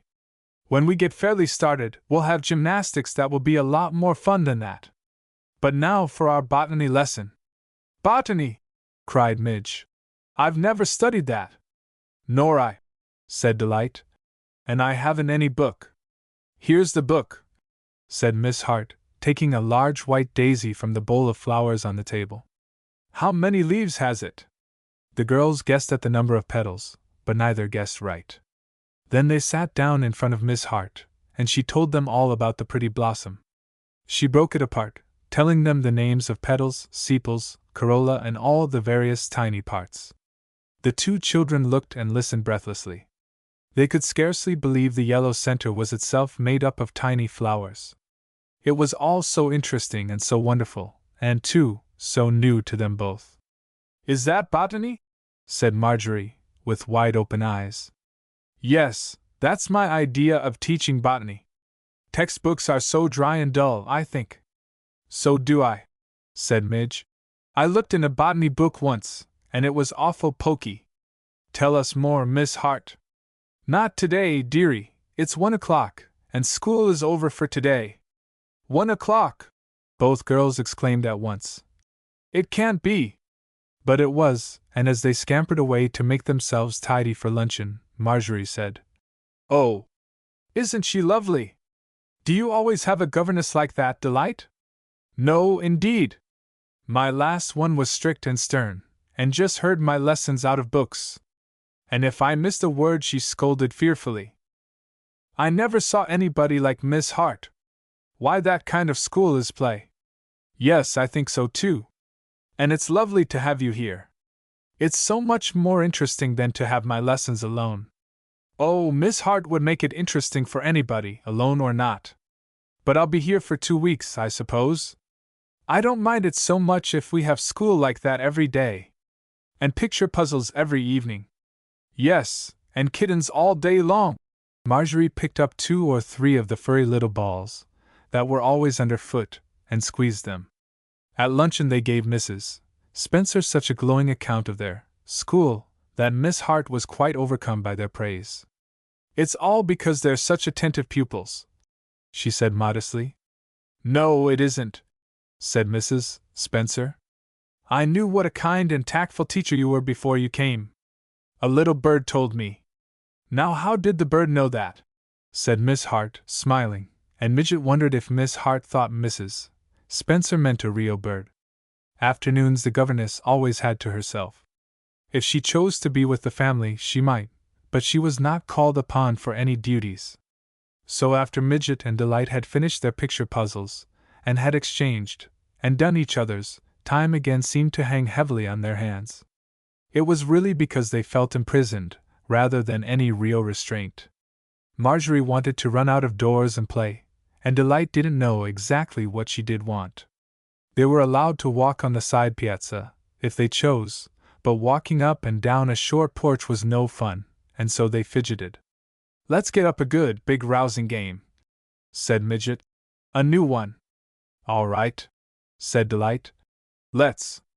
Can we go all over the house? Yes, all except the attic and kitchen. The sick child and his mother had been put in 2 rooms in the 3rd story. These were shut off from the main part of the house, and were further protected by sheets sprinkled with carbolic acid which hung over them. The children had been warned to keep as far as possible from these quarters, but the front of the house was at their disposal. Let me see, said Midget, who was doing some hard thinking. I guess we'll play tourists. How do you play it? I don't know yet. I'm just making it up. We're the tourists, you know, and the house, the whole house in an ocean steamer. First, we must get our wraps and rugs. Diligent search made havoc in Mrs. Spencer's cupboards, but resulted in a fine array of luggage. The girls dressed themselves up in Mrs. Spencer's long cats, and Mr. Spencer's caps, tied on with motor veils, made what they agreed was a fine tourist costume. In shawl straps they packed afghans, pillows, and such odds and ends as books and pictures, and they filled traveling's bags with anything they could find. Loaded down with their luggage, they went down in the front hall, where Marjorie said the game must begin. "Have you ever been on an ocean steamer, Delight?" she asked. "No, have you?" "Yes. I haven't sailed on one, you know, but I went on board to see Aunt Margaret sail. So I know how they are. This house isn't built just right, we'll have to pretend a lot. But never mind that." "No, I don't mind. Now are we getting on board?" "Yes, here's the gangplank. Now we go upstairs to the main saloon and decks. Be careful, the ship is pitching fearfully." Oblivious to the fact that steamers don't usually pitch fearfully while in port, the two travelers staggered up the staircase, tumbling violently from side to side. "Oh, one of my children has fallen overboard!"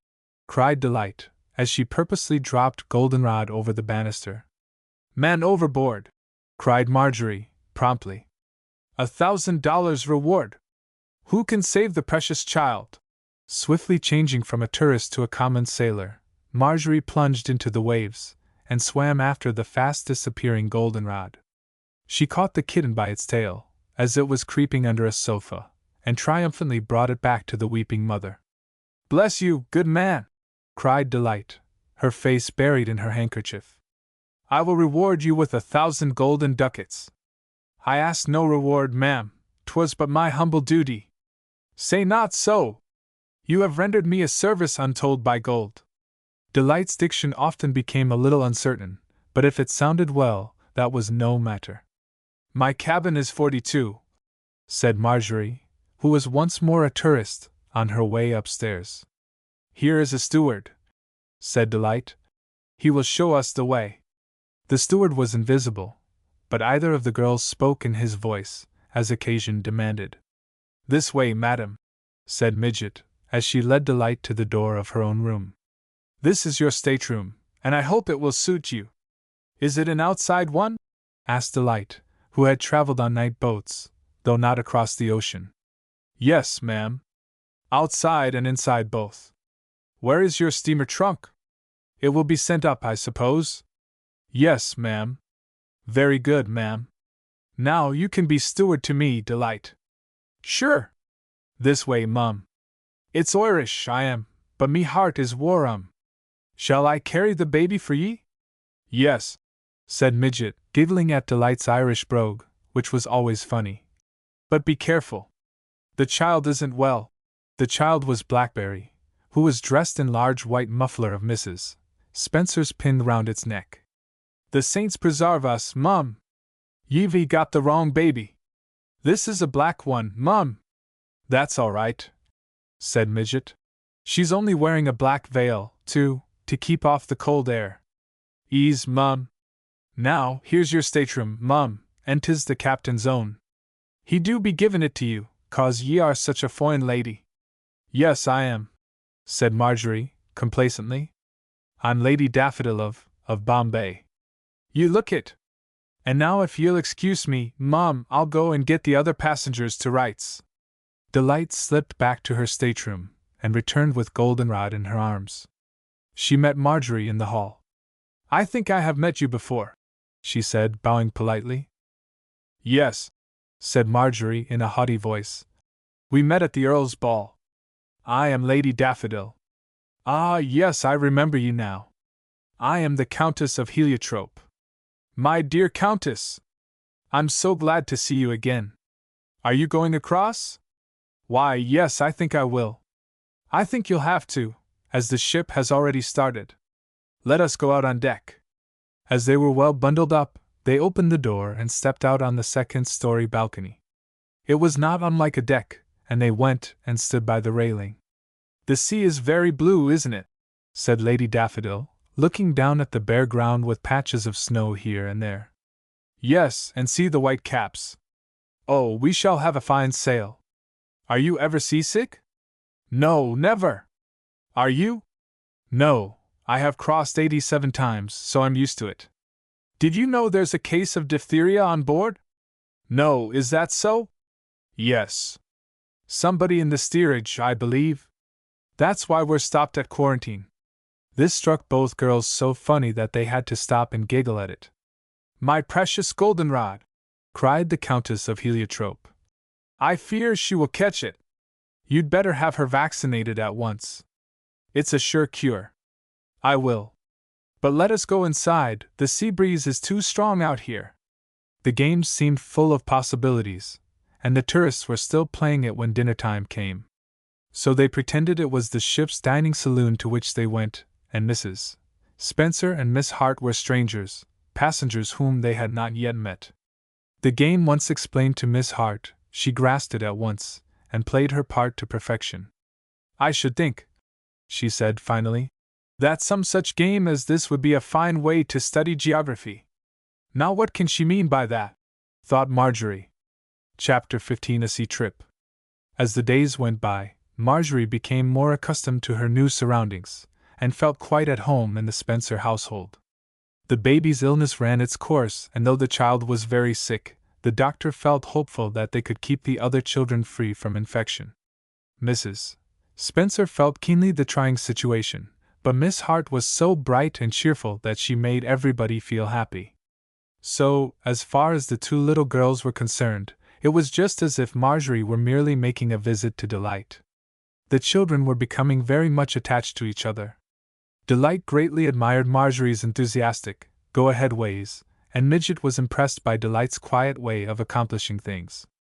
Both were clever, capable children, and could usually do whatever they set out to, but Marjorie went at it with a rush and a whirl, while Delight was more slow and sure. But Delight was of a selfish disposition, and this was very foreign to Marjorie's wide generosity of spirit.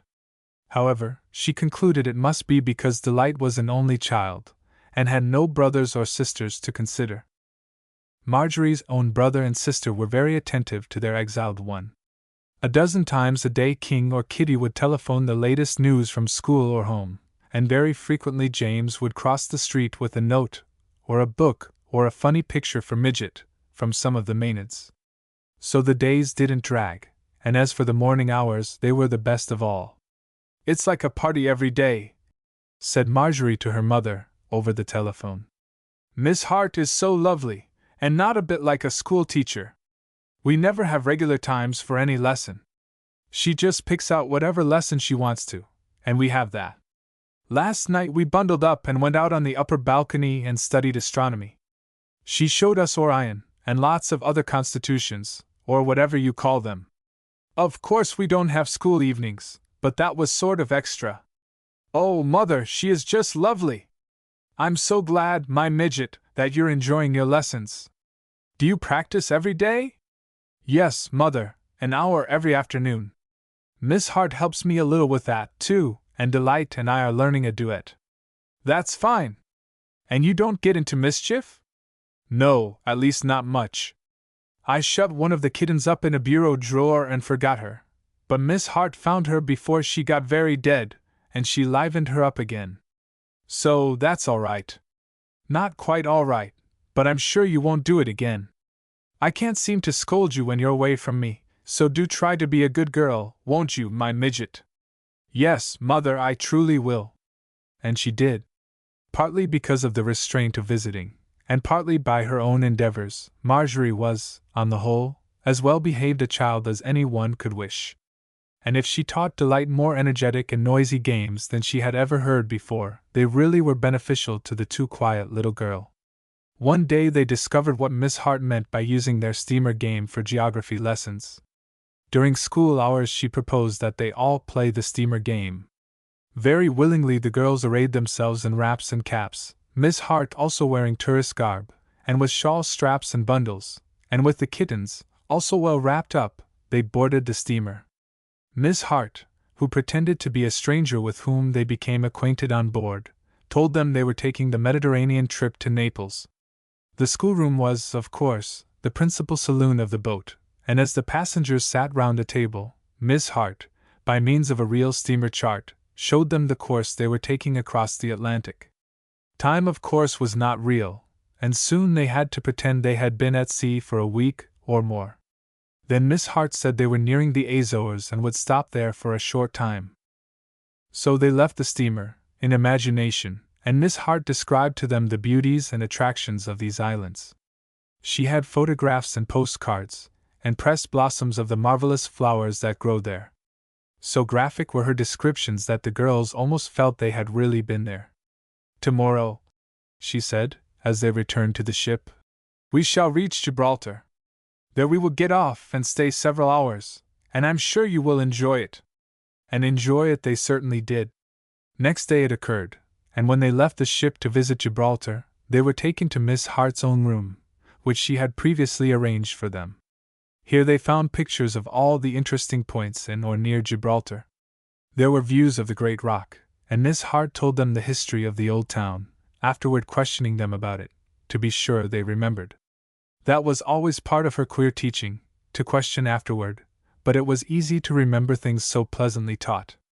She showed them pieces of beautiful Maltese lace, explaining how it was made, and why it was sold at Gibraltar, and she showed them pictures of the Moors in their strange garb, and told of their history. The luncheon bell sent them scurrying to the ship's dining room, and they begged of Miss Hart that they might go on to Naples next day.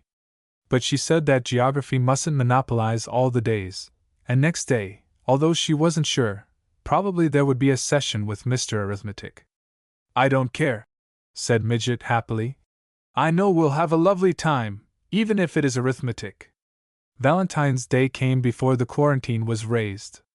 Marjorie was very sorry for this, for the doctor had said that after a few days more she could go home, and it seemed as if she might have gone for the 14th.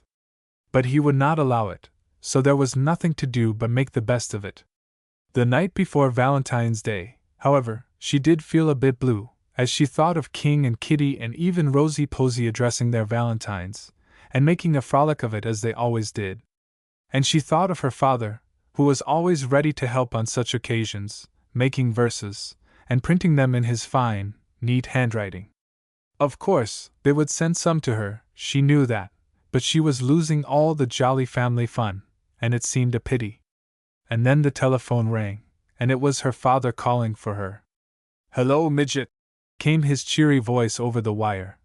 "Now I wonder if a little girl about you size isn't feeling sorry for herself this evening." "I'm afraid I am, Father, but I'm trying not to."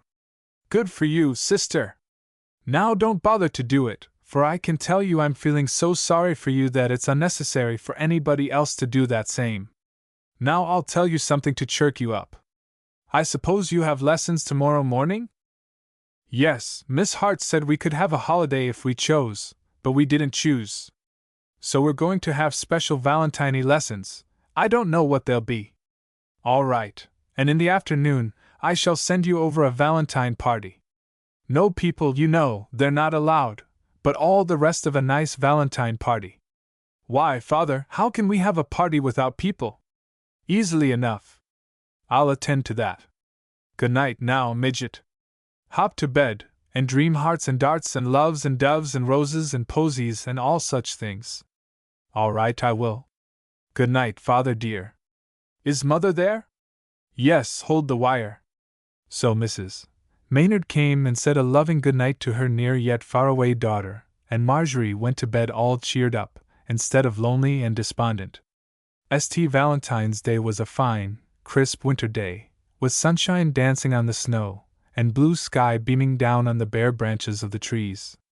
The fun began at breakfast time, when everybody found valentines at their plates, for as Midge and Delight agreed, they had made so many, and they must use them up somehow. So Miss Hart and Mrs. Spencer received several in the course of the day. 2 were surreptitiously stuffed into Dr. Mendel's coat pockets, and the kittens each received some. Lessons that morning were not really lessons at all. Miss Hart called it a literature class. First she told the girls about the origin of valentines, and how they happened to be named for St. Valentine, and why he was chosen as the patron saint of love. Then she read them some celebrated valentines written by great poets, and the girls had to read them after her, with great care as to their elocution. She showed them some curious valentines, whose initials spelled names or words, and were called acrostics, and told of some quaint old-fashioned valentines that had been sent to her grandmother. "And now," she said finally, "we've had enough of the sentimental side. I will read you a funny Valentine story." So, in her whimsical, dramatic fashion, she read the tragic tale of Mr. Todgers and Miss T. In the town of Slocum Pocum, 1870 A.D., lived Mr. Thomas Todgers and Miss Thomasina T. The lady blithely owned to 40-something in the shade, while Todgers, chuckling, called himself a rusty-eating blade, and on the village green they lived in 2 adjacent cots, adorned with green Venetians and vermilion flower pots. No doubt you've heard it stated, 'tis an aphorism trite, that people who live neighborly in daily sound and sight of each other's personality, habitually grow to look alike, and think alike, and act alike, and so did Mr. Thomas Todgers and Miss Thomasina T. in the town of Slocum Pocum, 1870 A.D. Now Todgers always breakfasted at 25 to 8, at 7:35 Miss T. poured out her chocolate, and Todgers at 9:30 yawned lights out. "I'll go to bed." At 9:30 Miss T. retired, a word she used instead. Their hours were identical at meals and church and chores, at weeding in the garden, or at solitaire indoors. 'Twas the 12th of February, so the chronicler avers, Mr. Todgers in his garden, and Miss T. of course in hers, both assiduously working, both no doubt upon their knees, chanced to raise their eyes together, glances met, and if you please, ere one could say Jack Robinson, "Tut tut!" or Falderie. Thomasina loved Mr. Todgers. Mr. Todgers loved Miss T. 2 heads with but a single thought went bobbing to the dust, and Todgers smiled sub rosa, and Miss Thomasina blushed. Then they seized their garden tackle and incontinently fled down the box-edged pathways past the flower pots of red, past the vivid green Venetians, past the window curtains white, into their respective dwellings, and were seen no more that night. All that night poor lovesick Todgers tried his newborn hopes to quell, and Miss T made resolutions, but she did not make them well, for they went to smash at daybreak, and she softly murmured 'tis kismet, fate, predestination. If he'll have me I am his, while Todgers sang there's only one girl in this world for me, or its music hall equivalent in 1870. It was February 13th, on my Pegasus. Nor balk at that fear-inspiring figure. Thomasina took a walk and fate drew her by 1,000 spidery lines to a Slocum Pocum window filled chock-full of valentines, all gaudy, save 2, just alike in color, shape and size, which pressed against the window pane and caught the lady's eyes. "How chaste! How charming! How complete!" she cried. "It must be mine! I'll tell my love to Thomas in this lovely valentine, whereon is suitably inscribed, in letters fine and free, 'Send back this tender token if you cannot marry me.'" So with her cheeks all rosy, and her pulses all astir, she went in and brought the valentine and took it home with her. 10 minutes later Thomas paused outside the selfsame store. You guess the rest. Fate grappled him and pushed him through the door, and made him buy the fellow to the very valentine which Thomasina had purchased there at 25 to 9. He chuckled, and Fate chuckled, the appropriate words to see, "Send back this tender token if you cannot marry me." It was February 14th, and the postman's rat-a-tat made 2 hearts in Slocum Pocum beat a feverish pit-pat. Thomas and Thomasina each in turn rushed doorwards and snatched their respective missives from the post's extended hand, and the postman, wicked rascal, slowly winked the other eye, and said, "Seems to me the old folks is a-gettin' pretty spry." They tore the letters open. What is this? Rejected! Spurned! Both thought the cards before them were their valentines returned. And Thomas went to Africa, and Thomasina to Rome, and other tenants came to fill each small deserted home. So no more in Slocum Pocum may we hope again to see poor Mr. Thomas Todgers and poor Thomasina T. "That's awfully funny," said Delight, as Miss Hart finished reading. "But I should think they would have known they got each other's valentine." "I shouldn't," said Midge, who entered more into the spirit of the story. "They didn't know each other sent any, so each thought their own was returned. Besides, if they hadn't thought so, there wouldn't have been any story." That's so, said Delight, who usually agreed with Marjorie finally. The postman brought lots of valentines for the two little girls. Delight's were almost all from her friends in New York, although some of the Rockwell young people had remembered her too. Marjorie's were nearly all from Rockwell, and though there were none from any of her family, that did not bother her, for she knew they would come in the afternoon for the party. Chapter 16 A Valentine Party. At 4 o'clock the party came. Midget and Delight, watching from the window, saw James and Thomas come across the street, bringing between them a great big something, all wrapped in white tissue paper. They left their burden, whatever it was, on the porch, rang the doorbell, and went away. The children flew to the door, and, with the help of Mary and Miss Hart, they brought the big thing in. Though bulky, it was not heavy, and they set it in the library and proceeded to take off the wrappings. As the last sheet of tissue paper was removed, shrieks of admiration went up from the girls, and Mrs. Spencer came running in to see what the excitement was about. She saw a large heart, about 5 feet high, made on a light wood frame, which was covered with red crepe paper.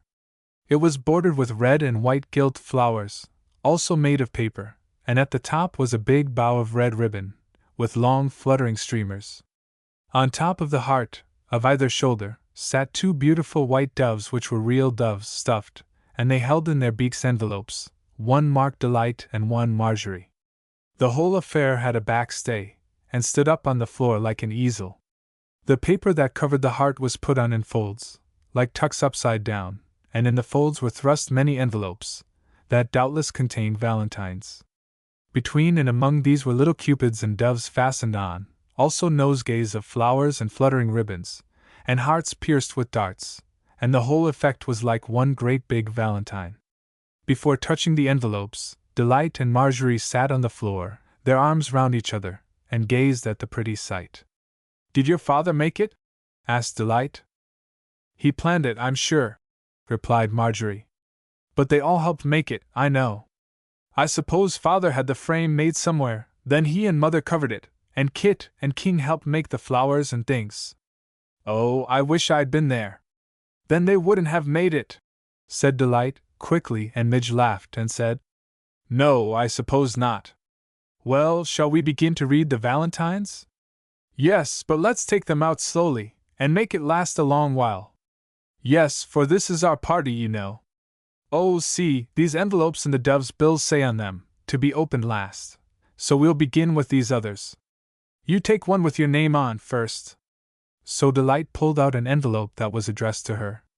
It contained a valentine of which the principal figure was a pretty little girl, something like Delight herself. Inside was written, "Flouncy Flouncy, fair and fine, let me be your valentine.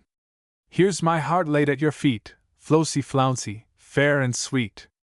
"I know King wrote that," cried Midget. "He always calls you Flouncy Flouncy. You don't mind, do you?" "No, indeed. I think it's fun. I'm going to call him Old King Cole. That is, if I ever see him again. Oh, Shaw! We'll be out of this prison next week. The doctor said so. And you must come and make me a visit to even things up. Mother wouldn't let me go to your house to stay, I'm sure, but I can go over afternoons or Saturdays. Yes, and you'll get to know King better. He's an awful nice boy. I'm sure he is. Now you take a valentine." Midget pulled out the biggest one that was addressed to her. It held a beautiful, large valentine, not homemade, but of most elaborate design. On its back, though, was a verse written that Midge knew at once was done by her father. It said, "Marjorie Midget Mopsy Mops, I have looked through all the shops, searching for a valentine good enough for Midget mine. This is the best that I could do, so here it is with my love so true." "Isn't it a beauty?" cried Midge. "I never had such a handsome one before. See how the flowers are tied with real ribbons, and the birds hop in and out of their cages." "It's splendid," said Delight. "And here's a big one for me, too." She pulled out a large envelope, addressed to herself, and found a valentine quite as beautiful as Marjorie's and almost exactly like it. It was from her father, and as Mr. Spencer didn't have the knack of rhyming as well as Mr. Maynard, he had written on the back, "Dear Delight, I can't write, But I send you affection true, Yankee Doodle Doo. I think that's funny, cried Marjorie. I love funny valentines. So do I, agreed Delight. And I didn't know Father could make rhymes as well as that. He must have learned from your father. I 'spect he did. Everybody makes verses at our house. Marjorie smiled to think of the grave and dignified Mr. Spencer learning to write funny rhymes, but she was glad Delight had a big valentine like hers. Then they pulled out the others, by turns. Some were lovely ones that had been bought, some were homemade ones, some were funny, but the funny ones were homemade, they were not the dreadful things that are called comic valentines. Then there were valentines from Gladys and her brother Dick, which had been delivered by the postman at Marjorie's home, and sent over with the others. There was one from each of the home servants, who were all fond of Midget, and glad to send her a token of remembrance. And among the best of all were valentines from Grandma Sherwood and Uncle Steve. Uncle Steve was especially clever at writing verses, and he sent several valentines to both the girls. One bore a picture of 2 weeping maidens, behind barred windows in a castle tower. The verses ran thus: 2 princesses locked in a tower, alas, alas for they! I would they need not stay an hour, nor yet another day. But to a lovely rosy bower the 2 might fly away. I would I were a birdie fleet that I might wing a flight, and bear to them a message sweet each morning, noon and night. 'Twould be to me a perfect treat to see their faces bright. But no, in their far home they stay, and I must stay in mine. But though we are so far away our thoughts we may entwine. And I will send this little lay from your fond Valentine. That's lovely, said Delight. And it's for me as much as you. What jolly relatives you have. Oh, Uncle Steve is wonderful. He can do anything. Sometime perhaps you can go to his house with me, then you'll see. Oh, here's a pretty one, listen. Midge read aloud. What is a valentine? Tell me, pray. Only a fanciful roundelay bearing a message from one to another, this time, to a dear little girl from her mother. Message of love and affection true, this is a valentine, I love you. That's sweet. Did your mother write it? Yes, Mother makes lovely poetry. Here's a ridiculous one from Kit. Marjorie, Parjorie, pudding and pie, hurry up home, or I'll have to cry. Since you've been gone I've grown so thin I'm nothing at all but bone and skin. So hurry up home if you have any pity for your poor little lonesome sister. Kitty! Why, I thought people never signed valentines, said Delight, laughing at Kitty's effusion. They don't, real ones. But of course these are just nonsense ones, and anyway I know Kit's writing, so it doesn't matter. There were lots of others, and through Marjorie, naturally, had more than Delight. Yet there were plenty for both girls, and set out on 2 tables they made a goodly show. Miss Hart was called in to see them, but she answered that she was busy in the dining room just then, and would come in a few moments. The big heart that had held the valentines was not at all marred, but rather improved by their removal, and the girls admired it more than ever. But we haven't taken the last ones yet, said Delight, looking at the 2 envelopes in the bills of the doves. They took them at the same time, and opened them simultaneously. Each contained a valentine and a tiny parcel. The valentines were exactly alike, and their verses read the same.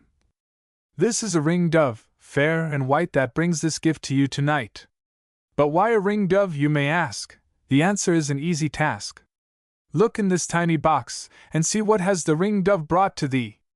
Eagerly the girls opened the boxes, and inside, on a bit of cotton wool, lay 2 lovely rings exactly alike. They were set with a little heart made of tiny pearls and turquoises, and they just fitted the fingers of the 2 little girls. Aren't they exquisite? Cried Delight, who loved pretty things. Beautiful, agreed Midge, who thought more of the ring as a souvenir. We can always remember today by them. I suppose your father sent yours and my father sent mine. Yes, of course they did. Oh, Miss Hart, do look at our rings and valentines. Miss Hart came in, smiling, and proved an interested audience of one, as she examined all the pretty trifles. And now, said Miss Hart at last, there's more to your Valentine party. Will you come out to the dining room and see it? Wondering, the two girls followed Miss Hart to the dining room, and fairly stood still in astonishment at the scene. As it was well after dusk now, the shades had been drawn, and the lights turned on. The table was set as if for a real party, and the decorations were all of pink and white. Pink candles with pretty pink shades cast a soft light, and pink and white flowers were beautifully arranged. In the center was a waxen cupid with gilt wings, whose outstretched hands bore two large hearts suspended by ribbons. These hearts were most elaborate satin boxes, one having Marjorie on it in gilt letters and the other Delight. As it turned out, they were to be kept as jewel boxes, or boxes for any little trinkets, but now they were filled with delicious bonbons, the satin lining being protected by tin foil and lace paper. The table was laid for four, and at each place was a valentine. Mrs. Spencer and Miss Hart took their seats, but, at first, the girls were too bewildered to understand. "It's your party, Marjorie," said Miss Hart, smiling. "Your father and mother sent it all over, everything, even the candles and flowers. All we've done is to arrange it on the table. So you must sit at the head, as your hostess." So Midget took her place at the head of the table, with Delight opposite. Each person had a parcel at their plate, daintily tied up in pink paper and white ribbon, and sealed with little gold hearts. Mrs. Spencer said they would not open these until after the feast, so after they had looked a few moments longer on the pretty things all about the table, Mary brought in the first course, and the party began. First there was fruit, and this consisted of a slice of pineapple cut in a heart shape, and surrounded on the plate by strawberries and candied cherries. This dainty arrangement, on lace paper, was so pretty that Delight said it was too bad to disturb it. "It's too good not to be disturbed," said Marjorie, and as it was really dinner time, and the girls were hungry, the lovely fruit course soon disappeared. "This isn't dinner," said Mrs. Spencer. "It's a party supper." "Your party, you know, Marjorie." "Yes'm, I didn't see how Father could send me a party without people." "But he did his part, didn't he?" "Yes, indeed, and we're doing ours. We've all the people that we can have, and so we'll make the best of it." "I think it's a lovely party," said Delight. "The best one I ever went to." "Oh, what are these?" For Mary was just passing the most fascinating-looking dish. It was oyster croquettes, carefully molded in heart shapes, accompanied by French fried potatoes also cut into little hearts. "Ellen cut these, I know she did," said Marjorie. "She's such a clever cook, and she loves to make fancy things." "Your mother is very fortunate with her servants," said Mrs. Spencer, with a little sigh. And then came lovely brown bread sandwiches. Of course they were heart-shaped too, and Marjorie declared she'd have heart disease if these things kept on. But they did keep on. Next came jellied chicken that had been molded in heart forms, and lettuce salad with red hearts cut from beets among the crisp yellow leaves. Then came dessert, and it was a bewildering array of heart ice creams, and heart cakes, and heart bonbons, and heart-shaped forms of jelly. "Only one of each tonight," said Mrs. Spencer, smiling. "I don't want two invalids for Valentine's, I can assure you." So lots of the good things were left over for next day, and Marjorie remarked that she thought the next day's feast was always about as much fun as the party anyway. "Now for our presents," said Delight, as the last plates were removed, and they sat round the table still feasting their eyes on the pretty trinkets that decorated it. So Mrs. Spencer opened her parcel first. She found a silver photograph frame shaped like a heart. Of course, Mr. Spencer had sent it, and the pretty card with it read, "As at my verse I'm sure you'd sniff, I simply send this little gift. Valentine."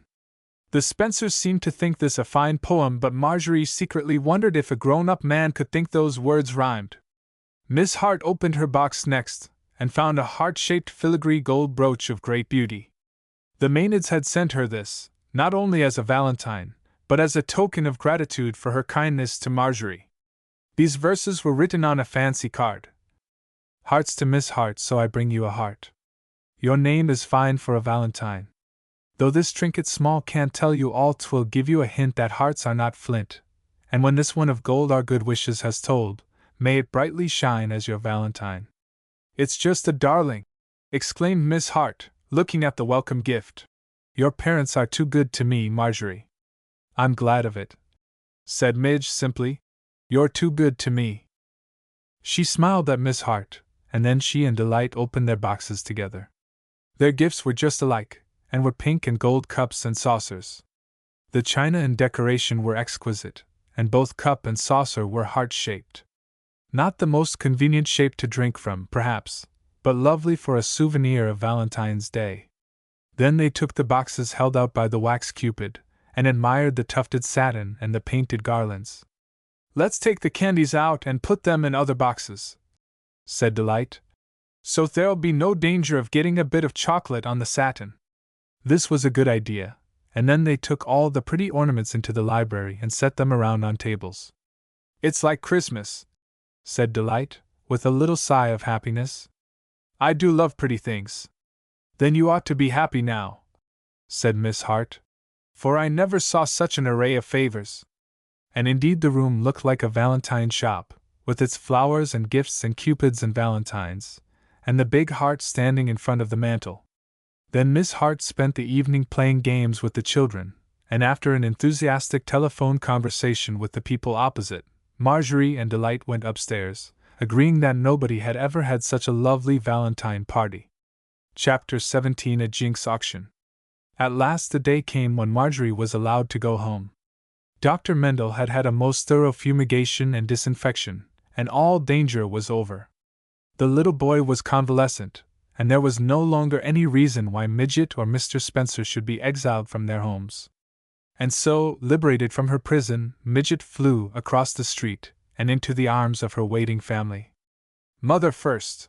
she cried, as they all crowded round, but so mixed up did the Maenads become, that it was one grand jumble of welcoming hugs and kisses.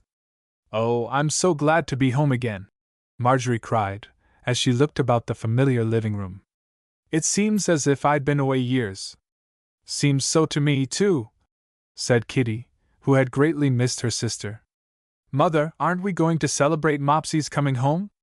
Now, celebration, in the Maynard household, always meant dress-up frocks, and ice cream for dessert. "Of course," said Mrs. Maynard, smiling. "Fly upstairs, girlies, and get into some pretty dresses, and then fly down again, for Father's coming home early." So Midge and Kitty flew, and King scampered to his room also, and Mrs. Maynard gave the baby over to Nurse Nanny for a clean frock, while she herself telephoned for the ice cream. And to the order she added cakes and candied fruits and other dainties, until it bade fair to be a celebration feast indeed. Marjorie, delighted to be in her own room once more, chattered rapidly, as she and Kitty dressed, and tied ribbons, and hooked waists for each other. "Delight is an awfully nice girl, Kitsy," she was saying. "I didn't like her so much at first, but as we were together so much I grew to like her better. Is she as nice as Gladys?" "In some ways she is. She's more fun than Glad about playing games. She loves to play pretend, and Gladys wasn't much good at that. But of course I'm more fond of Glad, she's my old friend. Delight is nice for a neighbor though." Dressed in a white serge, with pipings and bows of scarlet velvet, her cheeks glowing red with the joyous excitement of getting home, and her eyes dancing with happiness, Marjorie flew downstairs just in time to tumble into the arms of her father, who was entering the hall door. "Why, bless my stars!" he exclaimed. "Who in the world is this?" "Your long-lost daughter," said Midge, nestling in his big, comfortable embrace. "No! Can it be? This great big girl! Why, how you've grown! And yet, yes, it is! My own Marjorie Mischief Mopsy Midget Maynard! Well, I am glad you're back where you belong. So am I. I tell you, Father Maynard, it was awful hard to stay away so long. I know it, girlie, and I hope it won't happen again. But you know, into each life some rain must fall. And I did have a good time, too," went on Midge. "Isn't it funny, Father, how you can have a good time and a bad time both at once? Quite comic, I should say. Now let me get my coat off, and then we'll talk matters over." Marjorie skipped into the living room, and plumped herself down on the sofa. Kitty and King sat close on either side, and Rosie Posy climbed into her lap and lovingly patted her face. The four made a pretty group, and as Mrs. Maynard came in and saw them, she said, "Well, I'm glad my quartet is whole again, it's been broken so long." The dinner was a celebration for Fair. Aside from the delicious things to eat, everybody was so gay and glad over Marjorie's return that all was laughter and jollity. "How different our two families are," said Midge thoughtfully. "Here we are having such fun and frolic, and the Spencers are just having an everyday, quiet dinner." "Aren't they glad the sickness is all over?" asked Kitty. "Yes, of course. But they never celebrate. I guess they don't know how very well. And Mrs. Spencer is very quiet. Much noise makes her head ache." "Mr. Spencer was awful quiet, too," said King. "He hardly ever laughed all the time he was here. Except the night we wrote the Valentines. Then he laughed, 'cause we made him write poetry and he couldn't." "Well, they're nice people," said Midge, "but awful different from us." "I'm glad I'm a Maynard." "I'm glad you are," said her father. The next day Mrs. Maynard announced her intention of going over to see Mrs. Spencer and thanking her for her care of Marjorie. "But it does seem funny," said Midge, "to thank her for keeping me there, when I couldn't possibly get away. But she was good to me, though really she didn't pay very much attention to me. But I suppose that was 'cause she was so bothered about the little sick boy. But Mother do thank Miss Hart, too. She was lovely, and she put herself out lots of times, to make it pleasant for Delight and me. Give her plenty of thanks, will you, Mother?" "Yes, Midget, and what about Delight?" "Oh, yes, thank her too. She was kind and pleasant, only, well, it seems mean to say so, but Mother, she is a little selfish." "I didn't mind, really, only I don't think it's quite nice to be selfish to a guest." "Perhaps not, but neither is it nice to criticize your little hostess." Marjorie flushed. "I didn't mean to, Mother," she said, "but I thought it didn't count when I'm just talking to you." "That's right, dearie, always say anything you choose to Mother, but don't criticize Delight to anybody else." "No, Mother, I won't." And Midge gave her mother one of her biggest bear hugs, and then wandered off in search of Kitty. "What are you doing, Kit?" she said, as she found her sister sitting on the big hall settle, looking out of the window. "Waiting for Dorothy. She's coming this afternoon, and we're going to play paper dolls." Marjorie must have looked a little disappointed, for Kitty said, "Say, Mops, why don't you take Delight for your friend in Glad's place? It's so nice to have a friend all your own." "I know it is, Kit." And Midget sat down beside her sister. "But somehow it seems sort of mean to put anybody in Gladys's place." "Oh, pshaw! It doesn't either. And when Glad is so far away, too. She doesn't even write to you, does she? She sent me a valentine." "Well, but when has she written?" "Not for a long time. But that doesn't matter. She's my friend, and I'm not going to put anybody else in her place." Kitty grew exasperated at this foolishness, as it seemed to her, and said, "Well, then don't put her in Glad's place. Keep her old place empty. But take Delight as a sort of, what do you call it? Substitute friend, and let her come over here to play, same as Dorothy comes to play with me." "I'd like to do that," said Midge. "I'm awfully glad to have Delight with me, and I know she likes me." "Then go and telephone her now. Ask her to come over and play." "No, not now, 'cause Mother is over there, and I'd rather wait till she comes home. Let's all play together today."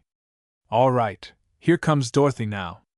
Dorothy Adams came in, very glad to see Midget again, whom she liked almost as much as she did Kitty. She took off her things, and the girls drifted into the living room, where King sat reading. He had a band of red ribbon round his head, in which were stuck a dozen large turkey feathers, giving him a startling appearance. "What's the feathers for?" asked Dorothy, looking at the boy in amazement. "Why, you see, I'm reading one of Cooper's stories," King explained, "and I can sort of feel the Indian part of it better if I wear some feathers." "Come on and play," said Midget. "Shall we play Indians?" "No," said Kitty promptly. It's too rough and tumbly when we play it in the house. Let's play a pretend game. Aren't we going to have the Jinx Club any more? Asked Dorothy. We haven't had it since the Fultons went away. Too few of us, said King. We 4, that's all. We might ask Delight to belong, said Marjorie. She can cut up Jinx when she feels like it. All right, do, said King. Let's have Flossy Flouncy, and I'll ask Flip Henderson, he's heaps of fun. Then we'll have 6, just like we had before. I don't like to put people in the Fultons' place, said Marjorie dubiously. Now look here, Midge, that's silly, said King. We can't help it that the Fultons moved away, but that's no reason we shouldn't have anybody to play with. Let's telephone for our 2 new members right now, and begin the club all over again. After a little more argument, Marjorie consented, and she telephoned for Delight to come over, and then King telephoned for Frederick Henderson, better known by the more euphonious name of Flip. Both accepted, and in less than half an hour the Jinx Club was in full session. The new members had been elected by the simple process of telling them that they were members, and they gladly agreed to the rules and regulations of the somewhat informal club. We just cut up Jinx, exclaimed Marjorie. But they have to be good Jinx, for bad Jinx are mischief, and we tried to keep out of that. It sounds lovely, said Delight. I always wanted to belong to a club, but I never have before. Can't we cut up a Jinx now? You must say cut up Jinx, Flossy Flouncy, said King, smiling at the pretty eager face. You can't cut 'em by ones. Well, cut some, and show me how. I believe you think we cut 'em with scissors like paper dolls, said Marjorie, laughing. She was really very glad to have Delight with her again, for she had become more attached than she realized to the little girl during their fortnight together. Show me, repeated Delight, with an air of willingness to learn. All right, let's have a good one. What shall it be, Mops? King looked at his sister with such evident faith in her power of inventiveness that the others all looked at her too. Marjorie looked round the room. I'll tell you, she cried, as a brilliant idea came to her. We'll play auction. Hooray! Cried King, grasping the plan at once. Sell everything we can move. Yes, cried Mops. Where is the auction room? This end of the room is the auction room. King, indicating nearly half of the long living room. Now, Flip and I are auctioneers, and you ladies are in reduced poverty, and have to bring your household goods to be sold. Delight and Kitty at once saw dramatic possibilities, and flew to dress for their parts. An afghan for a shawl, and a tidy for a bonnet, contented Kitty, but on Delight's head went a fluffy lamp mat, stuck through with 4 or 5 of the turkey quills discarded from King's headdress. Mops and Dorothy followed this lead, and soon 4 poverty-stricken ladies, carrying household treasures, timidly entered the auction room. What can I do for you, madam? Said King, as Delight showed him a bronze statuette. I have lost all my fortune, sir, responded Delight, sobbing in a way that greatly pleased her hearers. And I fear I must sacrifice my few remaining relics of my better days. Ah, yes, madam. Sorry to hear of your ill luck. Just leave the statuette, ma'am. We have an auction tomorrow or next week, and we'll get what we can for it. It's a priceless work of art, said Delight, still loudly weeping. And I don't want less than $5,000 for it. $5,000, madam! A mere trifle for that gem. I'll get 10,000 for you, at least. 10,000 will do nicely, said Delight, giggling at last at King's pompous air. Then Marjorie came bringing a large frilly sofa pillow. This is my last pillow, she said in quavering tones. I shall have to sleep on a brickbat tonight, but I must have bread for my children to eat. There are 7 of them, and they haven't had a mouthful for 2 weeks. Oh, that's nothing, responded Flip airily. Children ought not to be fed oftener than every 3 weeks anyway. I hate overfed children. It makes them so cross. So it does, agreed Kitty. But my children are never cross, 'cause I feed them on honey. I've brought a bust of Dante to have sold by auction. It's a big one, you see, and ought to bring a good price. Yes, it will, madam, I'm sure. Haven't you anything more to leave? Yes, here's an umbrella, and a waste basket, and some books. They're all valuable, but I have so much treasures in my house, I don't need these. Hurry up, put in Dorothy. And give me a chance. I've brought these pictures, showing some small ones she had lifted from their nails in the wall. And also this fine inkstand. Look out and don't spill the ink. Also, here's a vase of flowers and all. Look out and don't spill the water. You seem to bring spilly things, ma'am, said King, taking the goods carefully. But we'll sell them. Each girl trudged back and forth a few times until most of the portable things in the room were piled up on the table and sofa at the end where the boys were, and then the auction was prepared.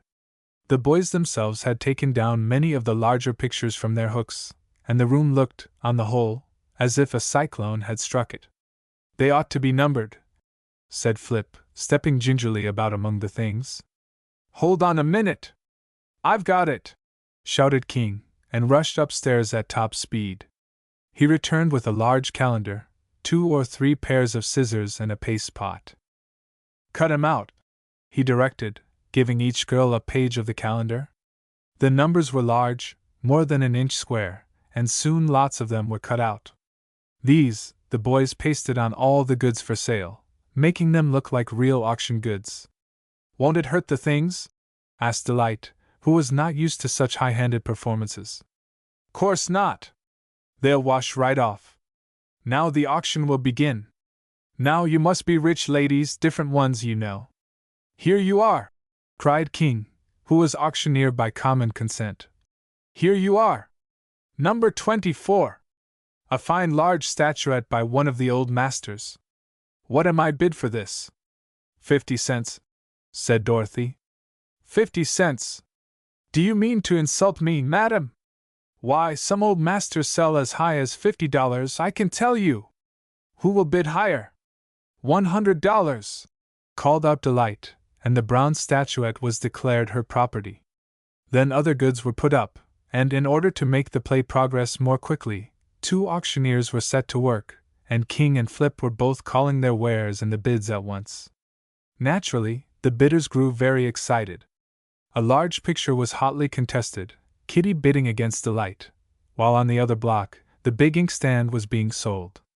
Somehow the wire of the picture became tangled round the auctioneer's foot. He stepped back and bumped into the other auctioneer, who lost his balance, and fell over, inkstand and all. The heavy inkstand fell on the picture, breaking the glass, and soaking the paper engraving with ink. Much of the ink, too, went on Flip, who grabbed for it in a vain endeavor to save the situation. The 2 boys laughingly straightened themselves out of their own mix-up, but their laughter ceased when they saw that real damage had been done. Oh dear, said Marjorie. This is a bad jinx after all. Never mind, Mopsy, said King magnanimously. It wasn't your fault. It was mine. No, it was mine, said Midge, for I proposed playing auction. I might have known we'd play it too hard. Never mind, said Kitty. The company didn't have anything to do with the trouble, and we mustn't make them feel bad. I did, said Dorothy. I brought the inkstand to the auction. I ought to have known better. Never mind who's to blame, said King. Let's straighten things out. The game is over. Good-naturedly, they all went to work, and soon had everything back in its place. The broken and spoiled picture was stood behind the sofa, face to the wall, to be confessed to Mother later. Now we're all in shape again, said King, looking proudly about the cleared-up room. Any nice little jinks to eat, Midgie? I'll ask Sarah. She'll find something. She did, and soon a large tray of cookies and lemonade refreshed the members of the Jinx Club, after which the visiting members went home. Chapter 18 Honest Confession.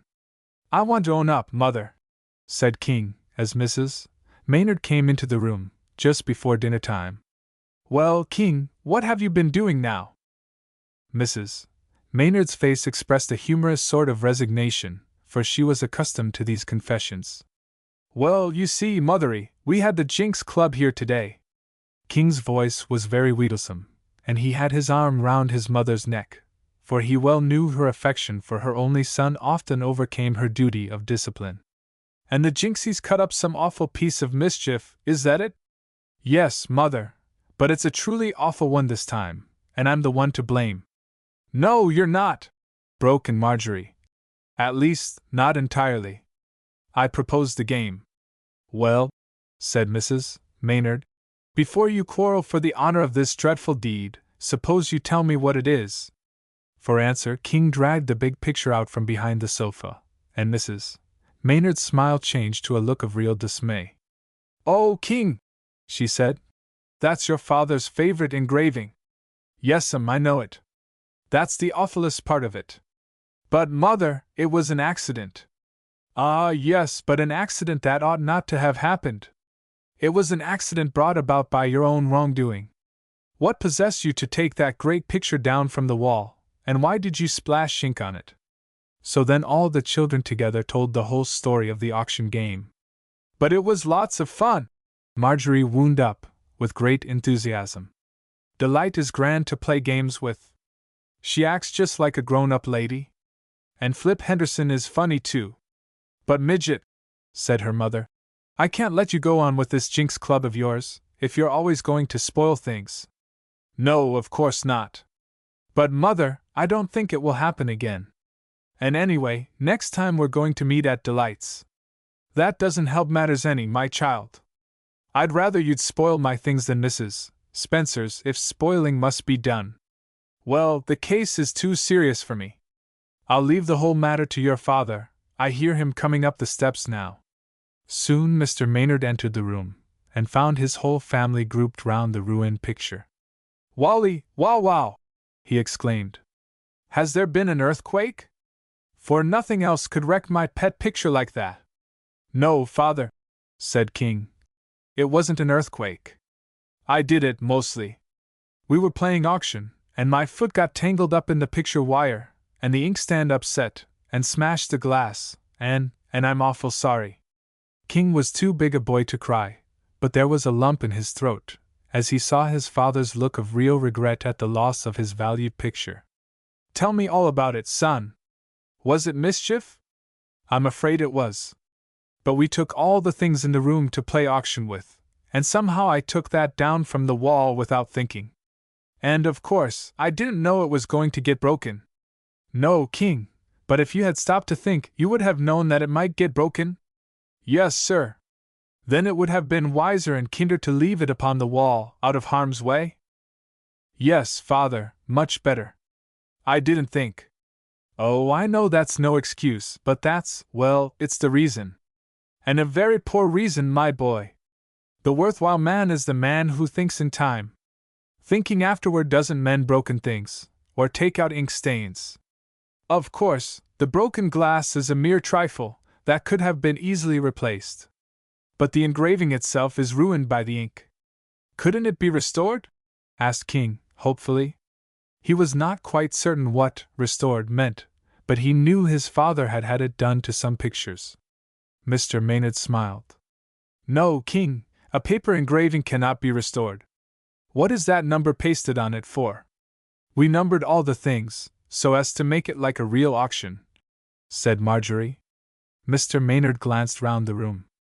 You rascally children, he cried. If you haven't stuck papers on all the vases and bric-a-brac in the room, and on this tree-calf Tennyson, as I live. Oh, my little Maynards! Did anybody ever have such a brood as you? Mr. Maynard dropped his head in his hands in apparent despair, but the children caught the amused note in his voice, and the twinkle in his eye, as he glanced at his wife. Well, here you are, he said, as he raised his head again. For a punishment you must get all those numbers off without injury to the things they're pasted on. This will mean much care and patience, for you must not use water on books or anything that dampness will harm. Those must be picked off in tiny bits with a sharp penknife. Oh, we'll do it, Father! Cried Marjorie. And we'll be just as careful. Indeed you must. You've done enough havoc already. As to the picture, King, we'll say no more about it. You're too big a boy now to be punished, so we'll look upon it as a matter between man and man. I know you appreciate how deeply I regret the loss of that picture, and I well know how sorry you feel about it yourself. The incident is closed. Mr. Maynard held out his hand to his son, and as King grasped it he felt that his father's manly attitude in the matter was a stronger reproof and a more efficacious lesson to him than any definite punishment could be. After dinner the three children went to work to remove the pasted numbers. A few, which were on glass vases, or porcelain, or metal ornaments, could be removed easily by soaking with a damp cloth, but most of them were on plaster casts, or polished wood, or fine book bindings and required the greatest care in handling. When bedtime came the task was not half finished, and Marjorie's shoulders were aching from close application to the work. "Sorry for you, kiddies," said Mr. Maynard, as they started for bed. "But if you dance, you must pay the piper. Perhaps a few more evenings will finish the job, and then we'll forget all about it." Mr. Maynard, though not harsh, was always firm, and the children well knew they had the work to do, and must stick patiently at it till it was finished. "Good night, Father," said King, "and thank you for your confidence in me. I'll try to deserve it hereafter. Good night, my boy. We all have to learn by experience, and when you want my help, it's yours." The straightforward glance that passed between father and son meant much to both, and King went off to bed, feeling that, if not quite a grown man, he was at least a child no longer in his father's estimation. After the children had gone, Mr. Maynard picked out the most delicate or valuable of the auction goods, and began himself to remove the pasted numbers. "Partly to help the kiddies," he said to his wife, "and partly because I know they'd spoil these things. It's all I can do to manage them successfully myself." Next morning at breakfast Mrs. Maynard said, "Well, Midget, now you're at home again, what about starting back to school?" "Oh, Mother!" said Marjorie, looking disconsolate. And then, for she did not want to be naughty about it, she added, "All right, I suppose I must go, so I will. But as today's Friday I can wait till Monday, can I?" Mrs. Maynard smiled. "Yes, I think you may till Monday if you want to. But are you sure you want to?" "'Deed I am sure. And nothing would make you want to go today, instead of waiting till Monday?" "No, ma'am. No thing." And Midget actually pounded the table with her knife handle, so emphatic was she. "You tell her, Fred," said Mrs. Maynard, smiling at her husband. "Well, Madcap Mopsy," said her father, "try to bear up under this new misfortune. Your mother and I have planned a plan, and this is it. How would you like it, instead of going to school any more, I mean to Miss Lawrence, to go every day to lessons with Delight and Miss Hart?" Marjorie sat still a minute, trying to take it in. It seemed too good to be true. Then, dropping her knife and fork, she left her chair and flew round to her father's place at table. Seeing the whirlwind coming, Mr. Maynard pushed back his own chair just in time to receive a good-sized burden of delighted humanity that threw itself round his neck and squeezed him tight. "Oh, Father, Father, Father! Do you really mean it? Not go to school any more at all? And have lessons every day with that lovely Miss Hart, and my dear Delight? Oh, Father, you're such a duck! There, my child! Don't strangle me, or I'll take it all back. You can't now. You've said it. Oh, I'm so glad! Can I start today?" "Oh ho!" said Mrs. Maynard. "Who was it that said nothing could make her want to go today instead of Monday?" Marjorie giggled. "But who could have dreamed you meant this?" she cried, leaving her father and flying to caress her mother. "Oh, Mumsy, won't it be lovely? Oh, I am so happy! If not, you're a pretty good imitation of a happy little girl," said her father. "And now if you'll return to your place and finish your breakfast, we'll call it square." "Square it is, then," said Marjorie, skipping back to her place. "Kit, did you ever hear of anything so lovely?" "Never," said Kitty. "For you.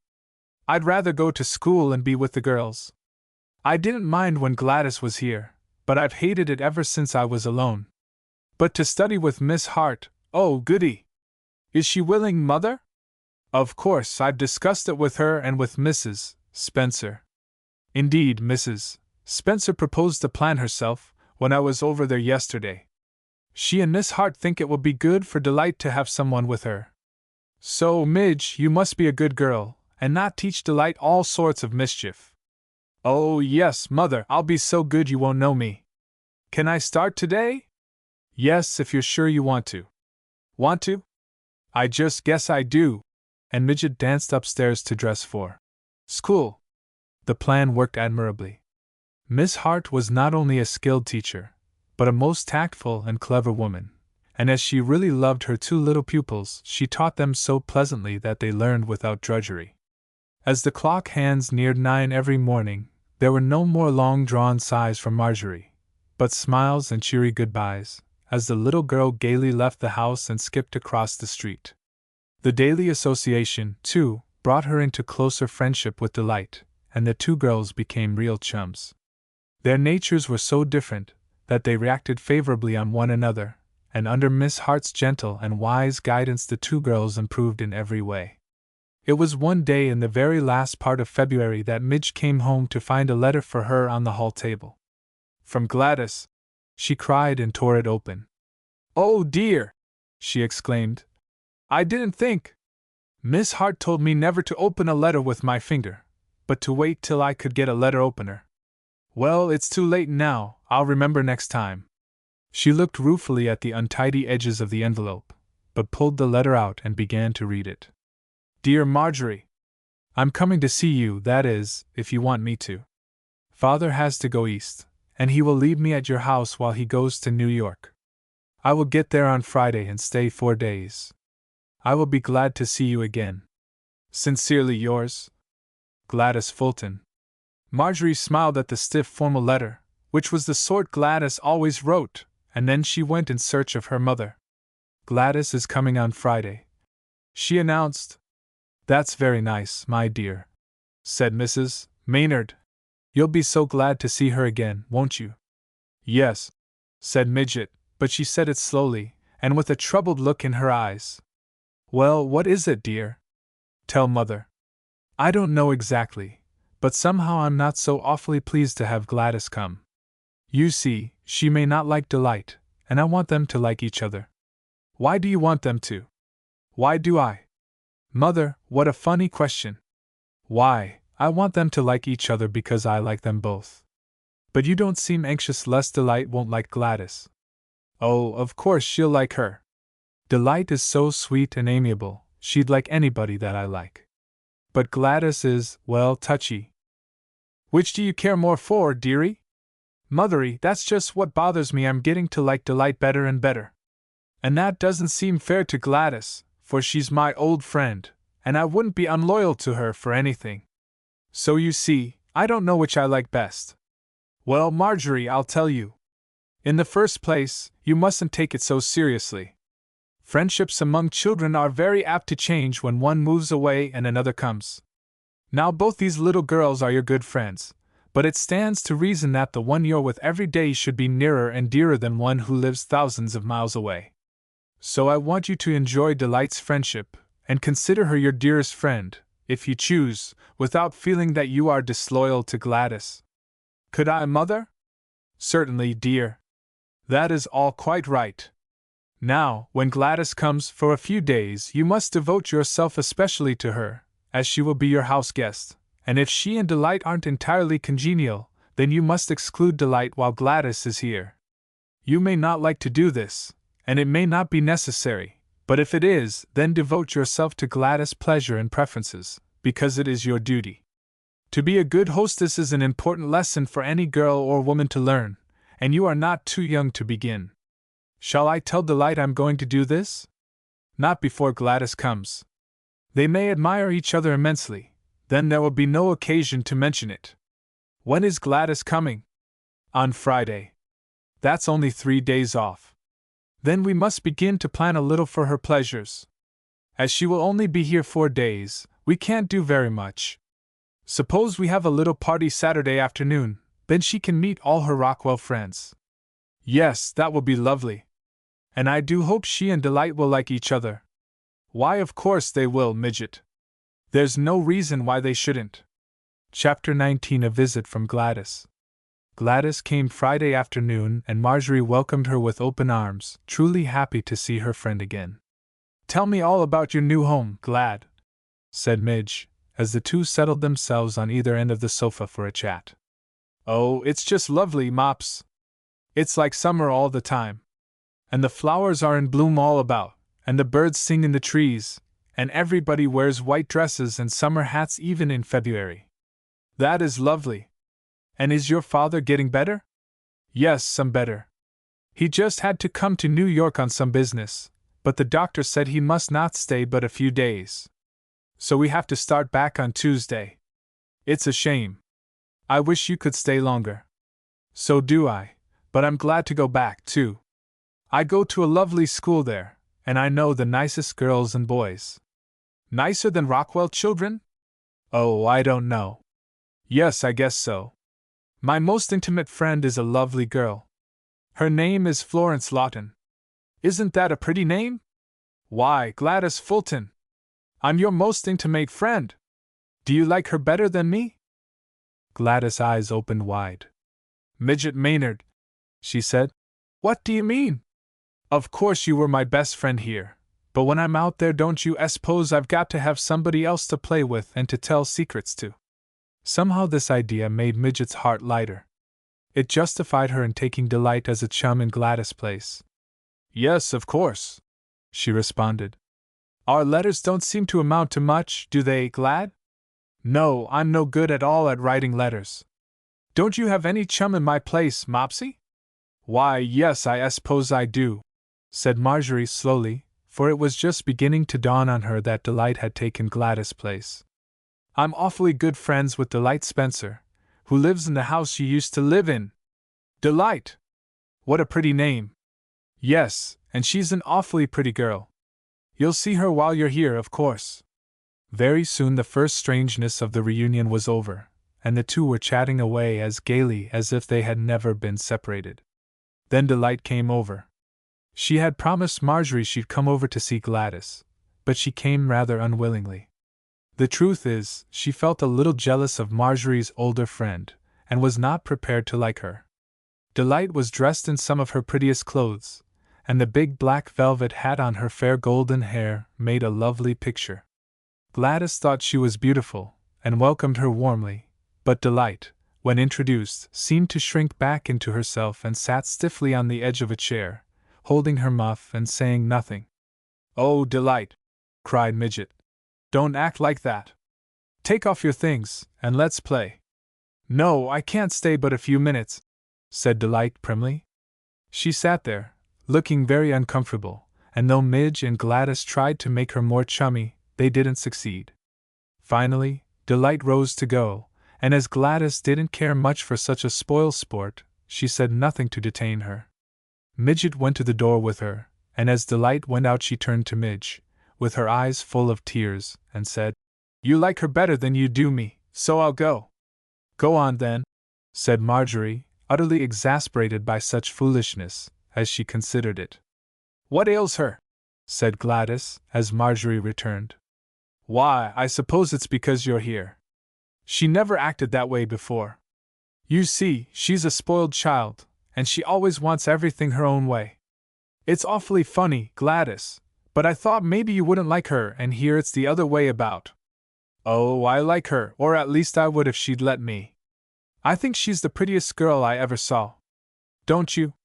"Yes, I do. And she's awfully nice, too, if she didn't have this tantrum about you." "Oh, well, she'll get over it," returned Gladys. "I shan't be here long, anyway." The day after Gladys' arrival was the first Saturday in March. First Saturdays were usually our days, when Mr. Maynard took a whole day from his business and devoted it to the entertainment of his children. It was King's turn to choose how the day should be spent, but, as a party in honor of Gladys had been arranged for the afternoon, there was only the morning to choose for. They were all discussing the matter the night before, and King kindly offered to give his turn to one of the girls, that they might choose something to please Gladys. "No, indeed," said Midget. "We like boys' fun as well as girls' fun, so you choose ahead, King." "All right, then. If you girls agree, I'd like to build a snow fort. This is a jolly deep snow, the best we've had this winter, and likely the last we'll have. Father's a jim dandy at snow games, and we could have an out-of-door frolic in the morning, And then Glad's party in the house in the afternoon. Goody! I say yes to that, cried Midget. I too, said Gladys. We don't have any snow in California, and I don't know when I'll see any again. I'm satisfied, said Kitty. Can I ask Dorothy over? Yes, said Mr. Maynard. Ask anybody you choose. So next morning, soon after breakfast, the children put on all the warmest wraps they could find, and in tam o' shanter caps, tippets, mittens and leggings, started out for their our-day fun. The snow was more than a foot deep all over the great lawn, and Mr. Maynard selected a fine place for a fort. He taught the boys, for King had asked Flip to come over, how to cut and pack great blocks of solid snow, and the girls he showed how to make balls and cones for decoration. Once Midget caught sight of Delight peeping across at them from behind a curtain. I'm going over to ask her to come, she said. I didn't ask her before, because I thought she wouldn't come. But I believe she will. So Midge scampered across the street and rang the Spencers' doorbell. Won't you come over? She said, as soon as she saw Delight. It's an our day, and we're having such fun. No, thank you, said Delight. You don't need me when you have Gladys. Don't be silly, said Midget. What's the reason I can't play with you both? Come on. Oh, I don't want to come, said Delight pettishly. Go on back. So Marjorie went back, alone, walking slowly, for she couldn't understand Delight's behavior. But once again in the fun of the snow play, she forgot all about her ill-natured little neighbor. They built a grand fort, with a flag waving from its summit, and then with soft snowballs for ammunition, they chose sides and had the merriest kind of a battle. Afterward they built a snowman and a snow woman. These were of heroic size, so big that Mr. Maynard had to climb a step-ladder to put their heads in place. The man, according to the time-honored tradition of all snowmen, wore a battered old high hat, and had a pipe in his mouth, while the old woman wore a sun bonnet and checked apron. They were comical figures, indeed, and when they were completed it was time to go in to luncheon, and Dorothy and Flip scampered for their homes. Now, gentlemen of the jury, said Mr. Maynard, at the lunch table, as we have still 2 good hours before it's time to array ourselves in purple and fine linen for the party, suppose we continue our outdoor sports and go for a sleigh ride? It's up to you, King. Fine, agreed King. If it suits the ladies of the castle. It do, said Kitty. The ladies fair would fain go for a sleigh ride. May I ask Dorothy? Not this time, Kiddums, said her father. I've ordered a big double sleigh, and we'll just fill it comfortably. And so they did, with Mr. and Mrs. Maynard on the wide back seat and Rosy Posy between them, Midget, Gladys, and Kitty facing them, and King up on the box with the driver. A span of big powerful horses took them flying over the snow, and the crisp, keen air made their cheeks rosy and their eyes bright.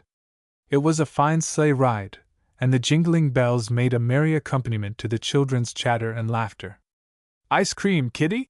Asked her father as they entered a small town, and drew up before the funny little inn that was its principal hostelry. No, sir, said Kitty, whose teeth were chattering. It's too cold. Well, I never expected to live long enough to hear Kitty say no to ice cream, exclaimed Mrs. Maynard in surprise. It's a cold day when that happens, isn't it, Kit? Asked her father. Well, jump out then, and stamp your toes, and thaw your ears. They all went into the little inn, and warmed themselves by the fire, and had a drink of hot milk or hot soup, as they preferred, and then bundled back into the sleigh for the homeward ride. I'm not cold now, said Kitty, cuddling into the fur robes. The horses dashed back again over the snow, and soon after 3 o'clock they were at home. The party was at 4, so there was ample time to get ready. What kind of a party is it to be, Father? Asked Midge. Any special kind? Special kind? Said Mr. Maynard. I should say so. It's an animal party, to be sure. An animal party? Said Gladys to Midge, as they went upstairs to dress. What does he mean? I don't know. You never can tell what Father's going to do. Especially on an our day. He always gets up lovely things for our days. He's a jolly man. said Gladys. I never saw anybody like him. Nor I either, agreed Midge. I think he's just perfect. The little girls all wore white dresses, each with a different colored ribbon, and were all ready, and sitting in state, at 10 minutes before the hour appointed for the party. Isn't Delight coming, Mopsy? Asked Mrs. Maynard. No, Mother, I just telephoned her, and she won't come. She's acting up foolish about Glad, you know.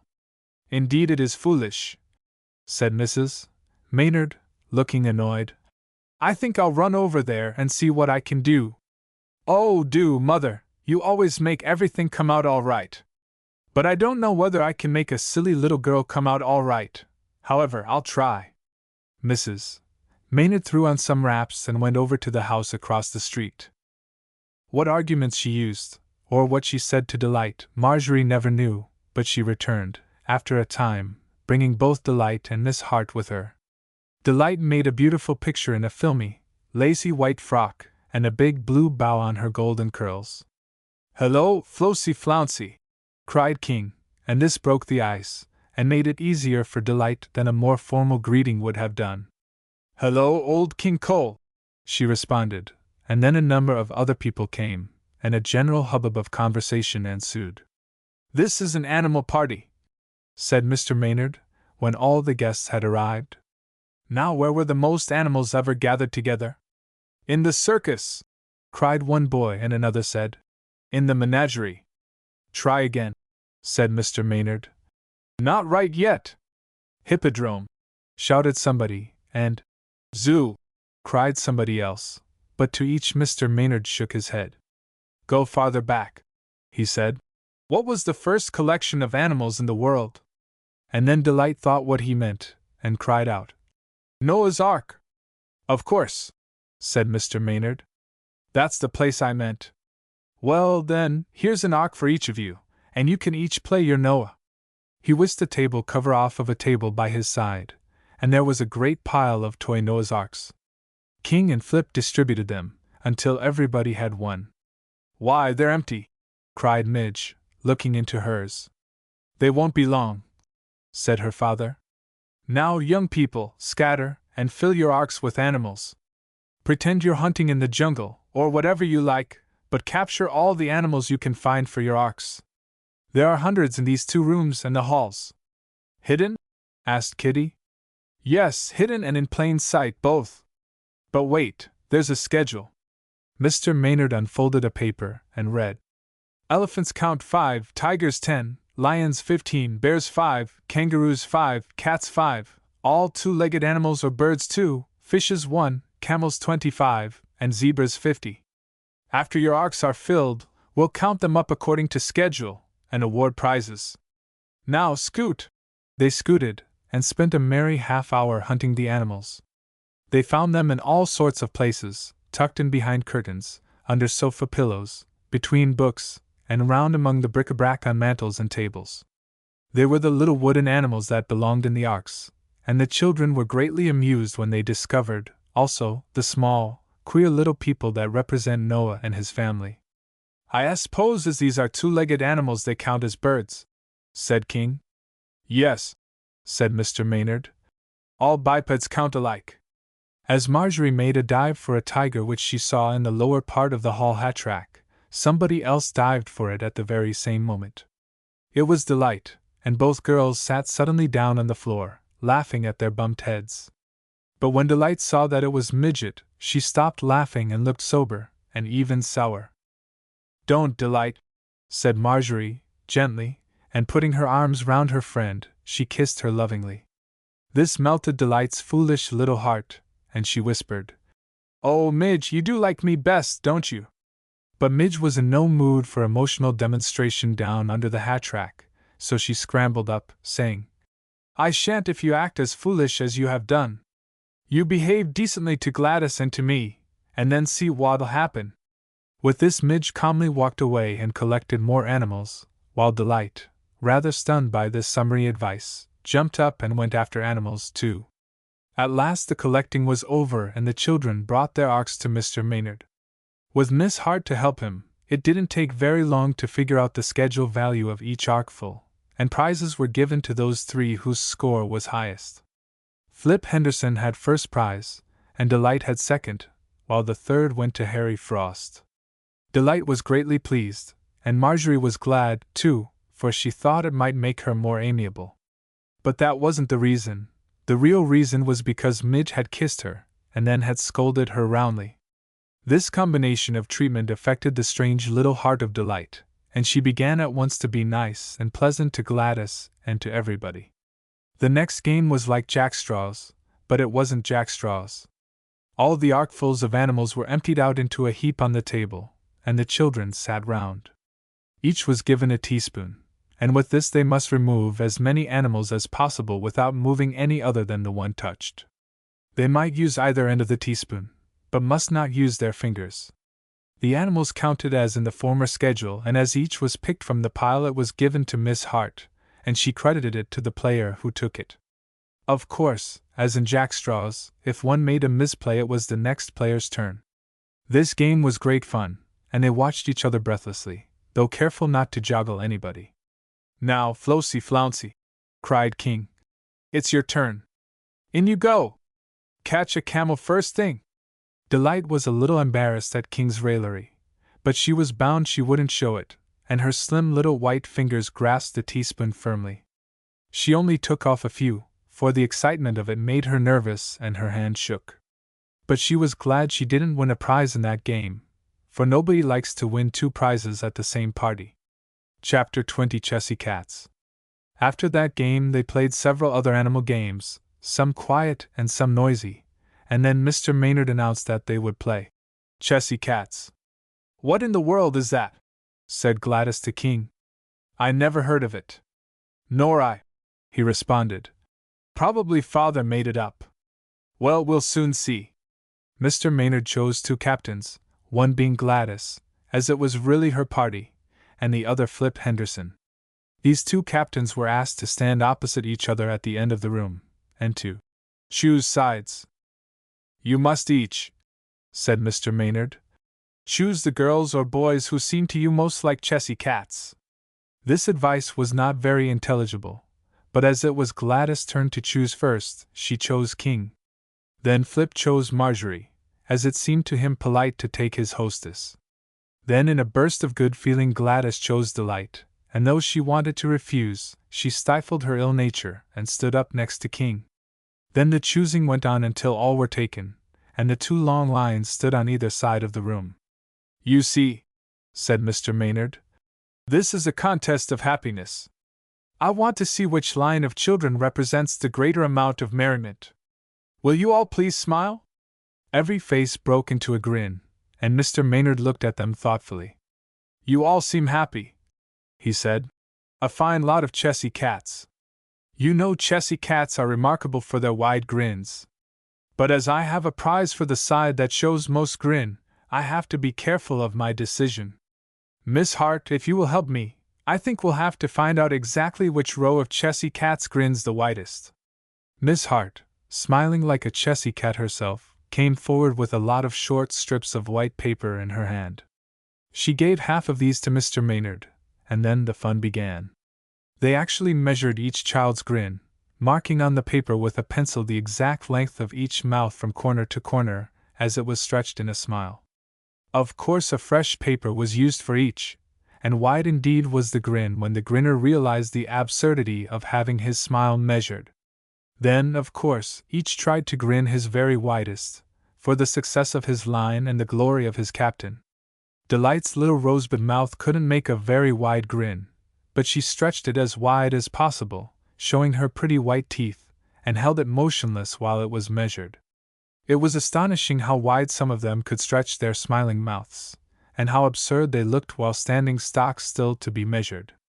Their ridiculous grimaces caused shouts of laughter from the Chessy Cats who were not being measured at the moment. "Midget! She's the one that counts!" cried King. "She's got a smile like an earthquake. Flouncy Flouncy here, she won't count half as much." Marjorie only laughed at King's comment, and spread her rosy lips in a desperate effort to beat the record. At last all were measured, and taking a pair of scissors, Miss Hart clipped the ends off the papers where the mark was, and thus each paper represented the exact width of a smile. The papers of each side were then placed end to end, and the whole length measured. The result was 54 inches of smile for Flip's side, and 52 for Gladys. "Hooray, Mopsy!" cried King. "I knew your mouth was 2 inches bigger than Delight's." "Oh, no, brother," rejoined Midge. "It's because your mouth is so tiny you can't smile very well." But whatever the reason, there was a good 2 inches difference in the aggregate, so Flip Henderson's side was the winner. "As all the Chessy cats grin nobly, you must all have prizes," said Mr. Maynard, and so to the winning side were given boxes of candy with a funny figure of a grinning Chessy cat on top. Both boxes and cats were bright red, and gay little prizes they were.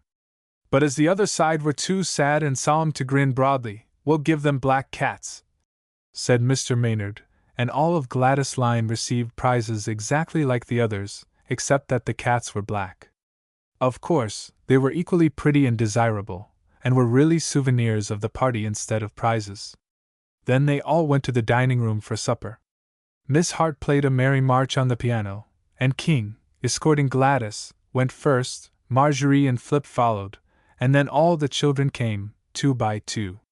To carry out the idea of an animal party, the table had been cleverly arranged to represent a farmyard.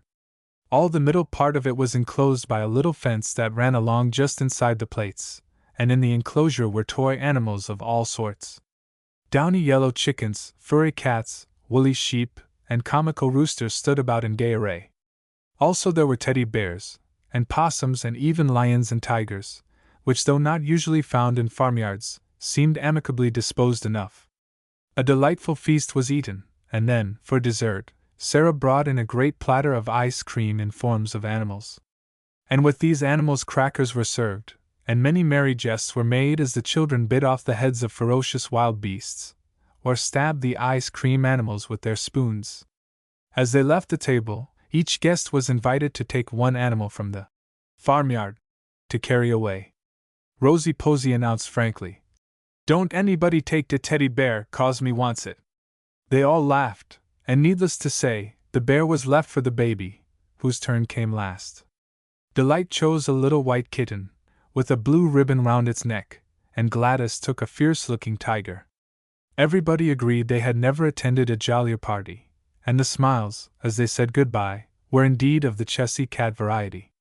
"Our day isn't over yet, Father," said Midge, after the last guest had gone.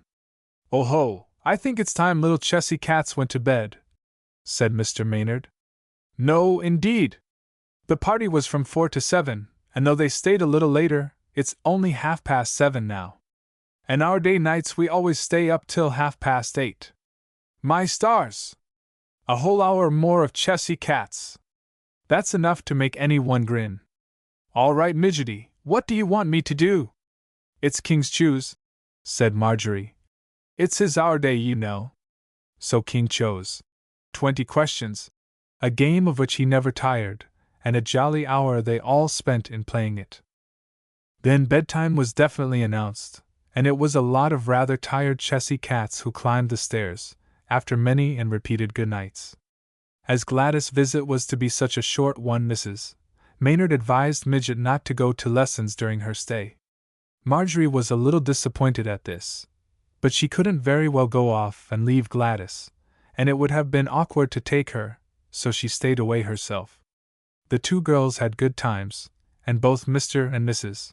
Maynard planned many pleasant things for their enjoyment, but still Marjorie was not altogether sorry when on Tuesday Gladys took her departure. "What's this fuss about Gladys and Delight?" asked Mr. Maynard, as they all sat chatting Tuesday evening. "Oh, Father, it's so silly," said Marjorie. "I don't know what to make of Delight. It isn't a bit Glad's fault. She was as sweet as pie, but Delight was as sour as buttermilk. She's jealous, I suppose." "Yes, I suppose that's it. But you see, Father, she's a different girl from us." "Different how?" "Oh, I don't know exactly. But she's sort of a spoiled child, you know, and whatever she has, she hates to have anyone else touch it. Even you." "Yes, even me. I like Delight an awful lot, but I like Gladys too." "Of course you do." Now, Midget, listen to your old and wise father. Forget all this foolishness. Gladys is gone now, and Delight is your very good friend, your best friend in Rockwell. Just keep on being friends with her, and do all you can to be a good friend. Don't discuss Gladys with her, don't discuss her actions, or her jealousy, or whatever foolishness is in her pretty little noddle. You are both too young to take these things seriously. But if you are a kind, loyal little friend to her, she will soon learn to be the same to you. But, Father, she wants me all to herself. She doesn't like to have me be friends with the other girls in Rockwell even. That you mustn't stand, just go on in your own way. Be friendly with whom you choose, but always be kind and considerate of Delight's feelings. Of course, you two having your lessons alone together is largely responsible for this state of things. School would be better for you both in many ways. But you like the present arrangement, and Miss Hart is a blessing to you both. I think she can help you in persuading Delight to be a little less exacting. Yes, Father, she does. She understands the case, and she's always trying to make Delight less selfish. And perhaps, I hate to suggest it, but possibly Miss Mopsy Maynard might have some little tiny speck of a fault, just a microscopic flaw in her character. Now, Father, don't tease. I know I have. I'm a bad, impulsive, mischievous old thing, and I never think in time, then the first thing I know I've done something awful. Delight's not a bit like that. Oh, you needn't give yourself such a dreadful character. I know you pretty well, and I'm quite pleased, on the whole, with my eldest daughter. But I do want you to learn to be a little less heedless. You know heedlessness is, after all, a sort of selfishness, a disregard of others' convenience. I'm going to try, Father. I'll try real hard, and if I don't succeed I'll try again. That's my good little Mopsy. Now skip to bed, and don't let these serious matters keep you awake. Forget them, and dream of fairies and princesses dressed in pearls and roses and all sorts of lovely things. And blue velvet robes trimmed with ermine? Yes, and golden scepters, and swan boats to ride in on lakes where pond lilies bloom. And golden chariots, with milk-white steeds, garlanded with flowers. Yes, and that's about all. Good night. And enchanted carpets that carry you in a minute to India and Arabia. Yes, and upstairs to bed. Good night. And knights in armor, with glittering spears. Good night, Marjorie Maynard. Good night, Father. And rose gardens with fountains and singing birds. Skip, you rascal! Scamper, fly, scoot! Good night for the last time. Good night, called Marjorie, halfway upstairs. Good night, Father dear. Good night, Midget, good night.